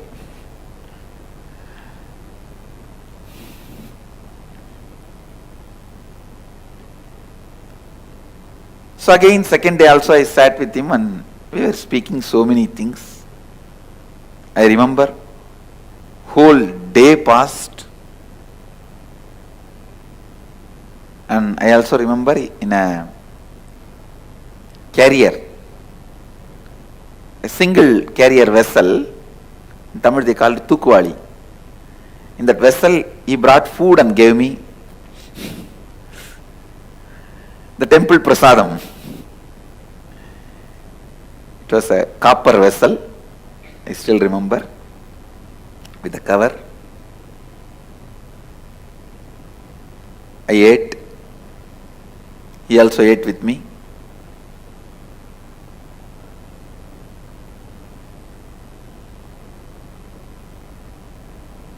He was clean shaven, only hair in the head, long hair, but no moustache or beard, clean shaven.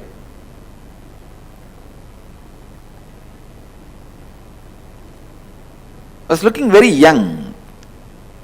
If I have to assess his age, it will be, I will surely assess less than 30. I can say 25 to 30.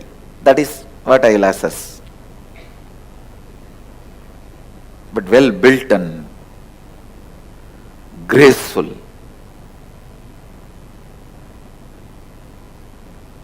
A tall figure. Very graceful, must be 6 feet tall and very graceful, well built.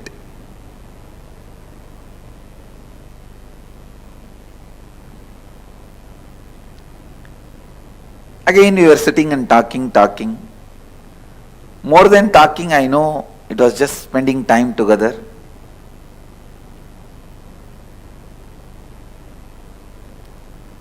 Today I got little courage, so I started holding his little finger. Only when he is talking, when he raises the hand to do some gesture, I'll shift my hand to his leg, his toe.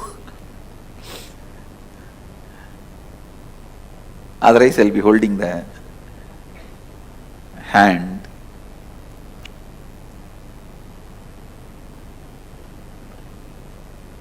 It went on for many days, weeks. In 10-15 days, I can say, he became almost just breath of my life. My day is like whole day I'll be with him, whole night I'll be waiting for him, that's all. How many of you wait to come for the morning satsang to see me? Then all of you can understand what I am saying. You just wait for the next morning to happen, to rush and see him.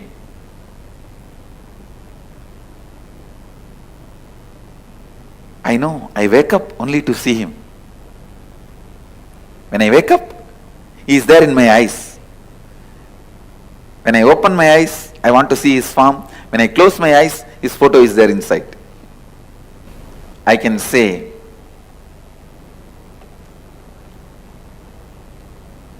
he was my everything. Everything. One day in course of conversation,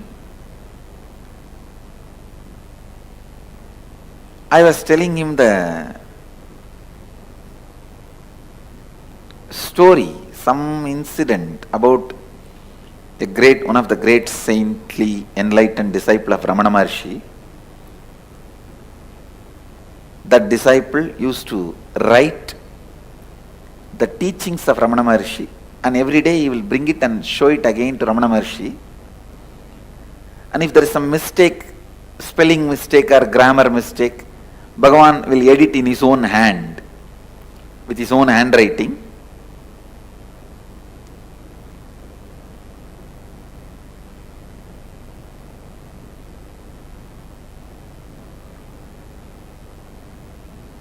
So, that sadhu,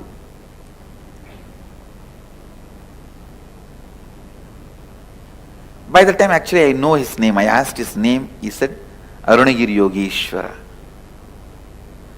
I know his name by then.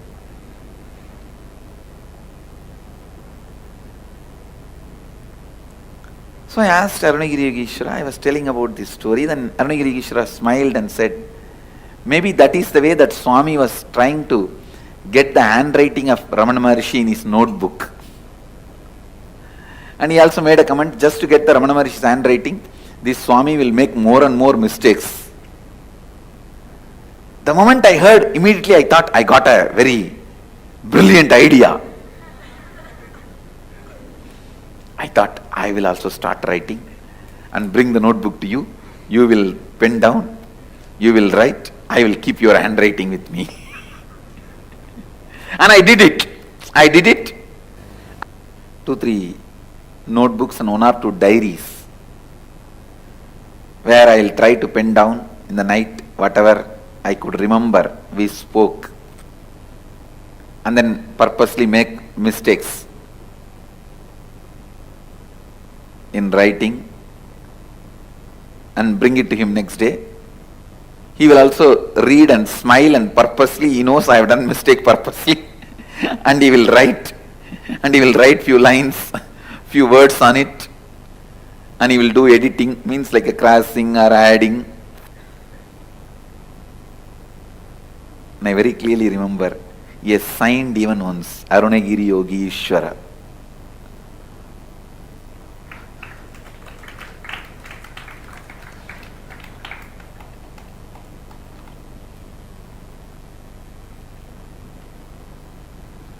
So many things.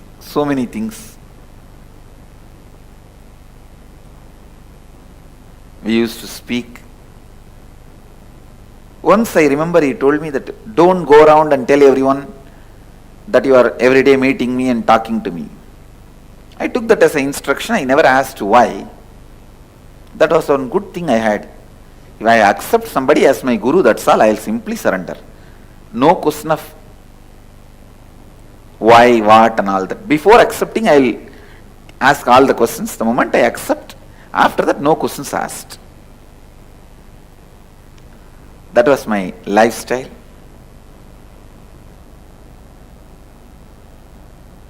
Everything was going well. He was never just a guru. He was far more than that. Far, far, far more.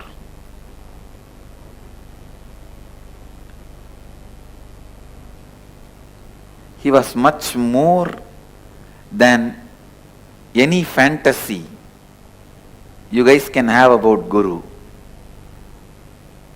He was just too much beyond any fantasy you can have about Guru and how you should be living with Guru.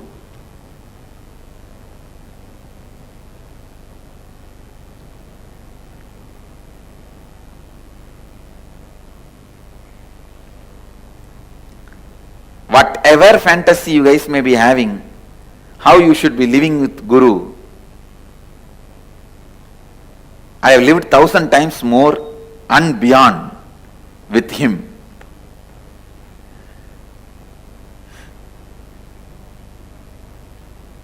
He is the fulfillment of all existing and possible fantasies. That's the word I will utter. Existing and possible fantasies of a guru-disciple relationship.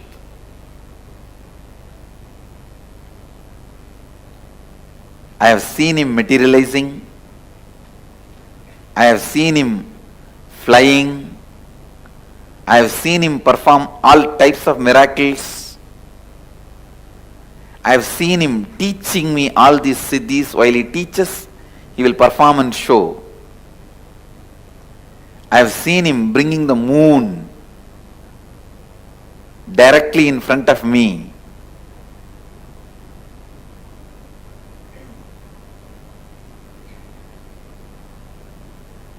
Understand, I am neither lying nor I am a brain deranged person. I am neither lying nor my brain is deranged.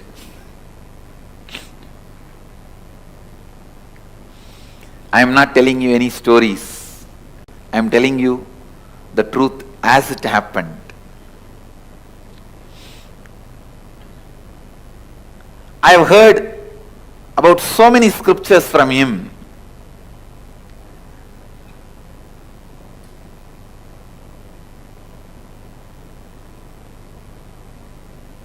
Never he will take more than few minutes to explain any scriptures to me.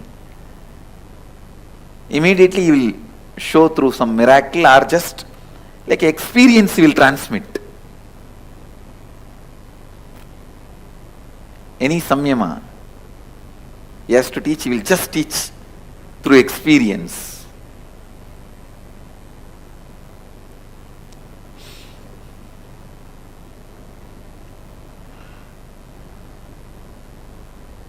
Whether the way he looks, sits, carries himself, or the words he utters, or the joy he radiates, or the friendliness he radiates,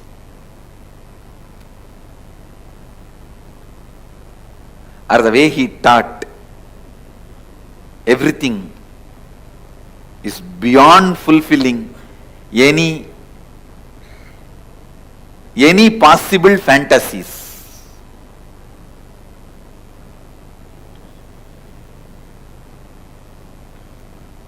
I have seen him making disappear the whole world other than both of us,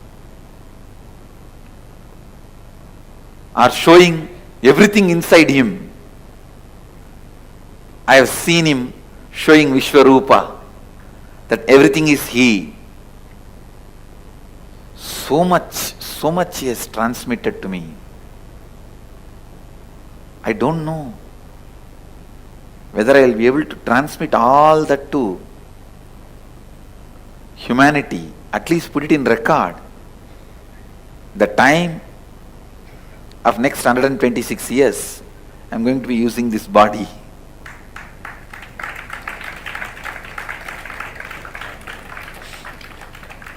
So much he has transmitted. So much he has taught. All was going well. Almost he became my life breath. And I'll even carry food from the house and he will eat. One day I told him, please you come to the house, my house. And he laughed and said, you come to the house, place where I am staying. House where I am staying. The moment he said, I know, wow, it's such an opportunity. I said, come on, take me. You only never took me.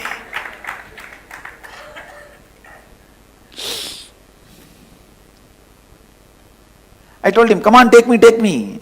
You never took me the house where you are staying. Take me to your room. I thought inside that cave only he is staying. He said, come on, let's go. He entered into that cave by bending, and I remember he just held my hand and pressed. Please understand, now I wanted to put this on record. First time when he pressed the hand, I lost body consciousness. All these days I was with him, I never lost body consciousness. First time I lost body consciousness. So, from this moment, whatever I am describing, I do not know whether physically I was part of that scene or I was taken out of my body and this experience happened. I am not able to be clear. Because the moment he pressed my hand to pull me inside the cave along with him, I lost the body consciousness. And even the scenes I remember after this were not like this worldly. He just walked into a cave and I also walked with him, and suddenly the cave opened and we came out and I saw a huge banyan tree, little bigger than our Bididi banyan tree. It was Arunachala hill, that much I can very clearly say. And the huge banyan tree.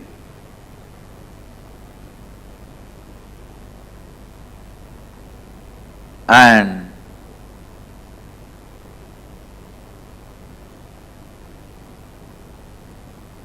maybe some 20-30 sadhus were sitting around the seat of the Guru. The seat of the Guru was empty. They were all sitting down, meditating. The moment he walked in, all of them got up and stood and did namaskar. The way they bowed down, I know he is the Guru of that area, means Guru of that group. He went and straight sat on the Guru's seat. The way he went and sat authoritatively, I know he is the Guru. And all of them are his disciples, very elderly sadhus with a long beard, just like you listen and see in the stories. How the Dakshinamurti used to be sitting under the banyan tree and all his old disciples used to sit. That's exactly the scene. I was the only small boy in that group, but I was looking around and seeing all of them. Maybe after some time, their attention turned on me and one person said, who is this person? He is the only person without kavi here, who is not a swami, sannyasi. That kind of it did not exactly meant I am not a sannyasi, or a person without having kavi, something like that. Because I was with my school uniform. I remember very clearly that dark blue and light blue.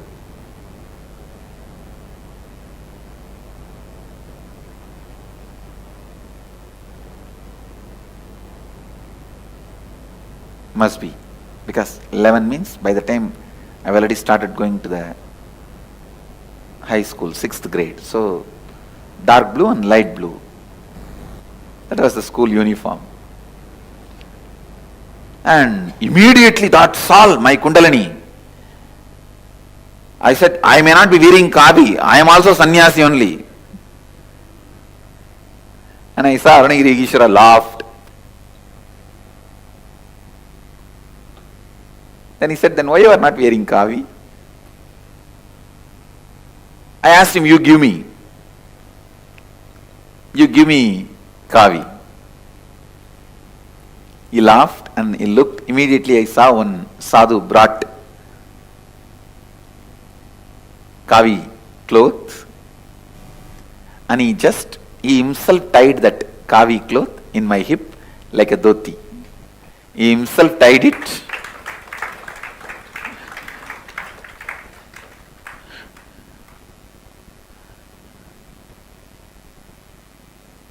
I still remember, just tied the cloth and hugged me.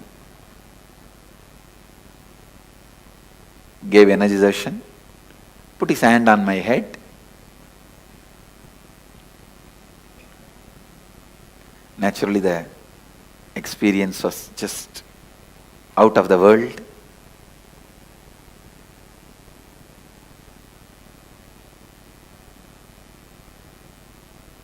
I came and sat in the group. Now I felt one with that group, and group also felt one with me. They did not feel now I am an outsider.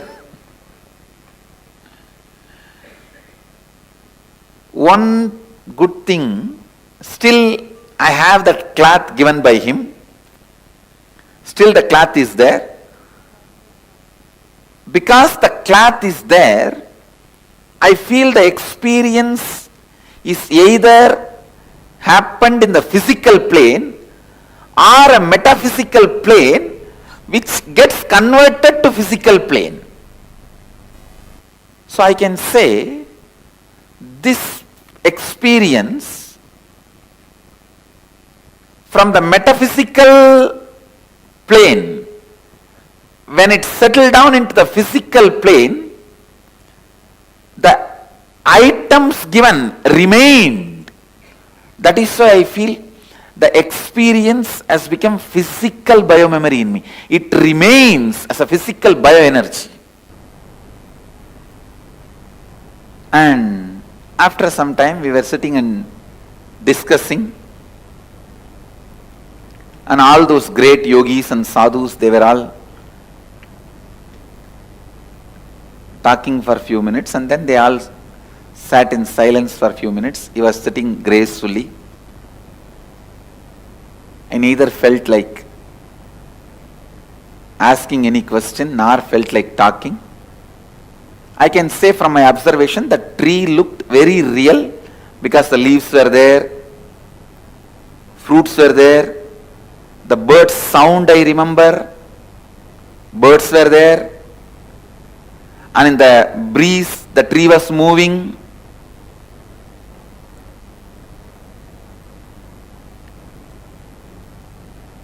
So once it became little dark, late evening, he said, come on, let's go back to the temple. I said, okay.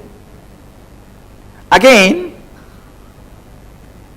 he brought me back. While we entered the cave, again he was holding my hand. When we came out of the cave to the place exactly where we entered, there only he just left my hand. I saw when he left my hand only, I came to the physical awareness. So either he took my metaphysical body to his metaphysical space, or he took my physical body itself to that metaphysical space. In these two, any one is possible. Because the cloth is there physically with me, I feel it was physical happening, but because it was completely otherworldly, looked out of the world, I am not able to say it is only physical. I will explain why in the next continuously.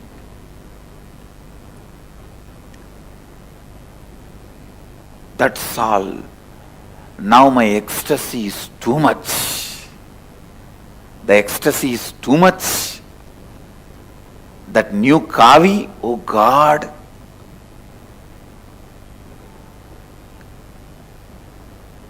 I was running around here and there, showing everyone I got the kavi, I got the kavi, I got the kavi.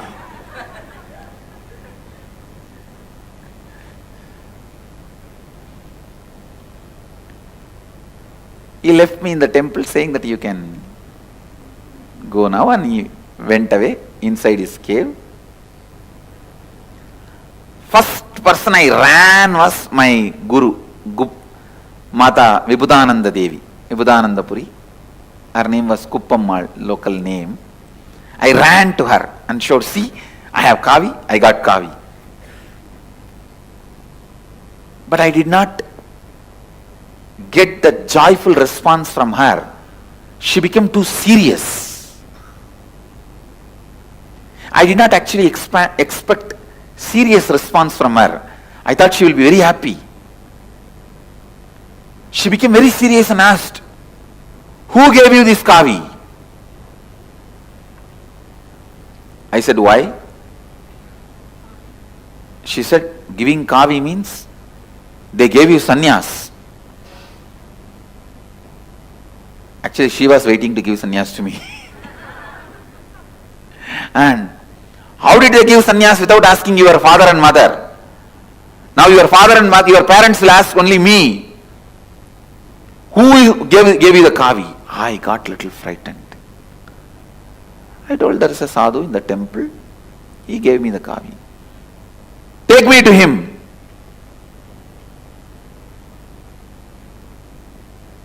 She started telling, no one will give you kavi. You have stolen from some shop. Tell me that. Tell the truth. We will give it back to that shop. I will not tell your grandfather. My grandfather is well known in the city. Sorry, in that village. So everyone will be afraid of my grandfather, mother's father. I won't tell your grandfather, otherwise I will tell your grandfather you have stolen from some shop. I got more frightened. Oh God, what is this? She is going to tell now, my grandfather I have stolen. I have not stolen, I only got it. Then I said, all right, I will take you to that Swami, come. He only gave me, I have not stolen in any shop. She held me in her hand. She really believed I was stolen in some shop. The kids, when they go here and there in the shop, they will steal little candy, they will steal little sugar. She thought I have stolen. I told her that no, I have not stolen. I never steal, don't you know? She has high regard for me, but I don't know why. She was also confused. She wants to verify directly. When I took her directly to that cave, and I started calling Swami, Swami, Swami. He did not come out. Almost 9 months.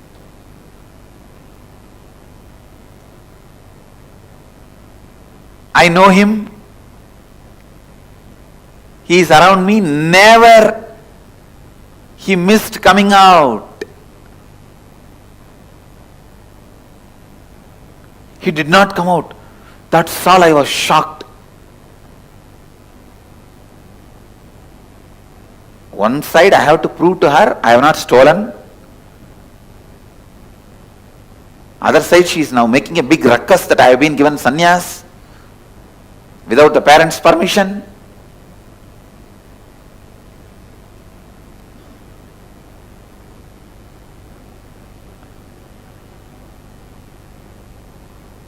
I did not bother even about any of those things, but he is not coming out.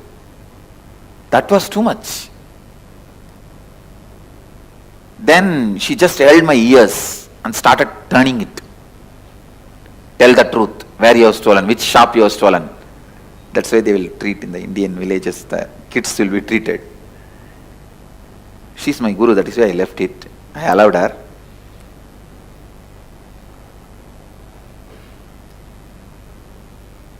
I said, no, from this cave only that Swami came out. She dragged me and took near that cave and showed me, whom are you trying to cheat? Is this the cave? She pushed that stone and showed me. Only then I realized it was not a cave, it was a sealed, solid stone. Please understand. Only then first time I realized, in that 9 months, it was a solid stone construction. It was not a cave. That is why I doubt whether Arunagiri Yogeshwara taking me inside was a physical or metaphysical. Because I realized it is a stone construction, not a cave. Shock for me. She said, now I have no justification because I am not able to get Arunagiri Yogeshwara. I said it's a cave, it is not cave now anymore.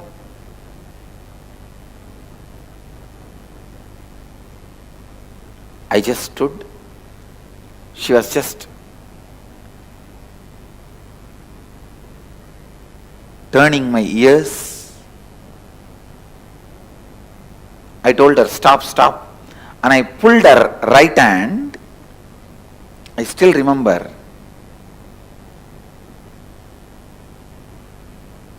I told her, I promise in the name of Arunachaleshwara on you, on me, I have not stolen this cloth, only Arunagiri Yogeshwara gave me. With that, I slapped on her hand. See, that is the usual way the kids will tell that, I swear. Swearing, I swear. That is the way I did that to her.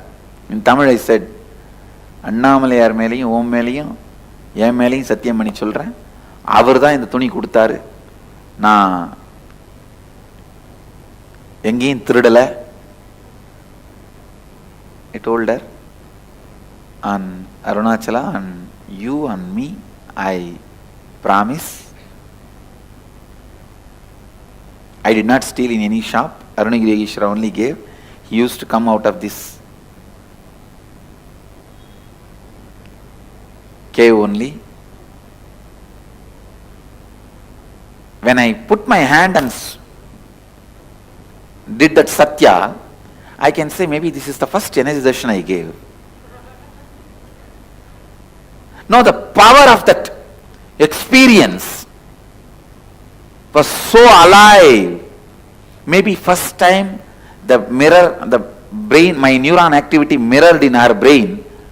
Suddenly all her doubt, everything disappeared. All her doubt, skepticism, everything disappeared. Suddenly she kneeled down. I saw in her ears, that in her eyes, the tears. Her ears, whole thing is completely listening to me. She said, "Unmaile solriyada? Are you telling the truth?" I said, "Yes."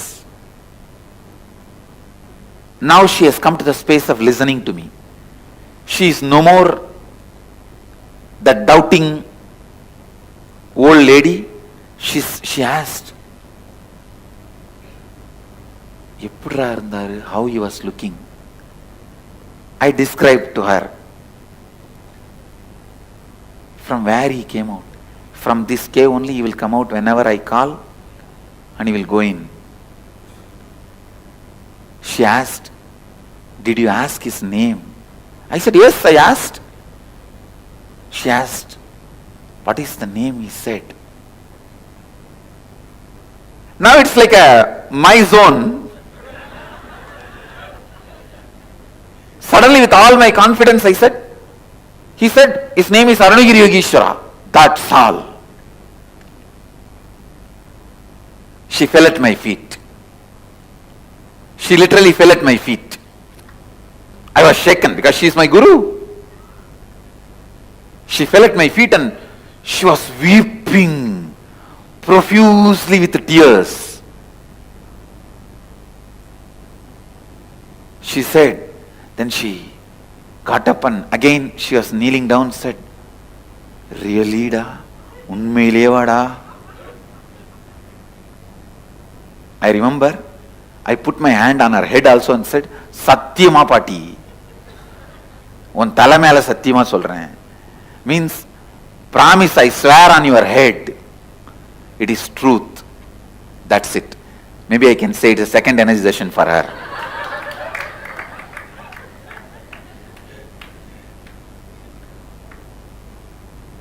She said, hey, we are all meditating for years and doing tapas just to see him once. You really saw him? He gave you the kavi? You spoke to him? Now she is a complete theist. She is completely able to receive the experience I was telling. Now, I have a big issue. He is not coming. I felt I breached the word he told me. He told me never to tell anybody. I feel because I told Kuppammal, he is not coming, he is angry. So I shouted, screamed, Swami, please come, don't leave me like this. I will not do this mistake again, I will not tell anybody. Please don't be like this. But I could not see him coming out.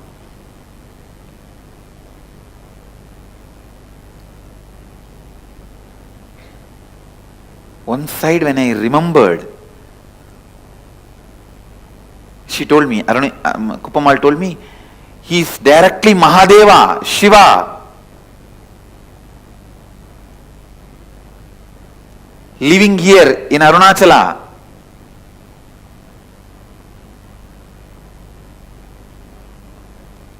Ramana Maharshi talks about him. Great Siddhas have seen him.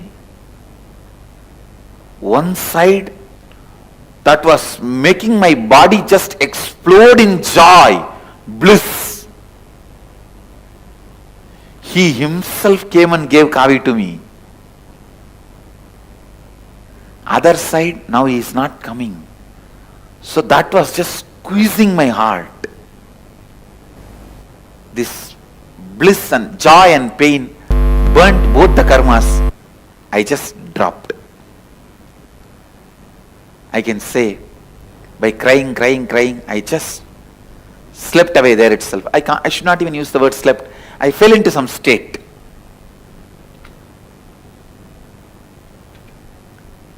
I got lost.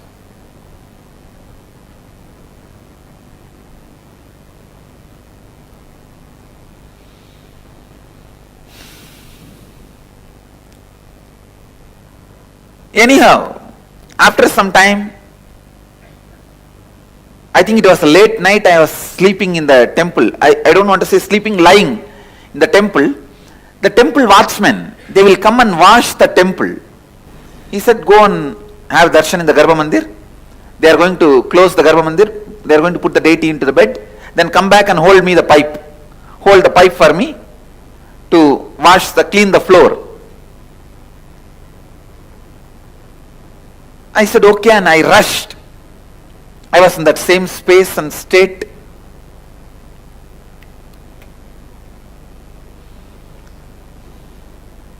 I ran to the Garbha Mandir. I saw no priest was there, but Garbha Mandir was open. Those days, very few priests were in the temple. Many times, Garbha Mandir will be open and no priest will be there. The moment I entered the Ardha Mandapa, the hall of the Garbha Mandir, to have darshan of the deity, the moment I looked up, I saw Arunagiri Ishvara sitting on the Shivalinga. He was just sitting on the Shivalinga. I could not control myself. I screamed, Swami, are you here?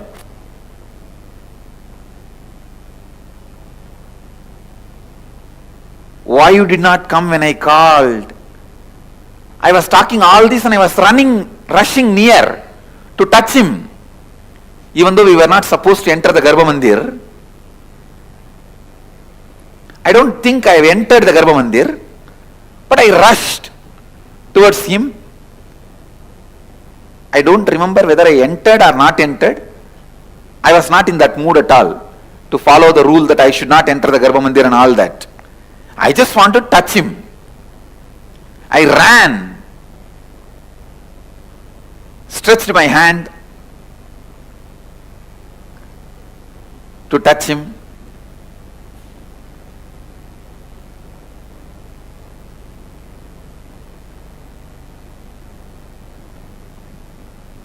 He also stretched his hand. The moment my hand touched his hand, exactly that moment, I saw clearly, he is me, I am him. It was just pure oneness.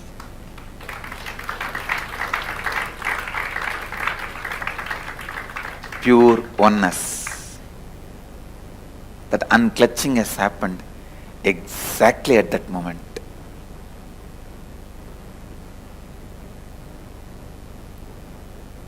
After that, neither I missed him, nor I saw him separately.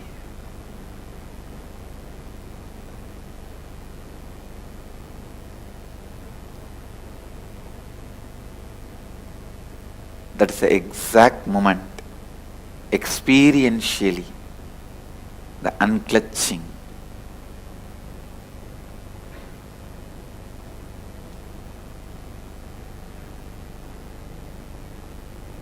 The pure Advaita happened.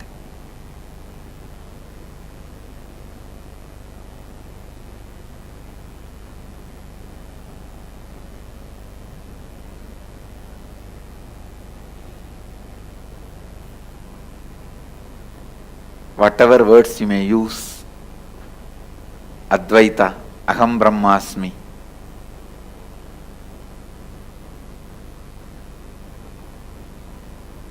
Tattvamasi, Shivoham, the experience of that pure oneness happened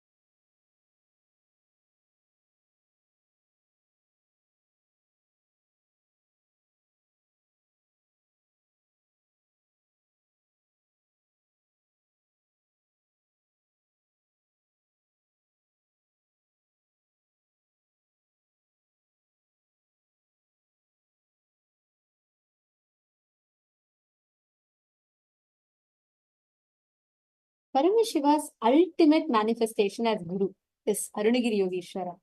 Paramashiva's ultimate manifestation as disciple is Swamiji. Paramashiva himself manifested as ultimate Guru. Paramashiva himself manifested as ultimate disciple to show all of humanity the example of what an ideal Guru-disciple relationship is like. What Swamiji is taking all of us through, right? What Swamiji is revealing to all of us. Each time, if you just actually start manifesting these experiences, these powerful cognitions, if you just start cherishing these amazing the right thought currents, the right powerful cognitions that Swamiji is revealing, you will start manifesting all of these qualities in you. There's a very beautiful word in Hinduism. It's called Leela Dhyana. It means every action of an avatar, everything that an avatar does is a Leela. It's a divine place. If a human being lives his life and after that it is written, we call it history. But for an avatar, his entire life is pre-scripted. He comes with a purpose, he acts it out, and he goes. That is why it's called Leela. It's not a history, it is Leela. For an avatar, every action of his is a Leela.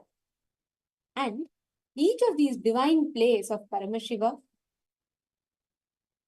so beautifully manifests as Leela with a purpose, and that is what we're all experiencing.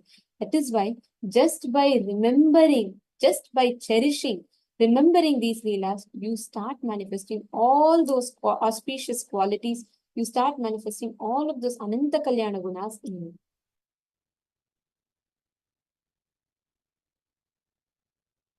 It is actually very interesting to know and learn about this Ananta Kalyana Gunas. And the moment you start, see, yesterday, how many of you enjoyed the powerful revelations that we learned about the identity, the gender identity that we carried, and how the whole subject we learned yesterday is so important, right? We learned about Tantra. In that, Swamiji explained a very important principle, how who you cherish inside you matters. What you cherish inside you, who you cherish inside you, that matters a lot. Why, you know? Because what you're constantly meditating upon, you start becoming that person. You really start manifesting not just their Vyakta component, but even their own unmanifest components will start manifesting. Like, for example, let's say you're a fan of some big celebrity, you might be seeing the glitz and glamour from outside. But unfortunately, when constantly your mind keeps thinking about that celebrity, your bio-memory starts meditating upon that. And you start manifesting that person's depressions, their suicidal tendencies, all those things also inside you. Unfortunately, without even you realize it. If that person is addicted to drugs, it will automatically start in you as a new pattern without even you realizing, because you are cherishing more and more about that person himself. Whoever you are meditating upon, there is an energy channel that is created between you and that other person. Anything, anyone, there is always an energy channel created. Now, when you are constantly doing Leela Dhyana, remembering Leela Dhyana means remembering all the sweet moments, the divine place of the avatar, and just remembering that, constantly cherishing that in your inner space. So beautifully, very, very powerfully, you would start manifesting all the auspicious qualities of Swamiji through you. It's a very powerful, that is why in Hinduism we have this process, Leela Dhyana. So it is a technique for you to experience that ultimate state. Just the constant remembrance, that's all. Smaranat Mukti Arunachalam. Just by remembering Arunachala, you get liberated. Just by remembering Swamiji, you get liberated. It's a very, very, very powerful practice. Now, this whole Leela, how many of you literally visualize Swamiji as Arunagiri Yogeshwara and you are experiencing all these things with Swamiji? Can I request all of you to post? How many of you enjoyed this session? Especially when you see how Swamiji was with Arunagiri Yogeshwara and like how that amazing sincerity, that dedication, that integrity that Swamiji has. How was it for all of you?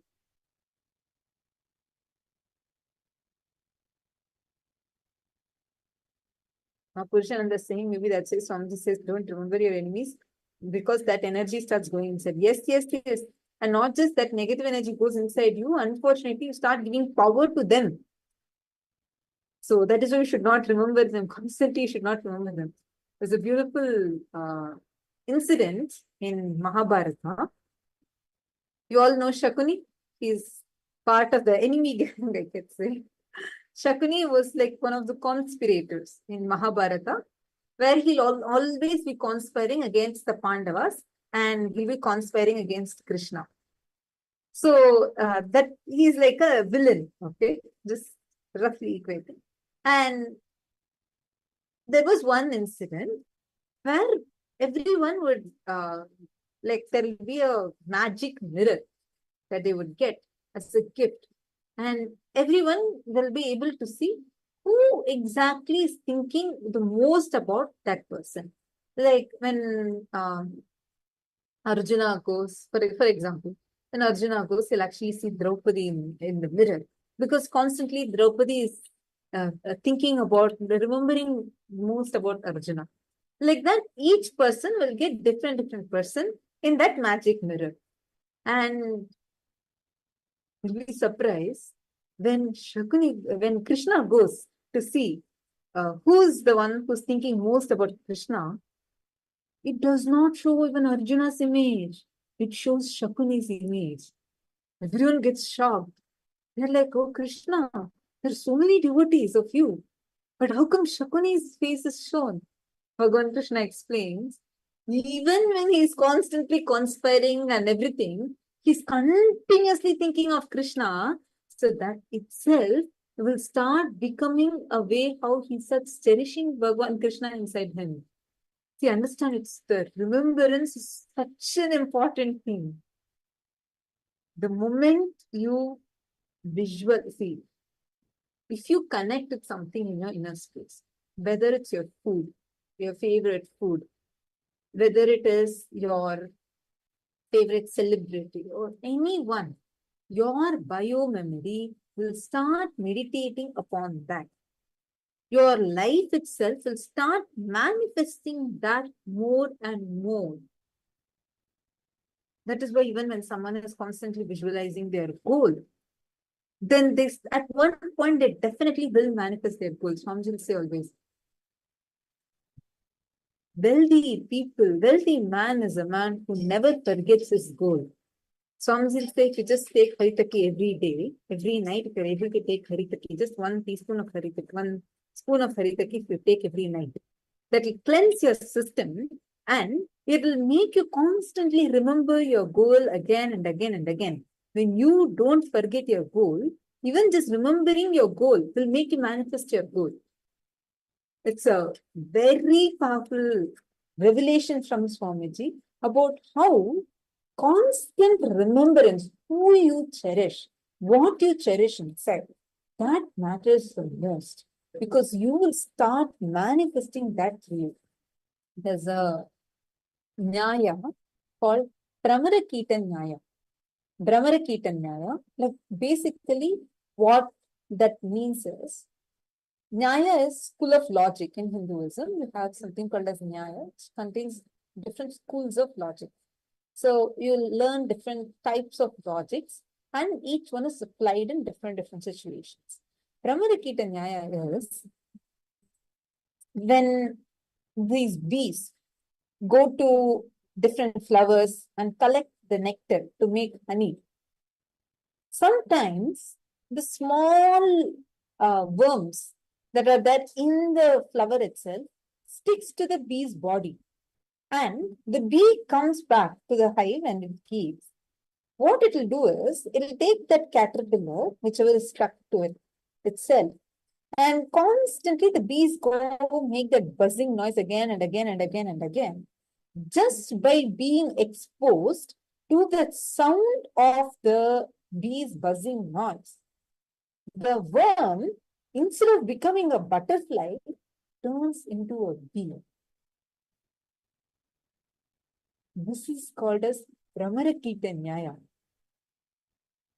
Understand, what you meditate upon matters so much.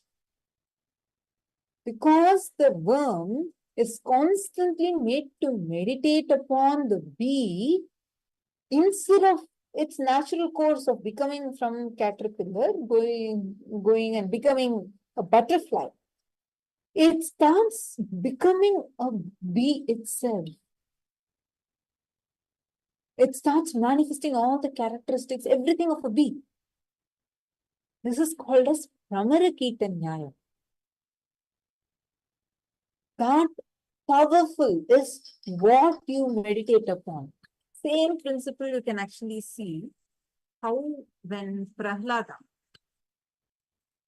when Hiranyakashipu has a child, Hiranyakashipu was a demon king. He was atheistic demon king. He used to torture any person who's a devotee. He used to torture them and kill them. So his whole kingdom, he was making them all atheists.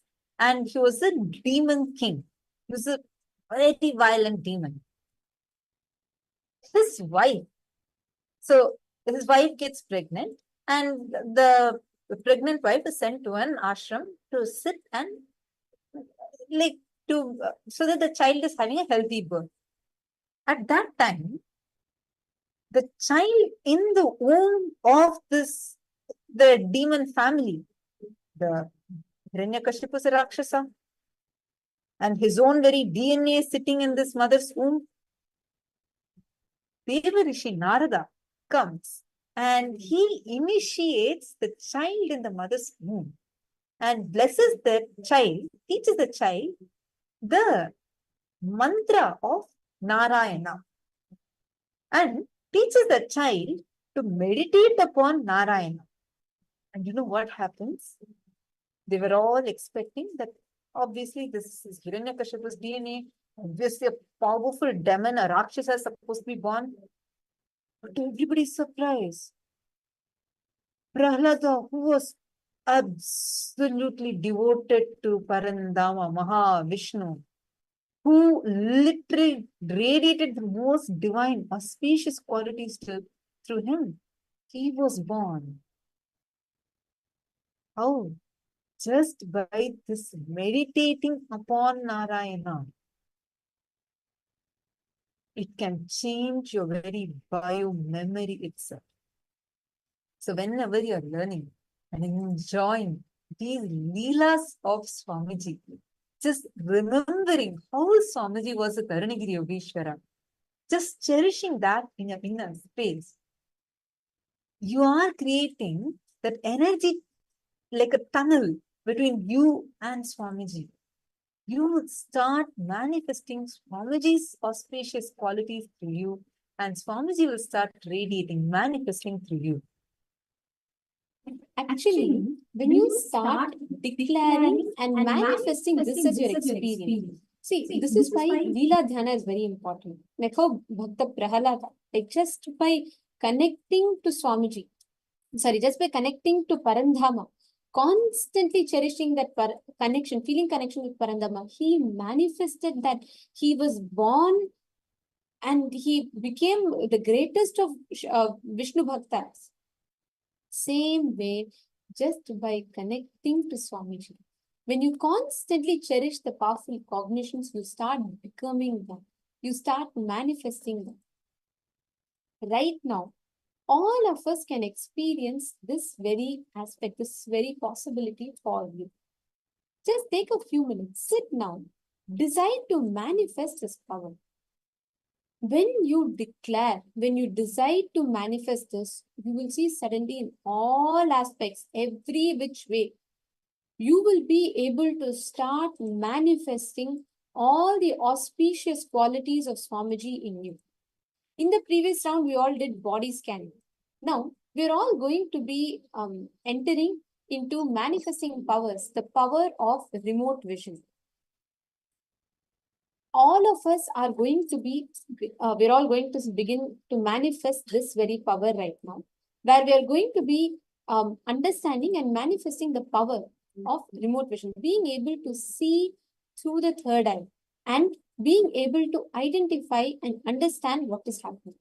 And this first starts with when you start manifesting this power, right? Any place that is there, any place that you want, you will be able to see all the details, all the aspects of, all the details of that place, right? We're all now going to be manifesting this power. And I'll now be chanting the Shastra Pramana for the science. See, when you are established in the space of deep Guru Bhakti, deep feeling connection, anything that is happening in the cosmos, you will have access to it. Anything that is happening anywhere in the world, you will know it. It is very, very easy. The science is very simple and very straightforward. The moment you manifest, Paramashiva says in Vijnana Bhairava Tantra, Vyomakaram Swamatmanam Dhyaye Digbhiranavritam Nirashraya Chitishaktihi Swarupam Darshaye Tada. Means, when you are established and connect to the Vyomakara, the vast, spotless, infinite, etheric space, from the space of oneness, through the Chitish Shakti, through the manifestation of the Supreme Consciousness, you will be able to access anything beyond the boundaries of time, in anywhere, at any place, at any time, any object by your will. In Mahabharata, right, we all read Bhagavad Gita today. But how was that Bhagavad Gita manifested? Sanjaya, who was sitting somewhere else, like many miles away from the Kurukshetra actual battlefield, just through one initiation, he is able to gain access to what is happening in the battlefield, and he is able to explain that in detail. All of you are going to be manifesting this very power right now.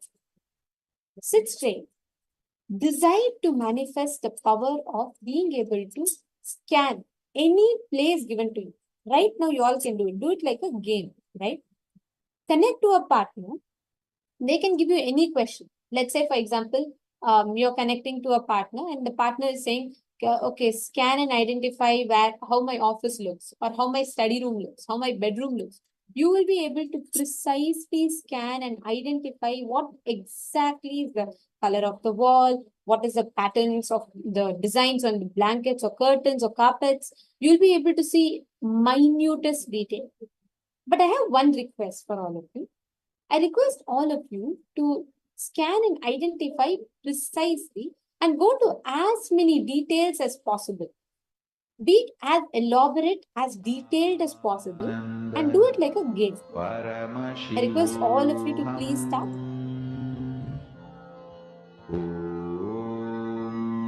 Nithyananda Paramashivoham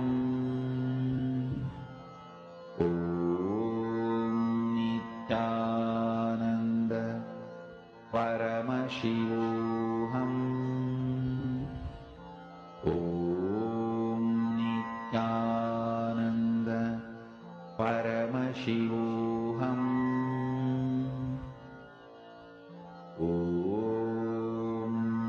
Nithyananda Paramashivoham Nithyananda Paramashivoham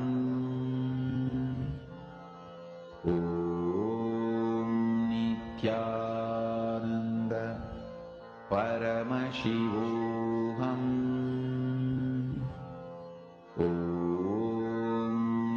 Nithyananda Paramashivoham Nithyananda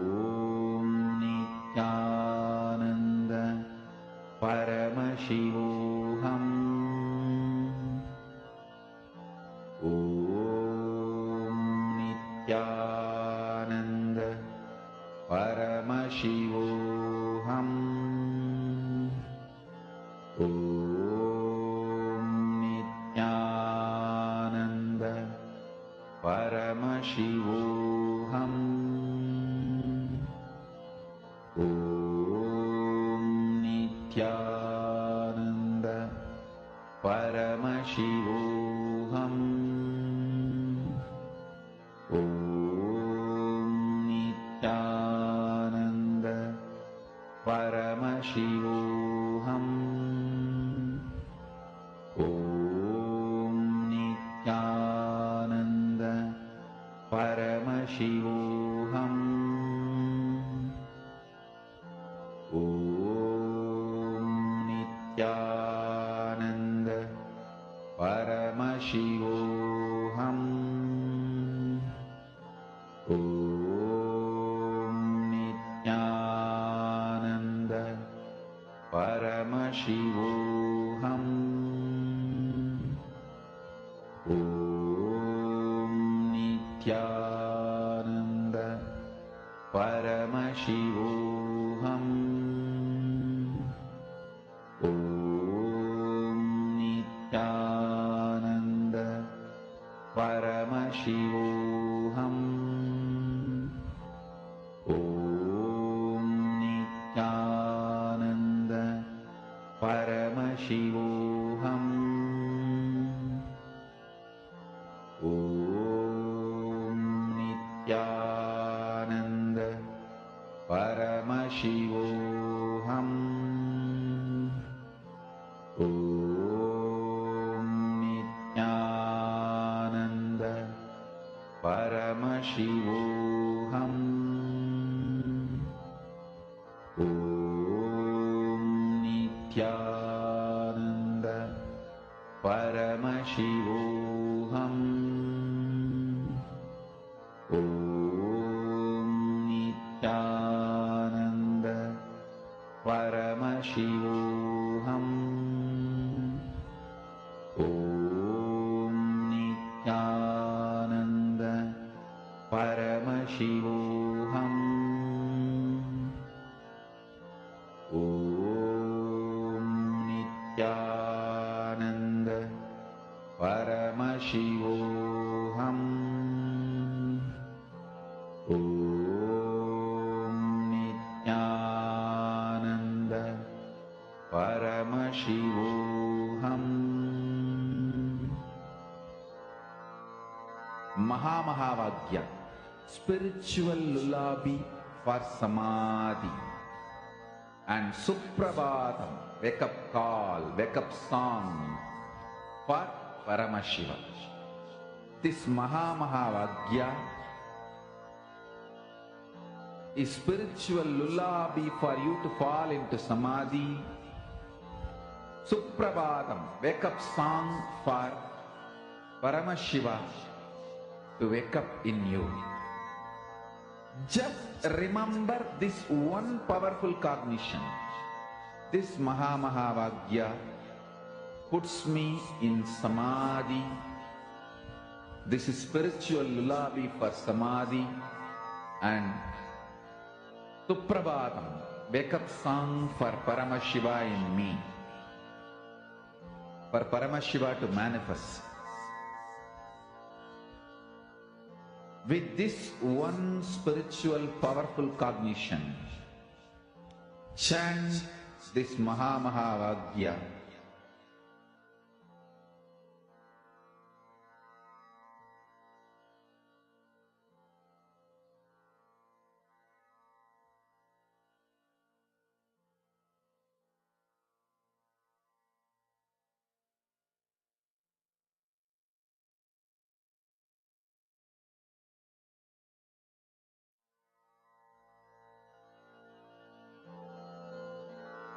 Mahamahavagya, spiritual lullaby for Samadhi, and Suprabhatam, wake up call, wake up song for Paramashiva. For Paramashiva to manifest. With this one spiritual powerful cognition, chant this Mahavagya. Om Nithyananda Paramashivoham. Om Nithyananda Paramashivoham. Om Nithyananda Paramashivoham.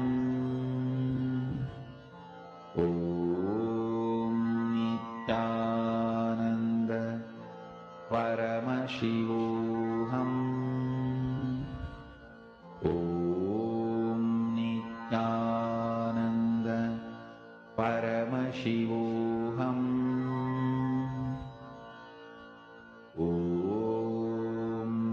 Nithyananda Paramashivoham. Om Nithyananda Paramashivoham. Om Nithyananda Paramashivoham. Om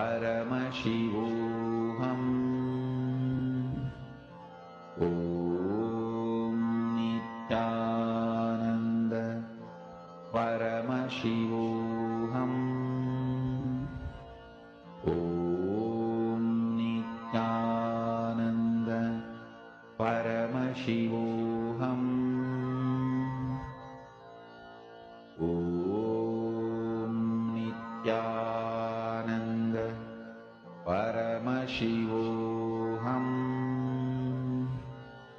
Om Nithyananda Paramashivoham. Om Nithyananda Paramashivoham. Please relax.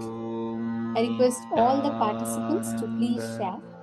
How many of you started manifesting, and how was your experience of manifesting this power? Can I request all the participants to please share? Please take a moment and post in the chat and please share with us. Om Nithyananda Paramashivoham. When you start manifesting this power of remote vision, especially, this is the science of remote vision is very simple. The moment you start manifesting this power, right? Like, let's say you start seeing some details out of 15-20 things. Let's say you're seeing 5 things. The moment you start seeing that in detail, you'll be able to see, like if you're seeing a pot, you'll be able to see the tray around it. Then you'll be able to see the whole place around it. Slowly, you'll be able to expand. You will be able to start seeing all details, whatever is starting to appear around it. You'll be able to see all of them clearly. So it's a very beautiful science. Now, we're all going to be entering into the next session where we're going to be learning about a very beautiful way. We all learned now how Swamiji said this Guru, how Swamiji was with Arunagiri Yogeshwara. How do you manifest that experience? What can you do to start actually manifesting Swamiji through you? There's a very beautiful method that Swamiji gives called practicing the presence of God. We're now going to be entering the session where we learn about how you can practice the presence of God as Swamiji himself has revealed.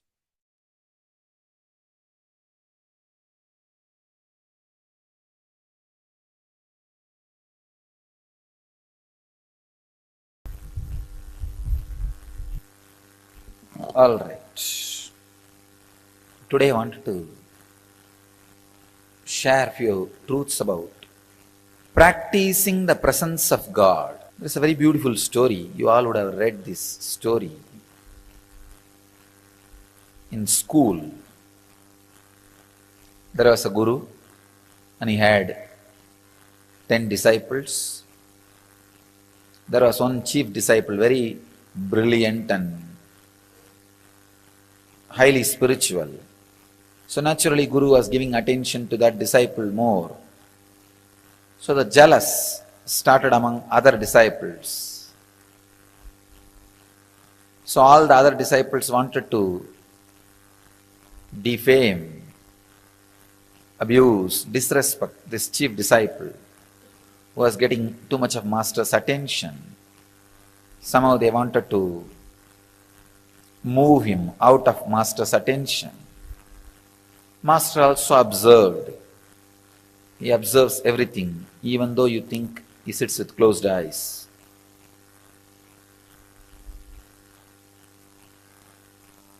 He observed what goes on, all the absurdity which goes on when he is with closed eyes, or when people think he is with closed eyes.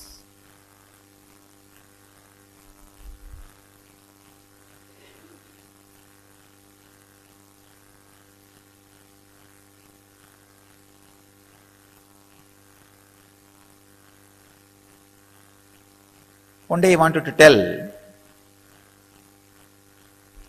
all the disciples why he is giving more importance to the chief disciple, the sincere disciple. So he called everybody, kept a small test, giving each one of them one banana and telling them, go and eat in a place where nobody sees you, where you are not observed by anybody. All the fellows ran here and there. One ran behind the kitchen, one ran behind the sarovar, one ran outside the gate, one was hiding in the temple godown. They all ate and came back, except this chief disciple. He came back with the banana without eating it. All the disciples asked, why? You did not find any place. He just kept quiet. Master asked, you did not find any place where nobody was observing you. The disciple says very beautifully, it's a very small story. All of you would have known. Master, I am not able to find any place where God is not observing me, where God is not seeing me. I feel everywhere His presence. This story was known to all of you as a knowledge. Unfortunately, it did not become wisdom. The story has multiple layers of meaning and understanding.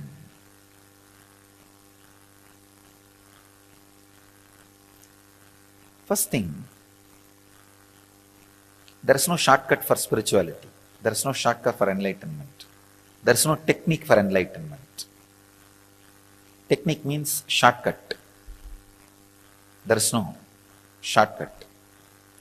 You have to iron out your 24 hours with a clear understanding of practicing the presence of God in your body, mind, actions, in everything.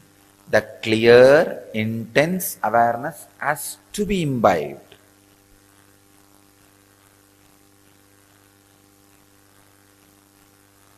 Second thing, whatever you experience as God, when you experience me, some will have 30% fear and 30% love, 30% confused emotions. Some will have maybe 50% fear, 40% confused emotions. Some will have 100% fear. Some will have 100% love, no fear. Different ways you will be experiencing the Guru. Whatever you experience as Guru, that's what your experience as God. You have no other experience. Whatever may be the experience you have about Guru, whether it is with fear or the attitude of master and disciple, or the attitude of father and son, or the attitude of mother and son, or the attitude of friend, or the attitude of beloved, practice 24 hours. Two things will happen. One, your action will fall into awareness. Second, that fear, whatever the lower experience you have about the master will extinct, will be burnt away. The percentage of fear you experience with me will be burnt away. The percentage of other emotions, except pure surrender you experience with me, will be burnt away.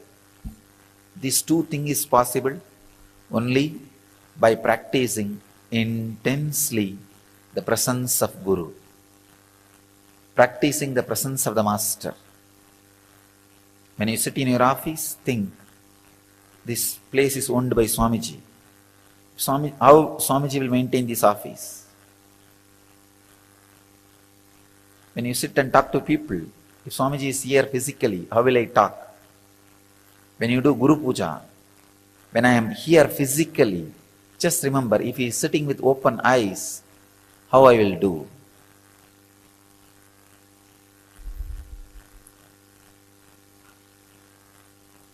Practicing the presence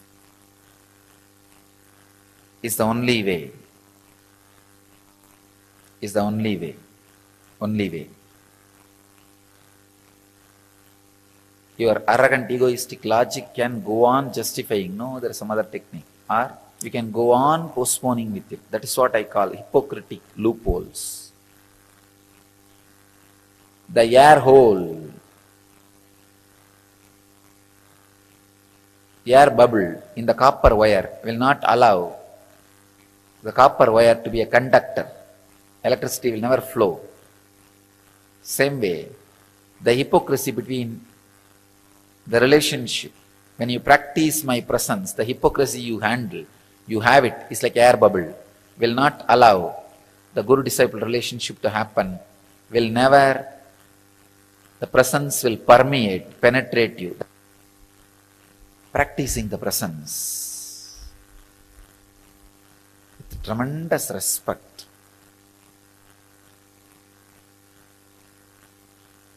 is the only way. That is the only way. My blessings to all of you. Let me tell you one incident. Really, it happened. Heavy rain. Maybe around the time when I had my first experience, I was going for a circumambulation of that hill. I had the fear, heavy rain and thunders, lightning. Immediately I thought, how Annamalai Swami will behave? He won't bother. He will just walk. Let me also do the same way.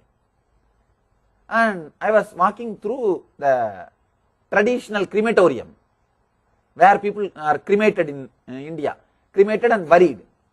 In India, both are done in same place. Burial and cremation, both are done in same place. I was walking through that because when you go around the hill, you are supposed, that path goes through that crematorium of Arunachala, the city's cremation ground. Suddenly I saw one dog biting something and eating. When I went near, the dog was trying to bark to drive me out. First thing, when the fear came, I saw that. I thought, how Annamalai Swami will behave? He won't bother. Just let me go. I started moving. Anyway, when I started moving, the dog got frightened and ran away. When I went near only, I saw it was a dead body which was not completely buried, came out in the rain, and it is lying on the road. And just imagine, 12-13-year-old boy, midnight, dead body, without head, because head is in the mouth of the dog. And the moment the fear started, it did not even reach my being completely. The shock, fear stroke did not even happen completely. The moment even the first thought started coming, the awareness was so intense. I thought, how Annamalai Swami will behave now? He will just walk around and go. Just walk around and go. I went, that's all. That's all. Just I took bypass, detour, walked, did not even bother to turn back and see. Just walked. the fear stroke did not reach my whole body. The fear stroke, which was like a pebble which started or which was about to start, did not even open up and reach my body. The heat or that shivering or that shaking was not there in the body. Just it's died. It's not there. Intensely, the whole conscious inner space was ready. That is the reason the small, just a small punch or a small inspiration was able to put me into that experience. That's what I call living enlightenment. When you live enlightened master's body language, you live enlightenment. Whenever any thought comes into my body or into the space, first thing I'll think, how he will behave. Naturally this will not be there, then forget about it. So he became the scale, these masters became the scale or the inner space, just constantly from morning till night, constantly they became the life center. I asked him once, Swamiji, that I saw the Arunachaleshwara in dream. Do you also see him in the dream? He said, no, I don't have any dream. You don't have dream? Then how can I have dream? That night I said, no dream. Annamalai Swami will not have dream. Then how can I have dream? No dream. You will be surprised. That night when some dreams started happening, I clearly inside the dream I am saying, no, Annamalai Swami doesn't have dream. Then how can I have dream? Dream disappeared. Just dream disappeared. The inner space was so thorough, so innocent, so straight, direct.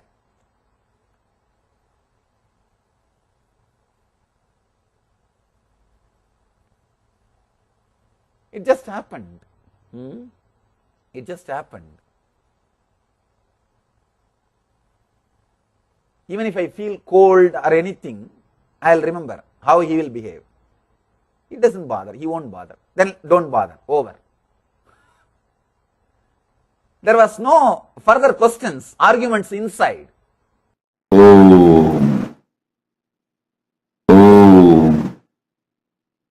As the ultimate manifestation of Paramashiva's Bhagavan Nithyananda Paramashiva Murti, I bless you all with Paramadvaita Anubhuti, with the Diksha, initiation, Anubhava, experience, Anubhuti of Paramadvaita Diksha, Paramadvaita.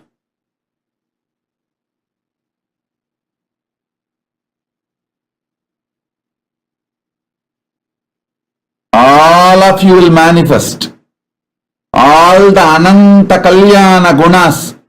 Paramashiva is manifesting in this form and experience Paramadvaita oneness.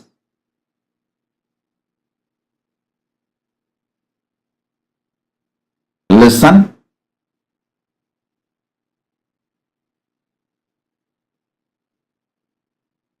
Listen to this one powerful cognition.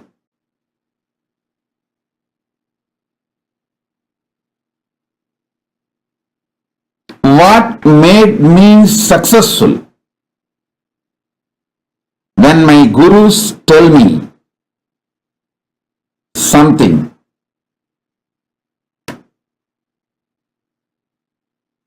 I apply Karna Dana Nyaya.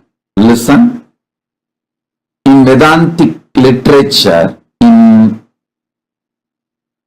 Hinduism, there are many Nyaya, like Pramarakita Nyaya, Rajyasarbanyaya. There are different analogies. Rajyasarbanyaya means seeing the snake as the rope or the rope as the snake. That is Rajyasarbanyaya. And then waking up to the truth. In the delusion, seeing snake as a rope or the rope as snake, and waking up and realizing what the reality is, whether it is a snake or rope. It's called Rajyasarbanyaya. There is something called Pramaragidanyaya. How bee picks up a worm, keeps in his small bee nest, just by going on injecting his sound, infusing into it like meditating, he makes the worm into bee. That is called Pramaragidanyaya. There is one more called Karana Dhananyaya. Means somebody came to ask Dana from Karana. He was applying oil from a golden cup.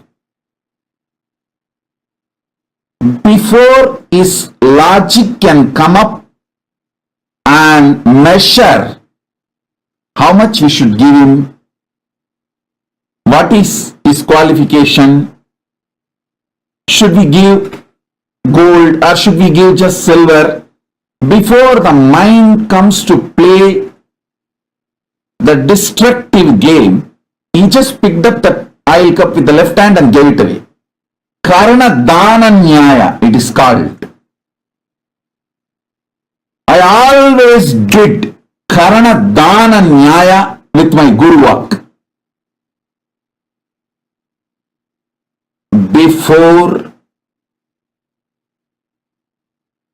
the duality, Dvandva, choice picking attitude grows inside my system, I just do my Guru work. I just go for it. Even now,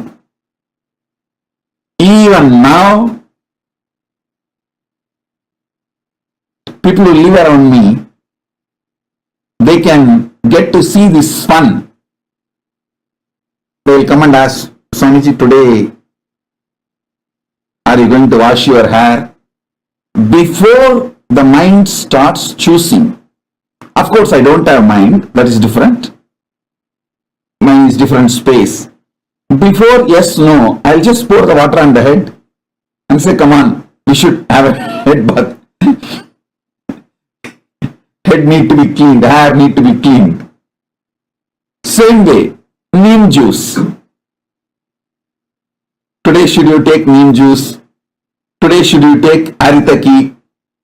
Before the second thought can grow, I'll just gulp it. I'll just put the aritaki powder, that's it. No Brahmaragita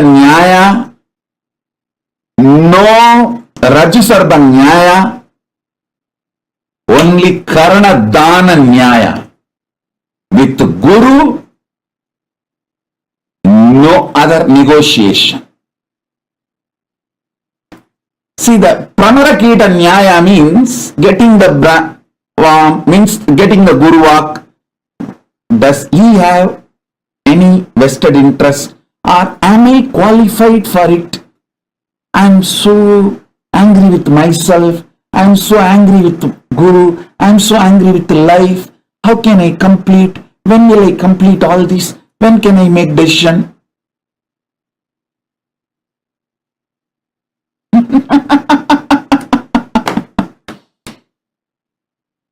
With duality, you don't need any me. Your duality will kill you.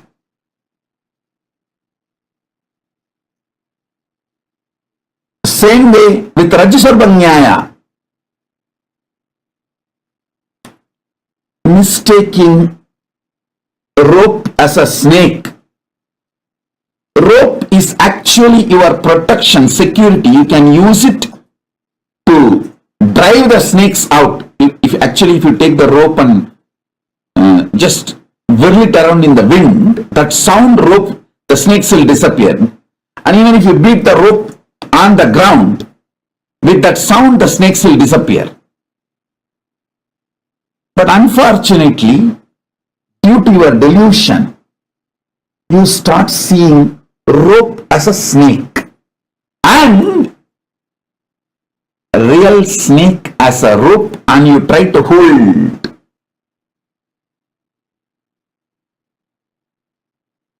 Listen.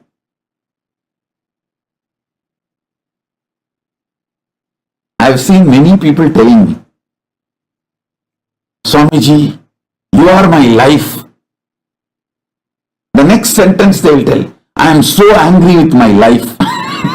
It means what? You are directly angry with me.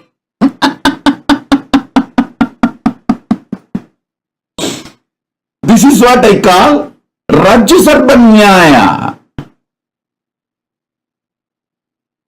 In your deep delusion, you utter words, you make decisions which has no meaning.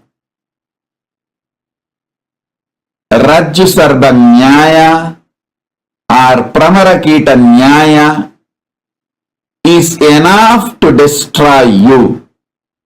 With Guru Vak, your relationship with Guru should be very clear. Karanadana Nyaya.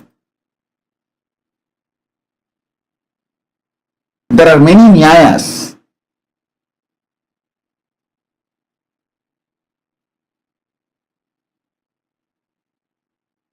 Listen, I have seen so many people.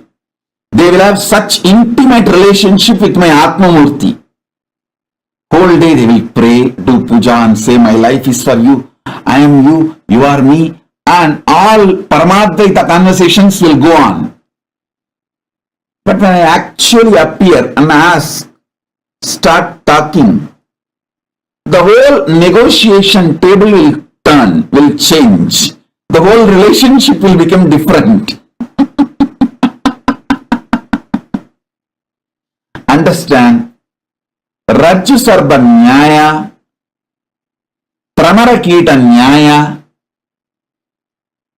There's one more Nyaya. Markada Vairagya Nyaya means a monkey will give up easily and jump from one tree to another. You may think, wow, what a great monkey. It gave up the mango tree and jumped into tamarind tree. No. In 2 seconds, it will jump from tamarind tree to another tree. So, the monkey's renunciation is not renunciation with the clarity or the correct intention. So, Markada Vairagya Nyaya will not work. Pramaragita Nyaya will not work.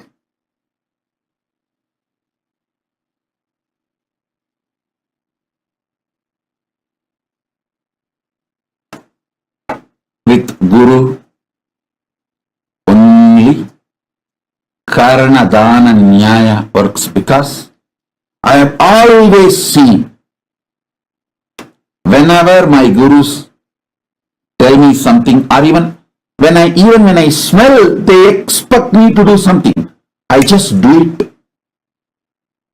That makes them feel so much about me. They immediately shower on me so much of life, energy, success, and they expect me to take the next jump. And then I take the next step, next step, next step. If you have a lot of time to waste, then take up Markada Vairagya Nyaya.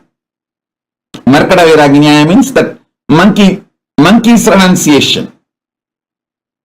Or Pramaragita Nyaya, take it and sit with that.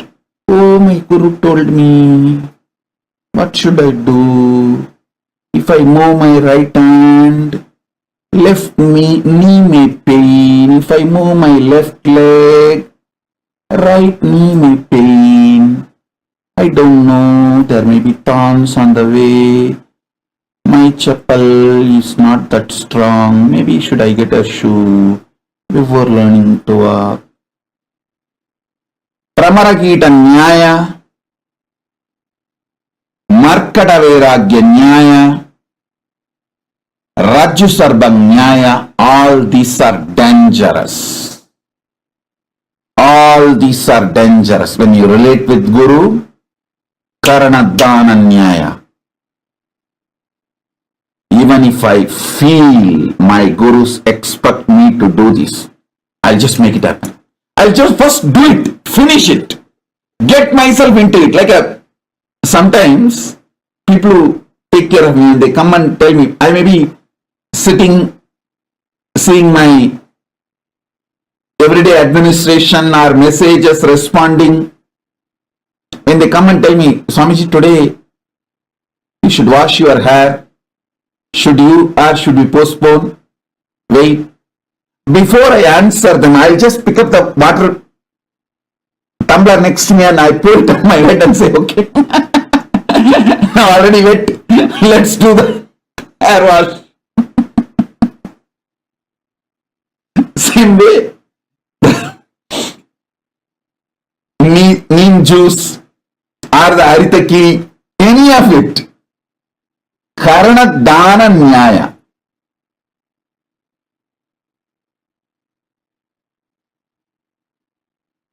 Anything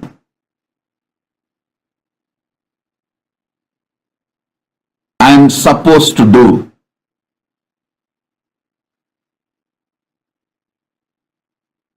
Karana Dana Nyaya is the only thing.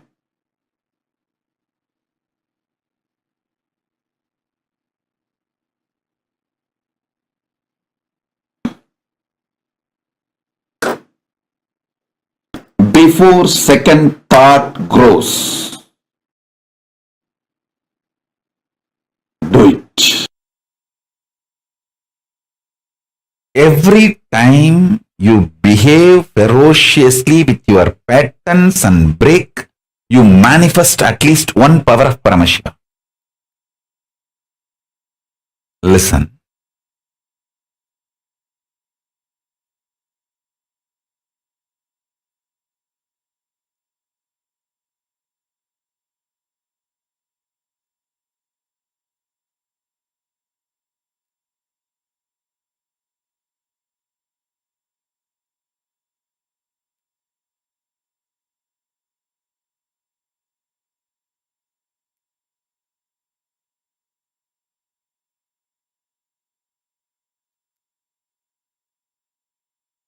To behave ferociously with your pattern, you don't need anything other than feeling connection or trust on me, because the trust you have on me will naturally manifest as the courage to execute my words.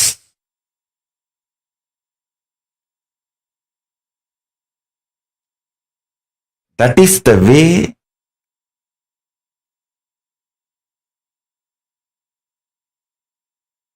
I manifested Paramashiva. See, my extreme love for my Gurus,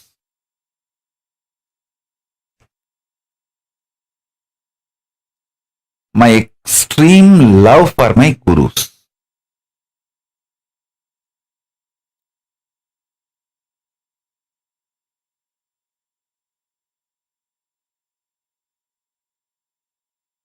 I'll tell you one small incident.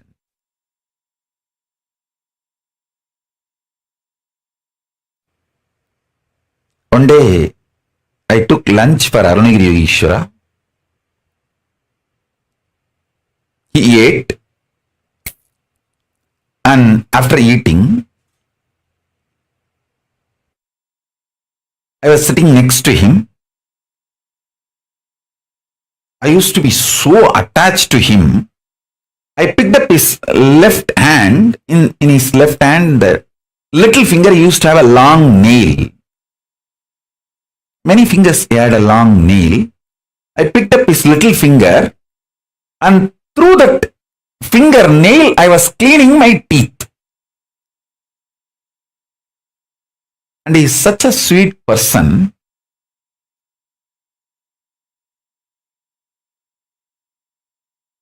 Not only he did not stop me and not even showing any irritation or any difficulty in his face. I was having his left hand in that little finger, that nail I was using, and cleaning the teeth.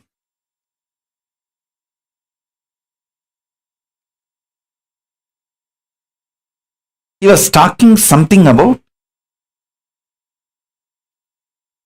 mukti, goal of life, all that. I was deeply listening, and the same way using his left hand little finger nail, and not that I did not cut the nail. With the holding the whole finger, I was cleaning my teeth using his little finger nail.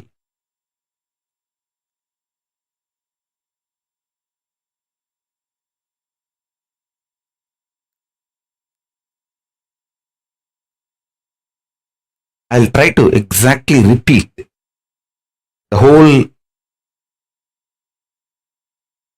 flow of the information from Akashic records so that all of you can understand.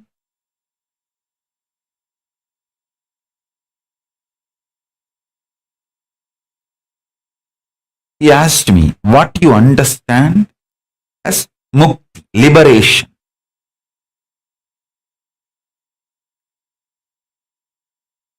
Because he was teaching me about goal of life is mukti, liberation.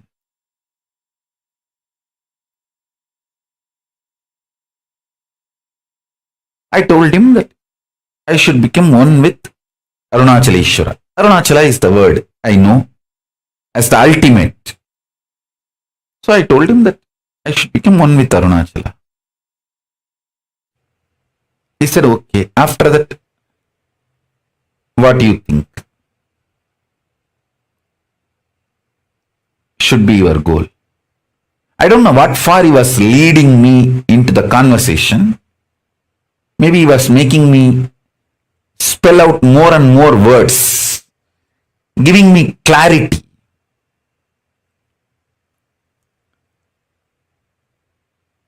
So I told him that if I become one with Arunachala, whoever remembers me will be naturally remembering Arunachala, so they will also get liberated. Because Smaranat Mukti Arunachalam. At the time when I uttered this, he had a wide smile in his face. I was holding his left hand and cleaning my teeth and talking and cleaning, and with the right hand, with his right hand, he just held my cheeks. How the kids, we hold the cheeks of the kids and conjify. He held and shook my face and said, Tatastu, Tatastu, Tatastu. Blessed me, and I could see very clearly that very blessing entered into the whole being and started manifesting. Not only as my liberation, me becoming one with Paramashiva, Arunachaleshwara, and liberated. Anyone remembers me, remembers Arunachaleshwara. So I am only just a symbol of Arunachaleshwara.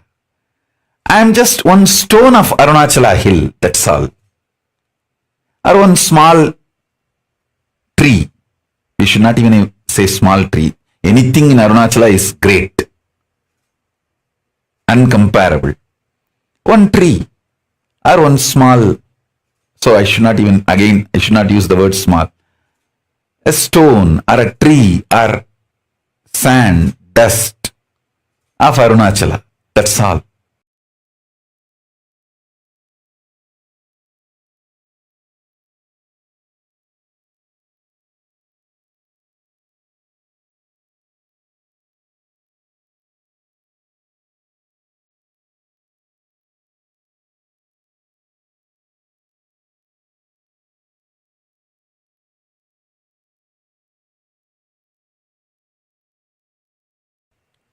Listen. My love and feeling connection with my Guru and Guru Parampara gave me the strength, courage, sacrifice needed to break all the patterns and never allow any pattern to get built which can bind me in any way.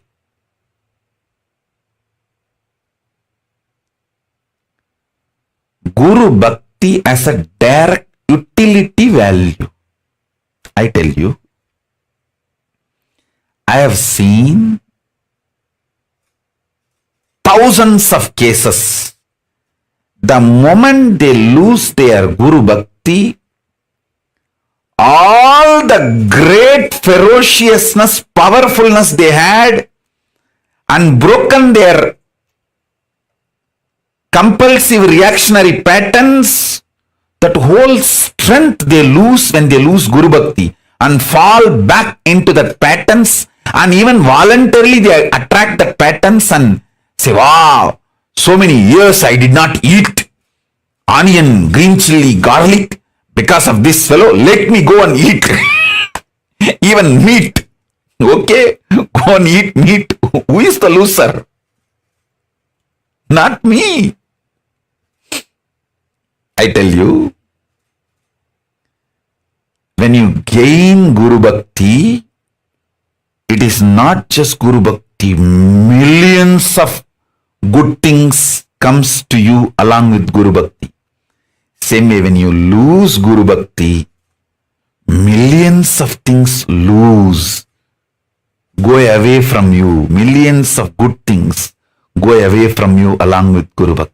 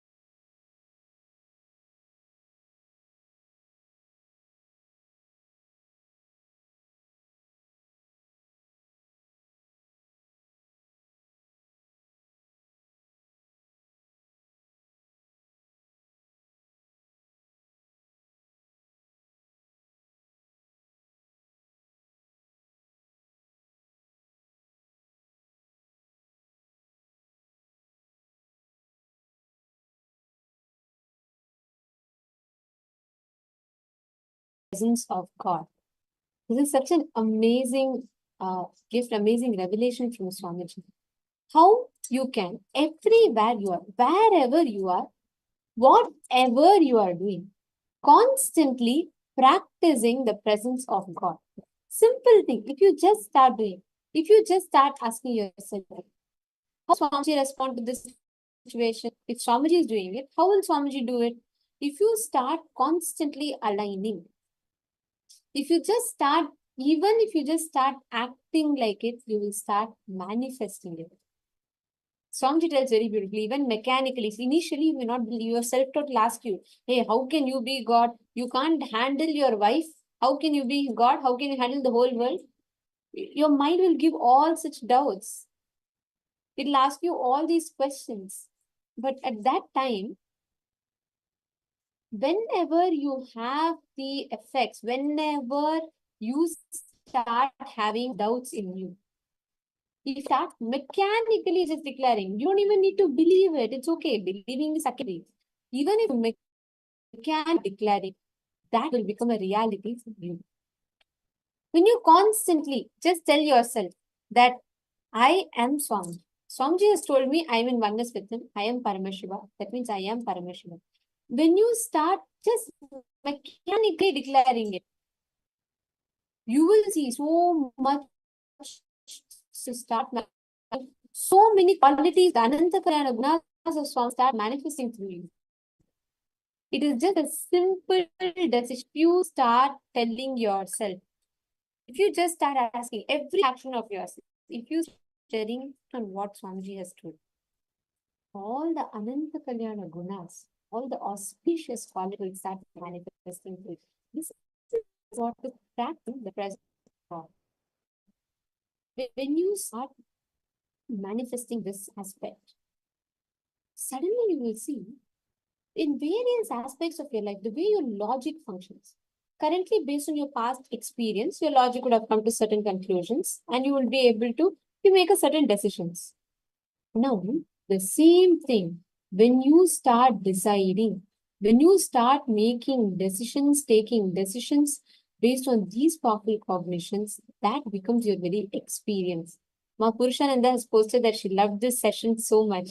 Actually, what Swamiji has revealed right now, it's phenomenal. If you just start understanding and seeing how you can start practicing the presence of God. There's a very beautiful incident actually from Swamiji's own life. When Swamiji was younger, Swamiji used to attend this sessions, satsangs of Annamalai Swamigal. Annamalai Swamigal is a direct disciple of Bhagavan Ramana Maharishi. And Swamiji was very fond of, Annamalai Swamigal, and Swamiji used to attend all of the sessions. And one day, Swamiji had a dream. He had a dream where Devi came and gave darshan to Swamiji in the dream. And Swamiji was like so eager and he wanted to go and share this with Annamalai Swamigal. So Swamiji goes and Swamiji says that to Annamalai Swamigal that, I had this darshan, Swami.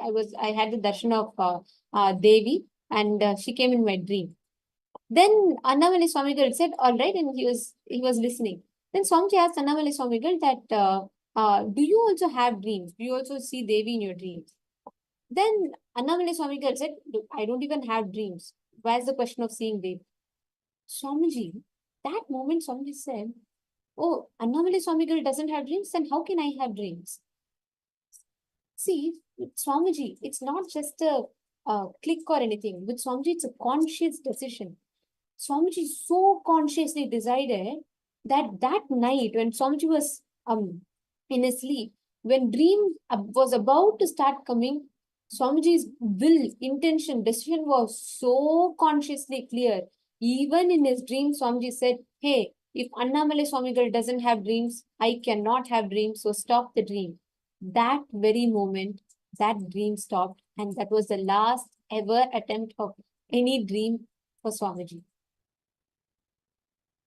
Swamiji's integrity is such, his decision, the way Swamiji is, the decision is so clear, so ferocious, so integrated. When Swamiji decided, when he saw, if Annamalai Swamigal doesn't have, then Swamiji declares, I will also not have. That is integrity. That is what is practicing the presence of God. When you declare you are consciousness, from the space, from the understanding that you are consciousness, when you start deciding, when you start declaring in every aspect to start practicing the presence of God, you will start manifesting all the Ananta Kalyana Gunas of Swamiji. Even if you act like it, even if you say, okay, I may not, right now I may have doubt. Right now I may not be Swamiji's, I may not be as, as integrated as Swamiji, I may not be as, as divine as Swamiji, but because Swamiji told, let me start practicing. Even if you start faking it, you will make it. But the only first step you need to do is start operating from gratitude. When you start operating from gratitude, all the patterns will become redundant. When you know it is a pattern that you are operating from, drop it. That's all. Look into your life. See where all you are operating from certain pattern. And make those patterns redundant. Actually, all of you can do it now. Take a few minutes. Identify certain patterns that you're constantly stuck with in life. Alright?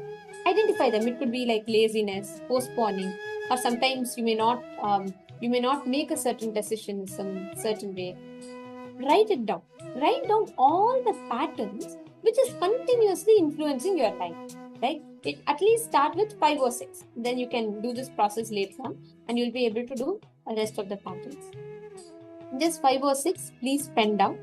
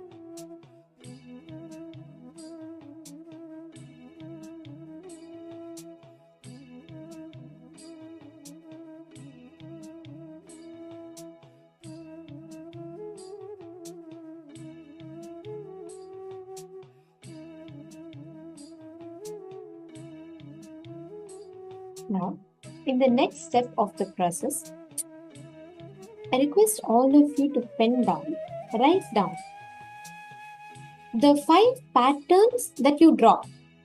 Consciously make a will and decide to drop that 5 patterns. Please write down.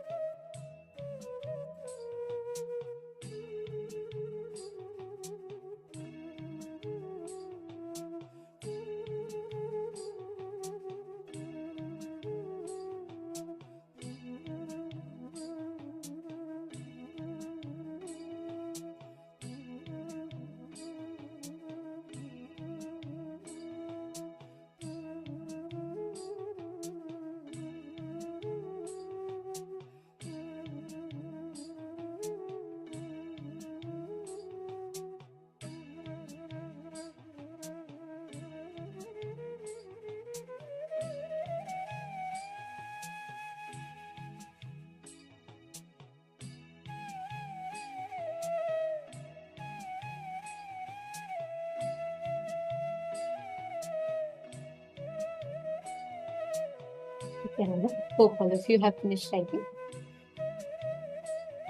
Now, we're all going to be entering into manifesting this same powerful cognition as a power. When you start manifesting, when you start seeing how each of these aspects, whenever you start doing, whenever you start taking a step for this, if you start seeing in your everyday aspects of your life, just observe yourself. See, you will start seeing how in each of aspects of these, if you start manifesting these powerful cognitions, start practicing the presence of God. For example, if there's in some time, let's say you have a, let's say you're trying to manifest a power, this is self-doubt coming in.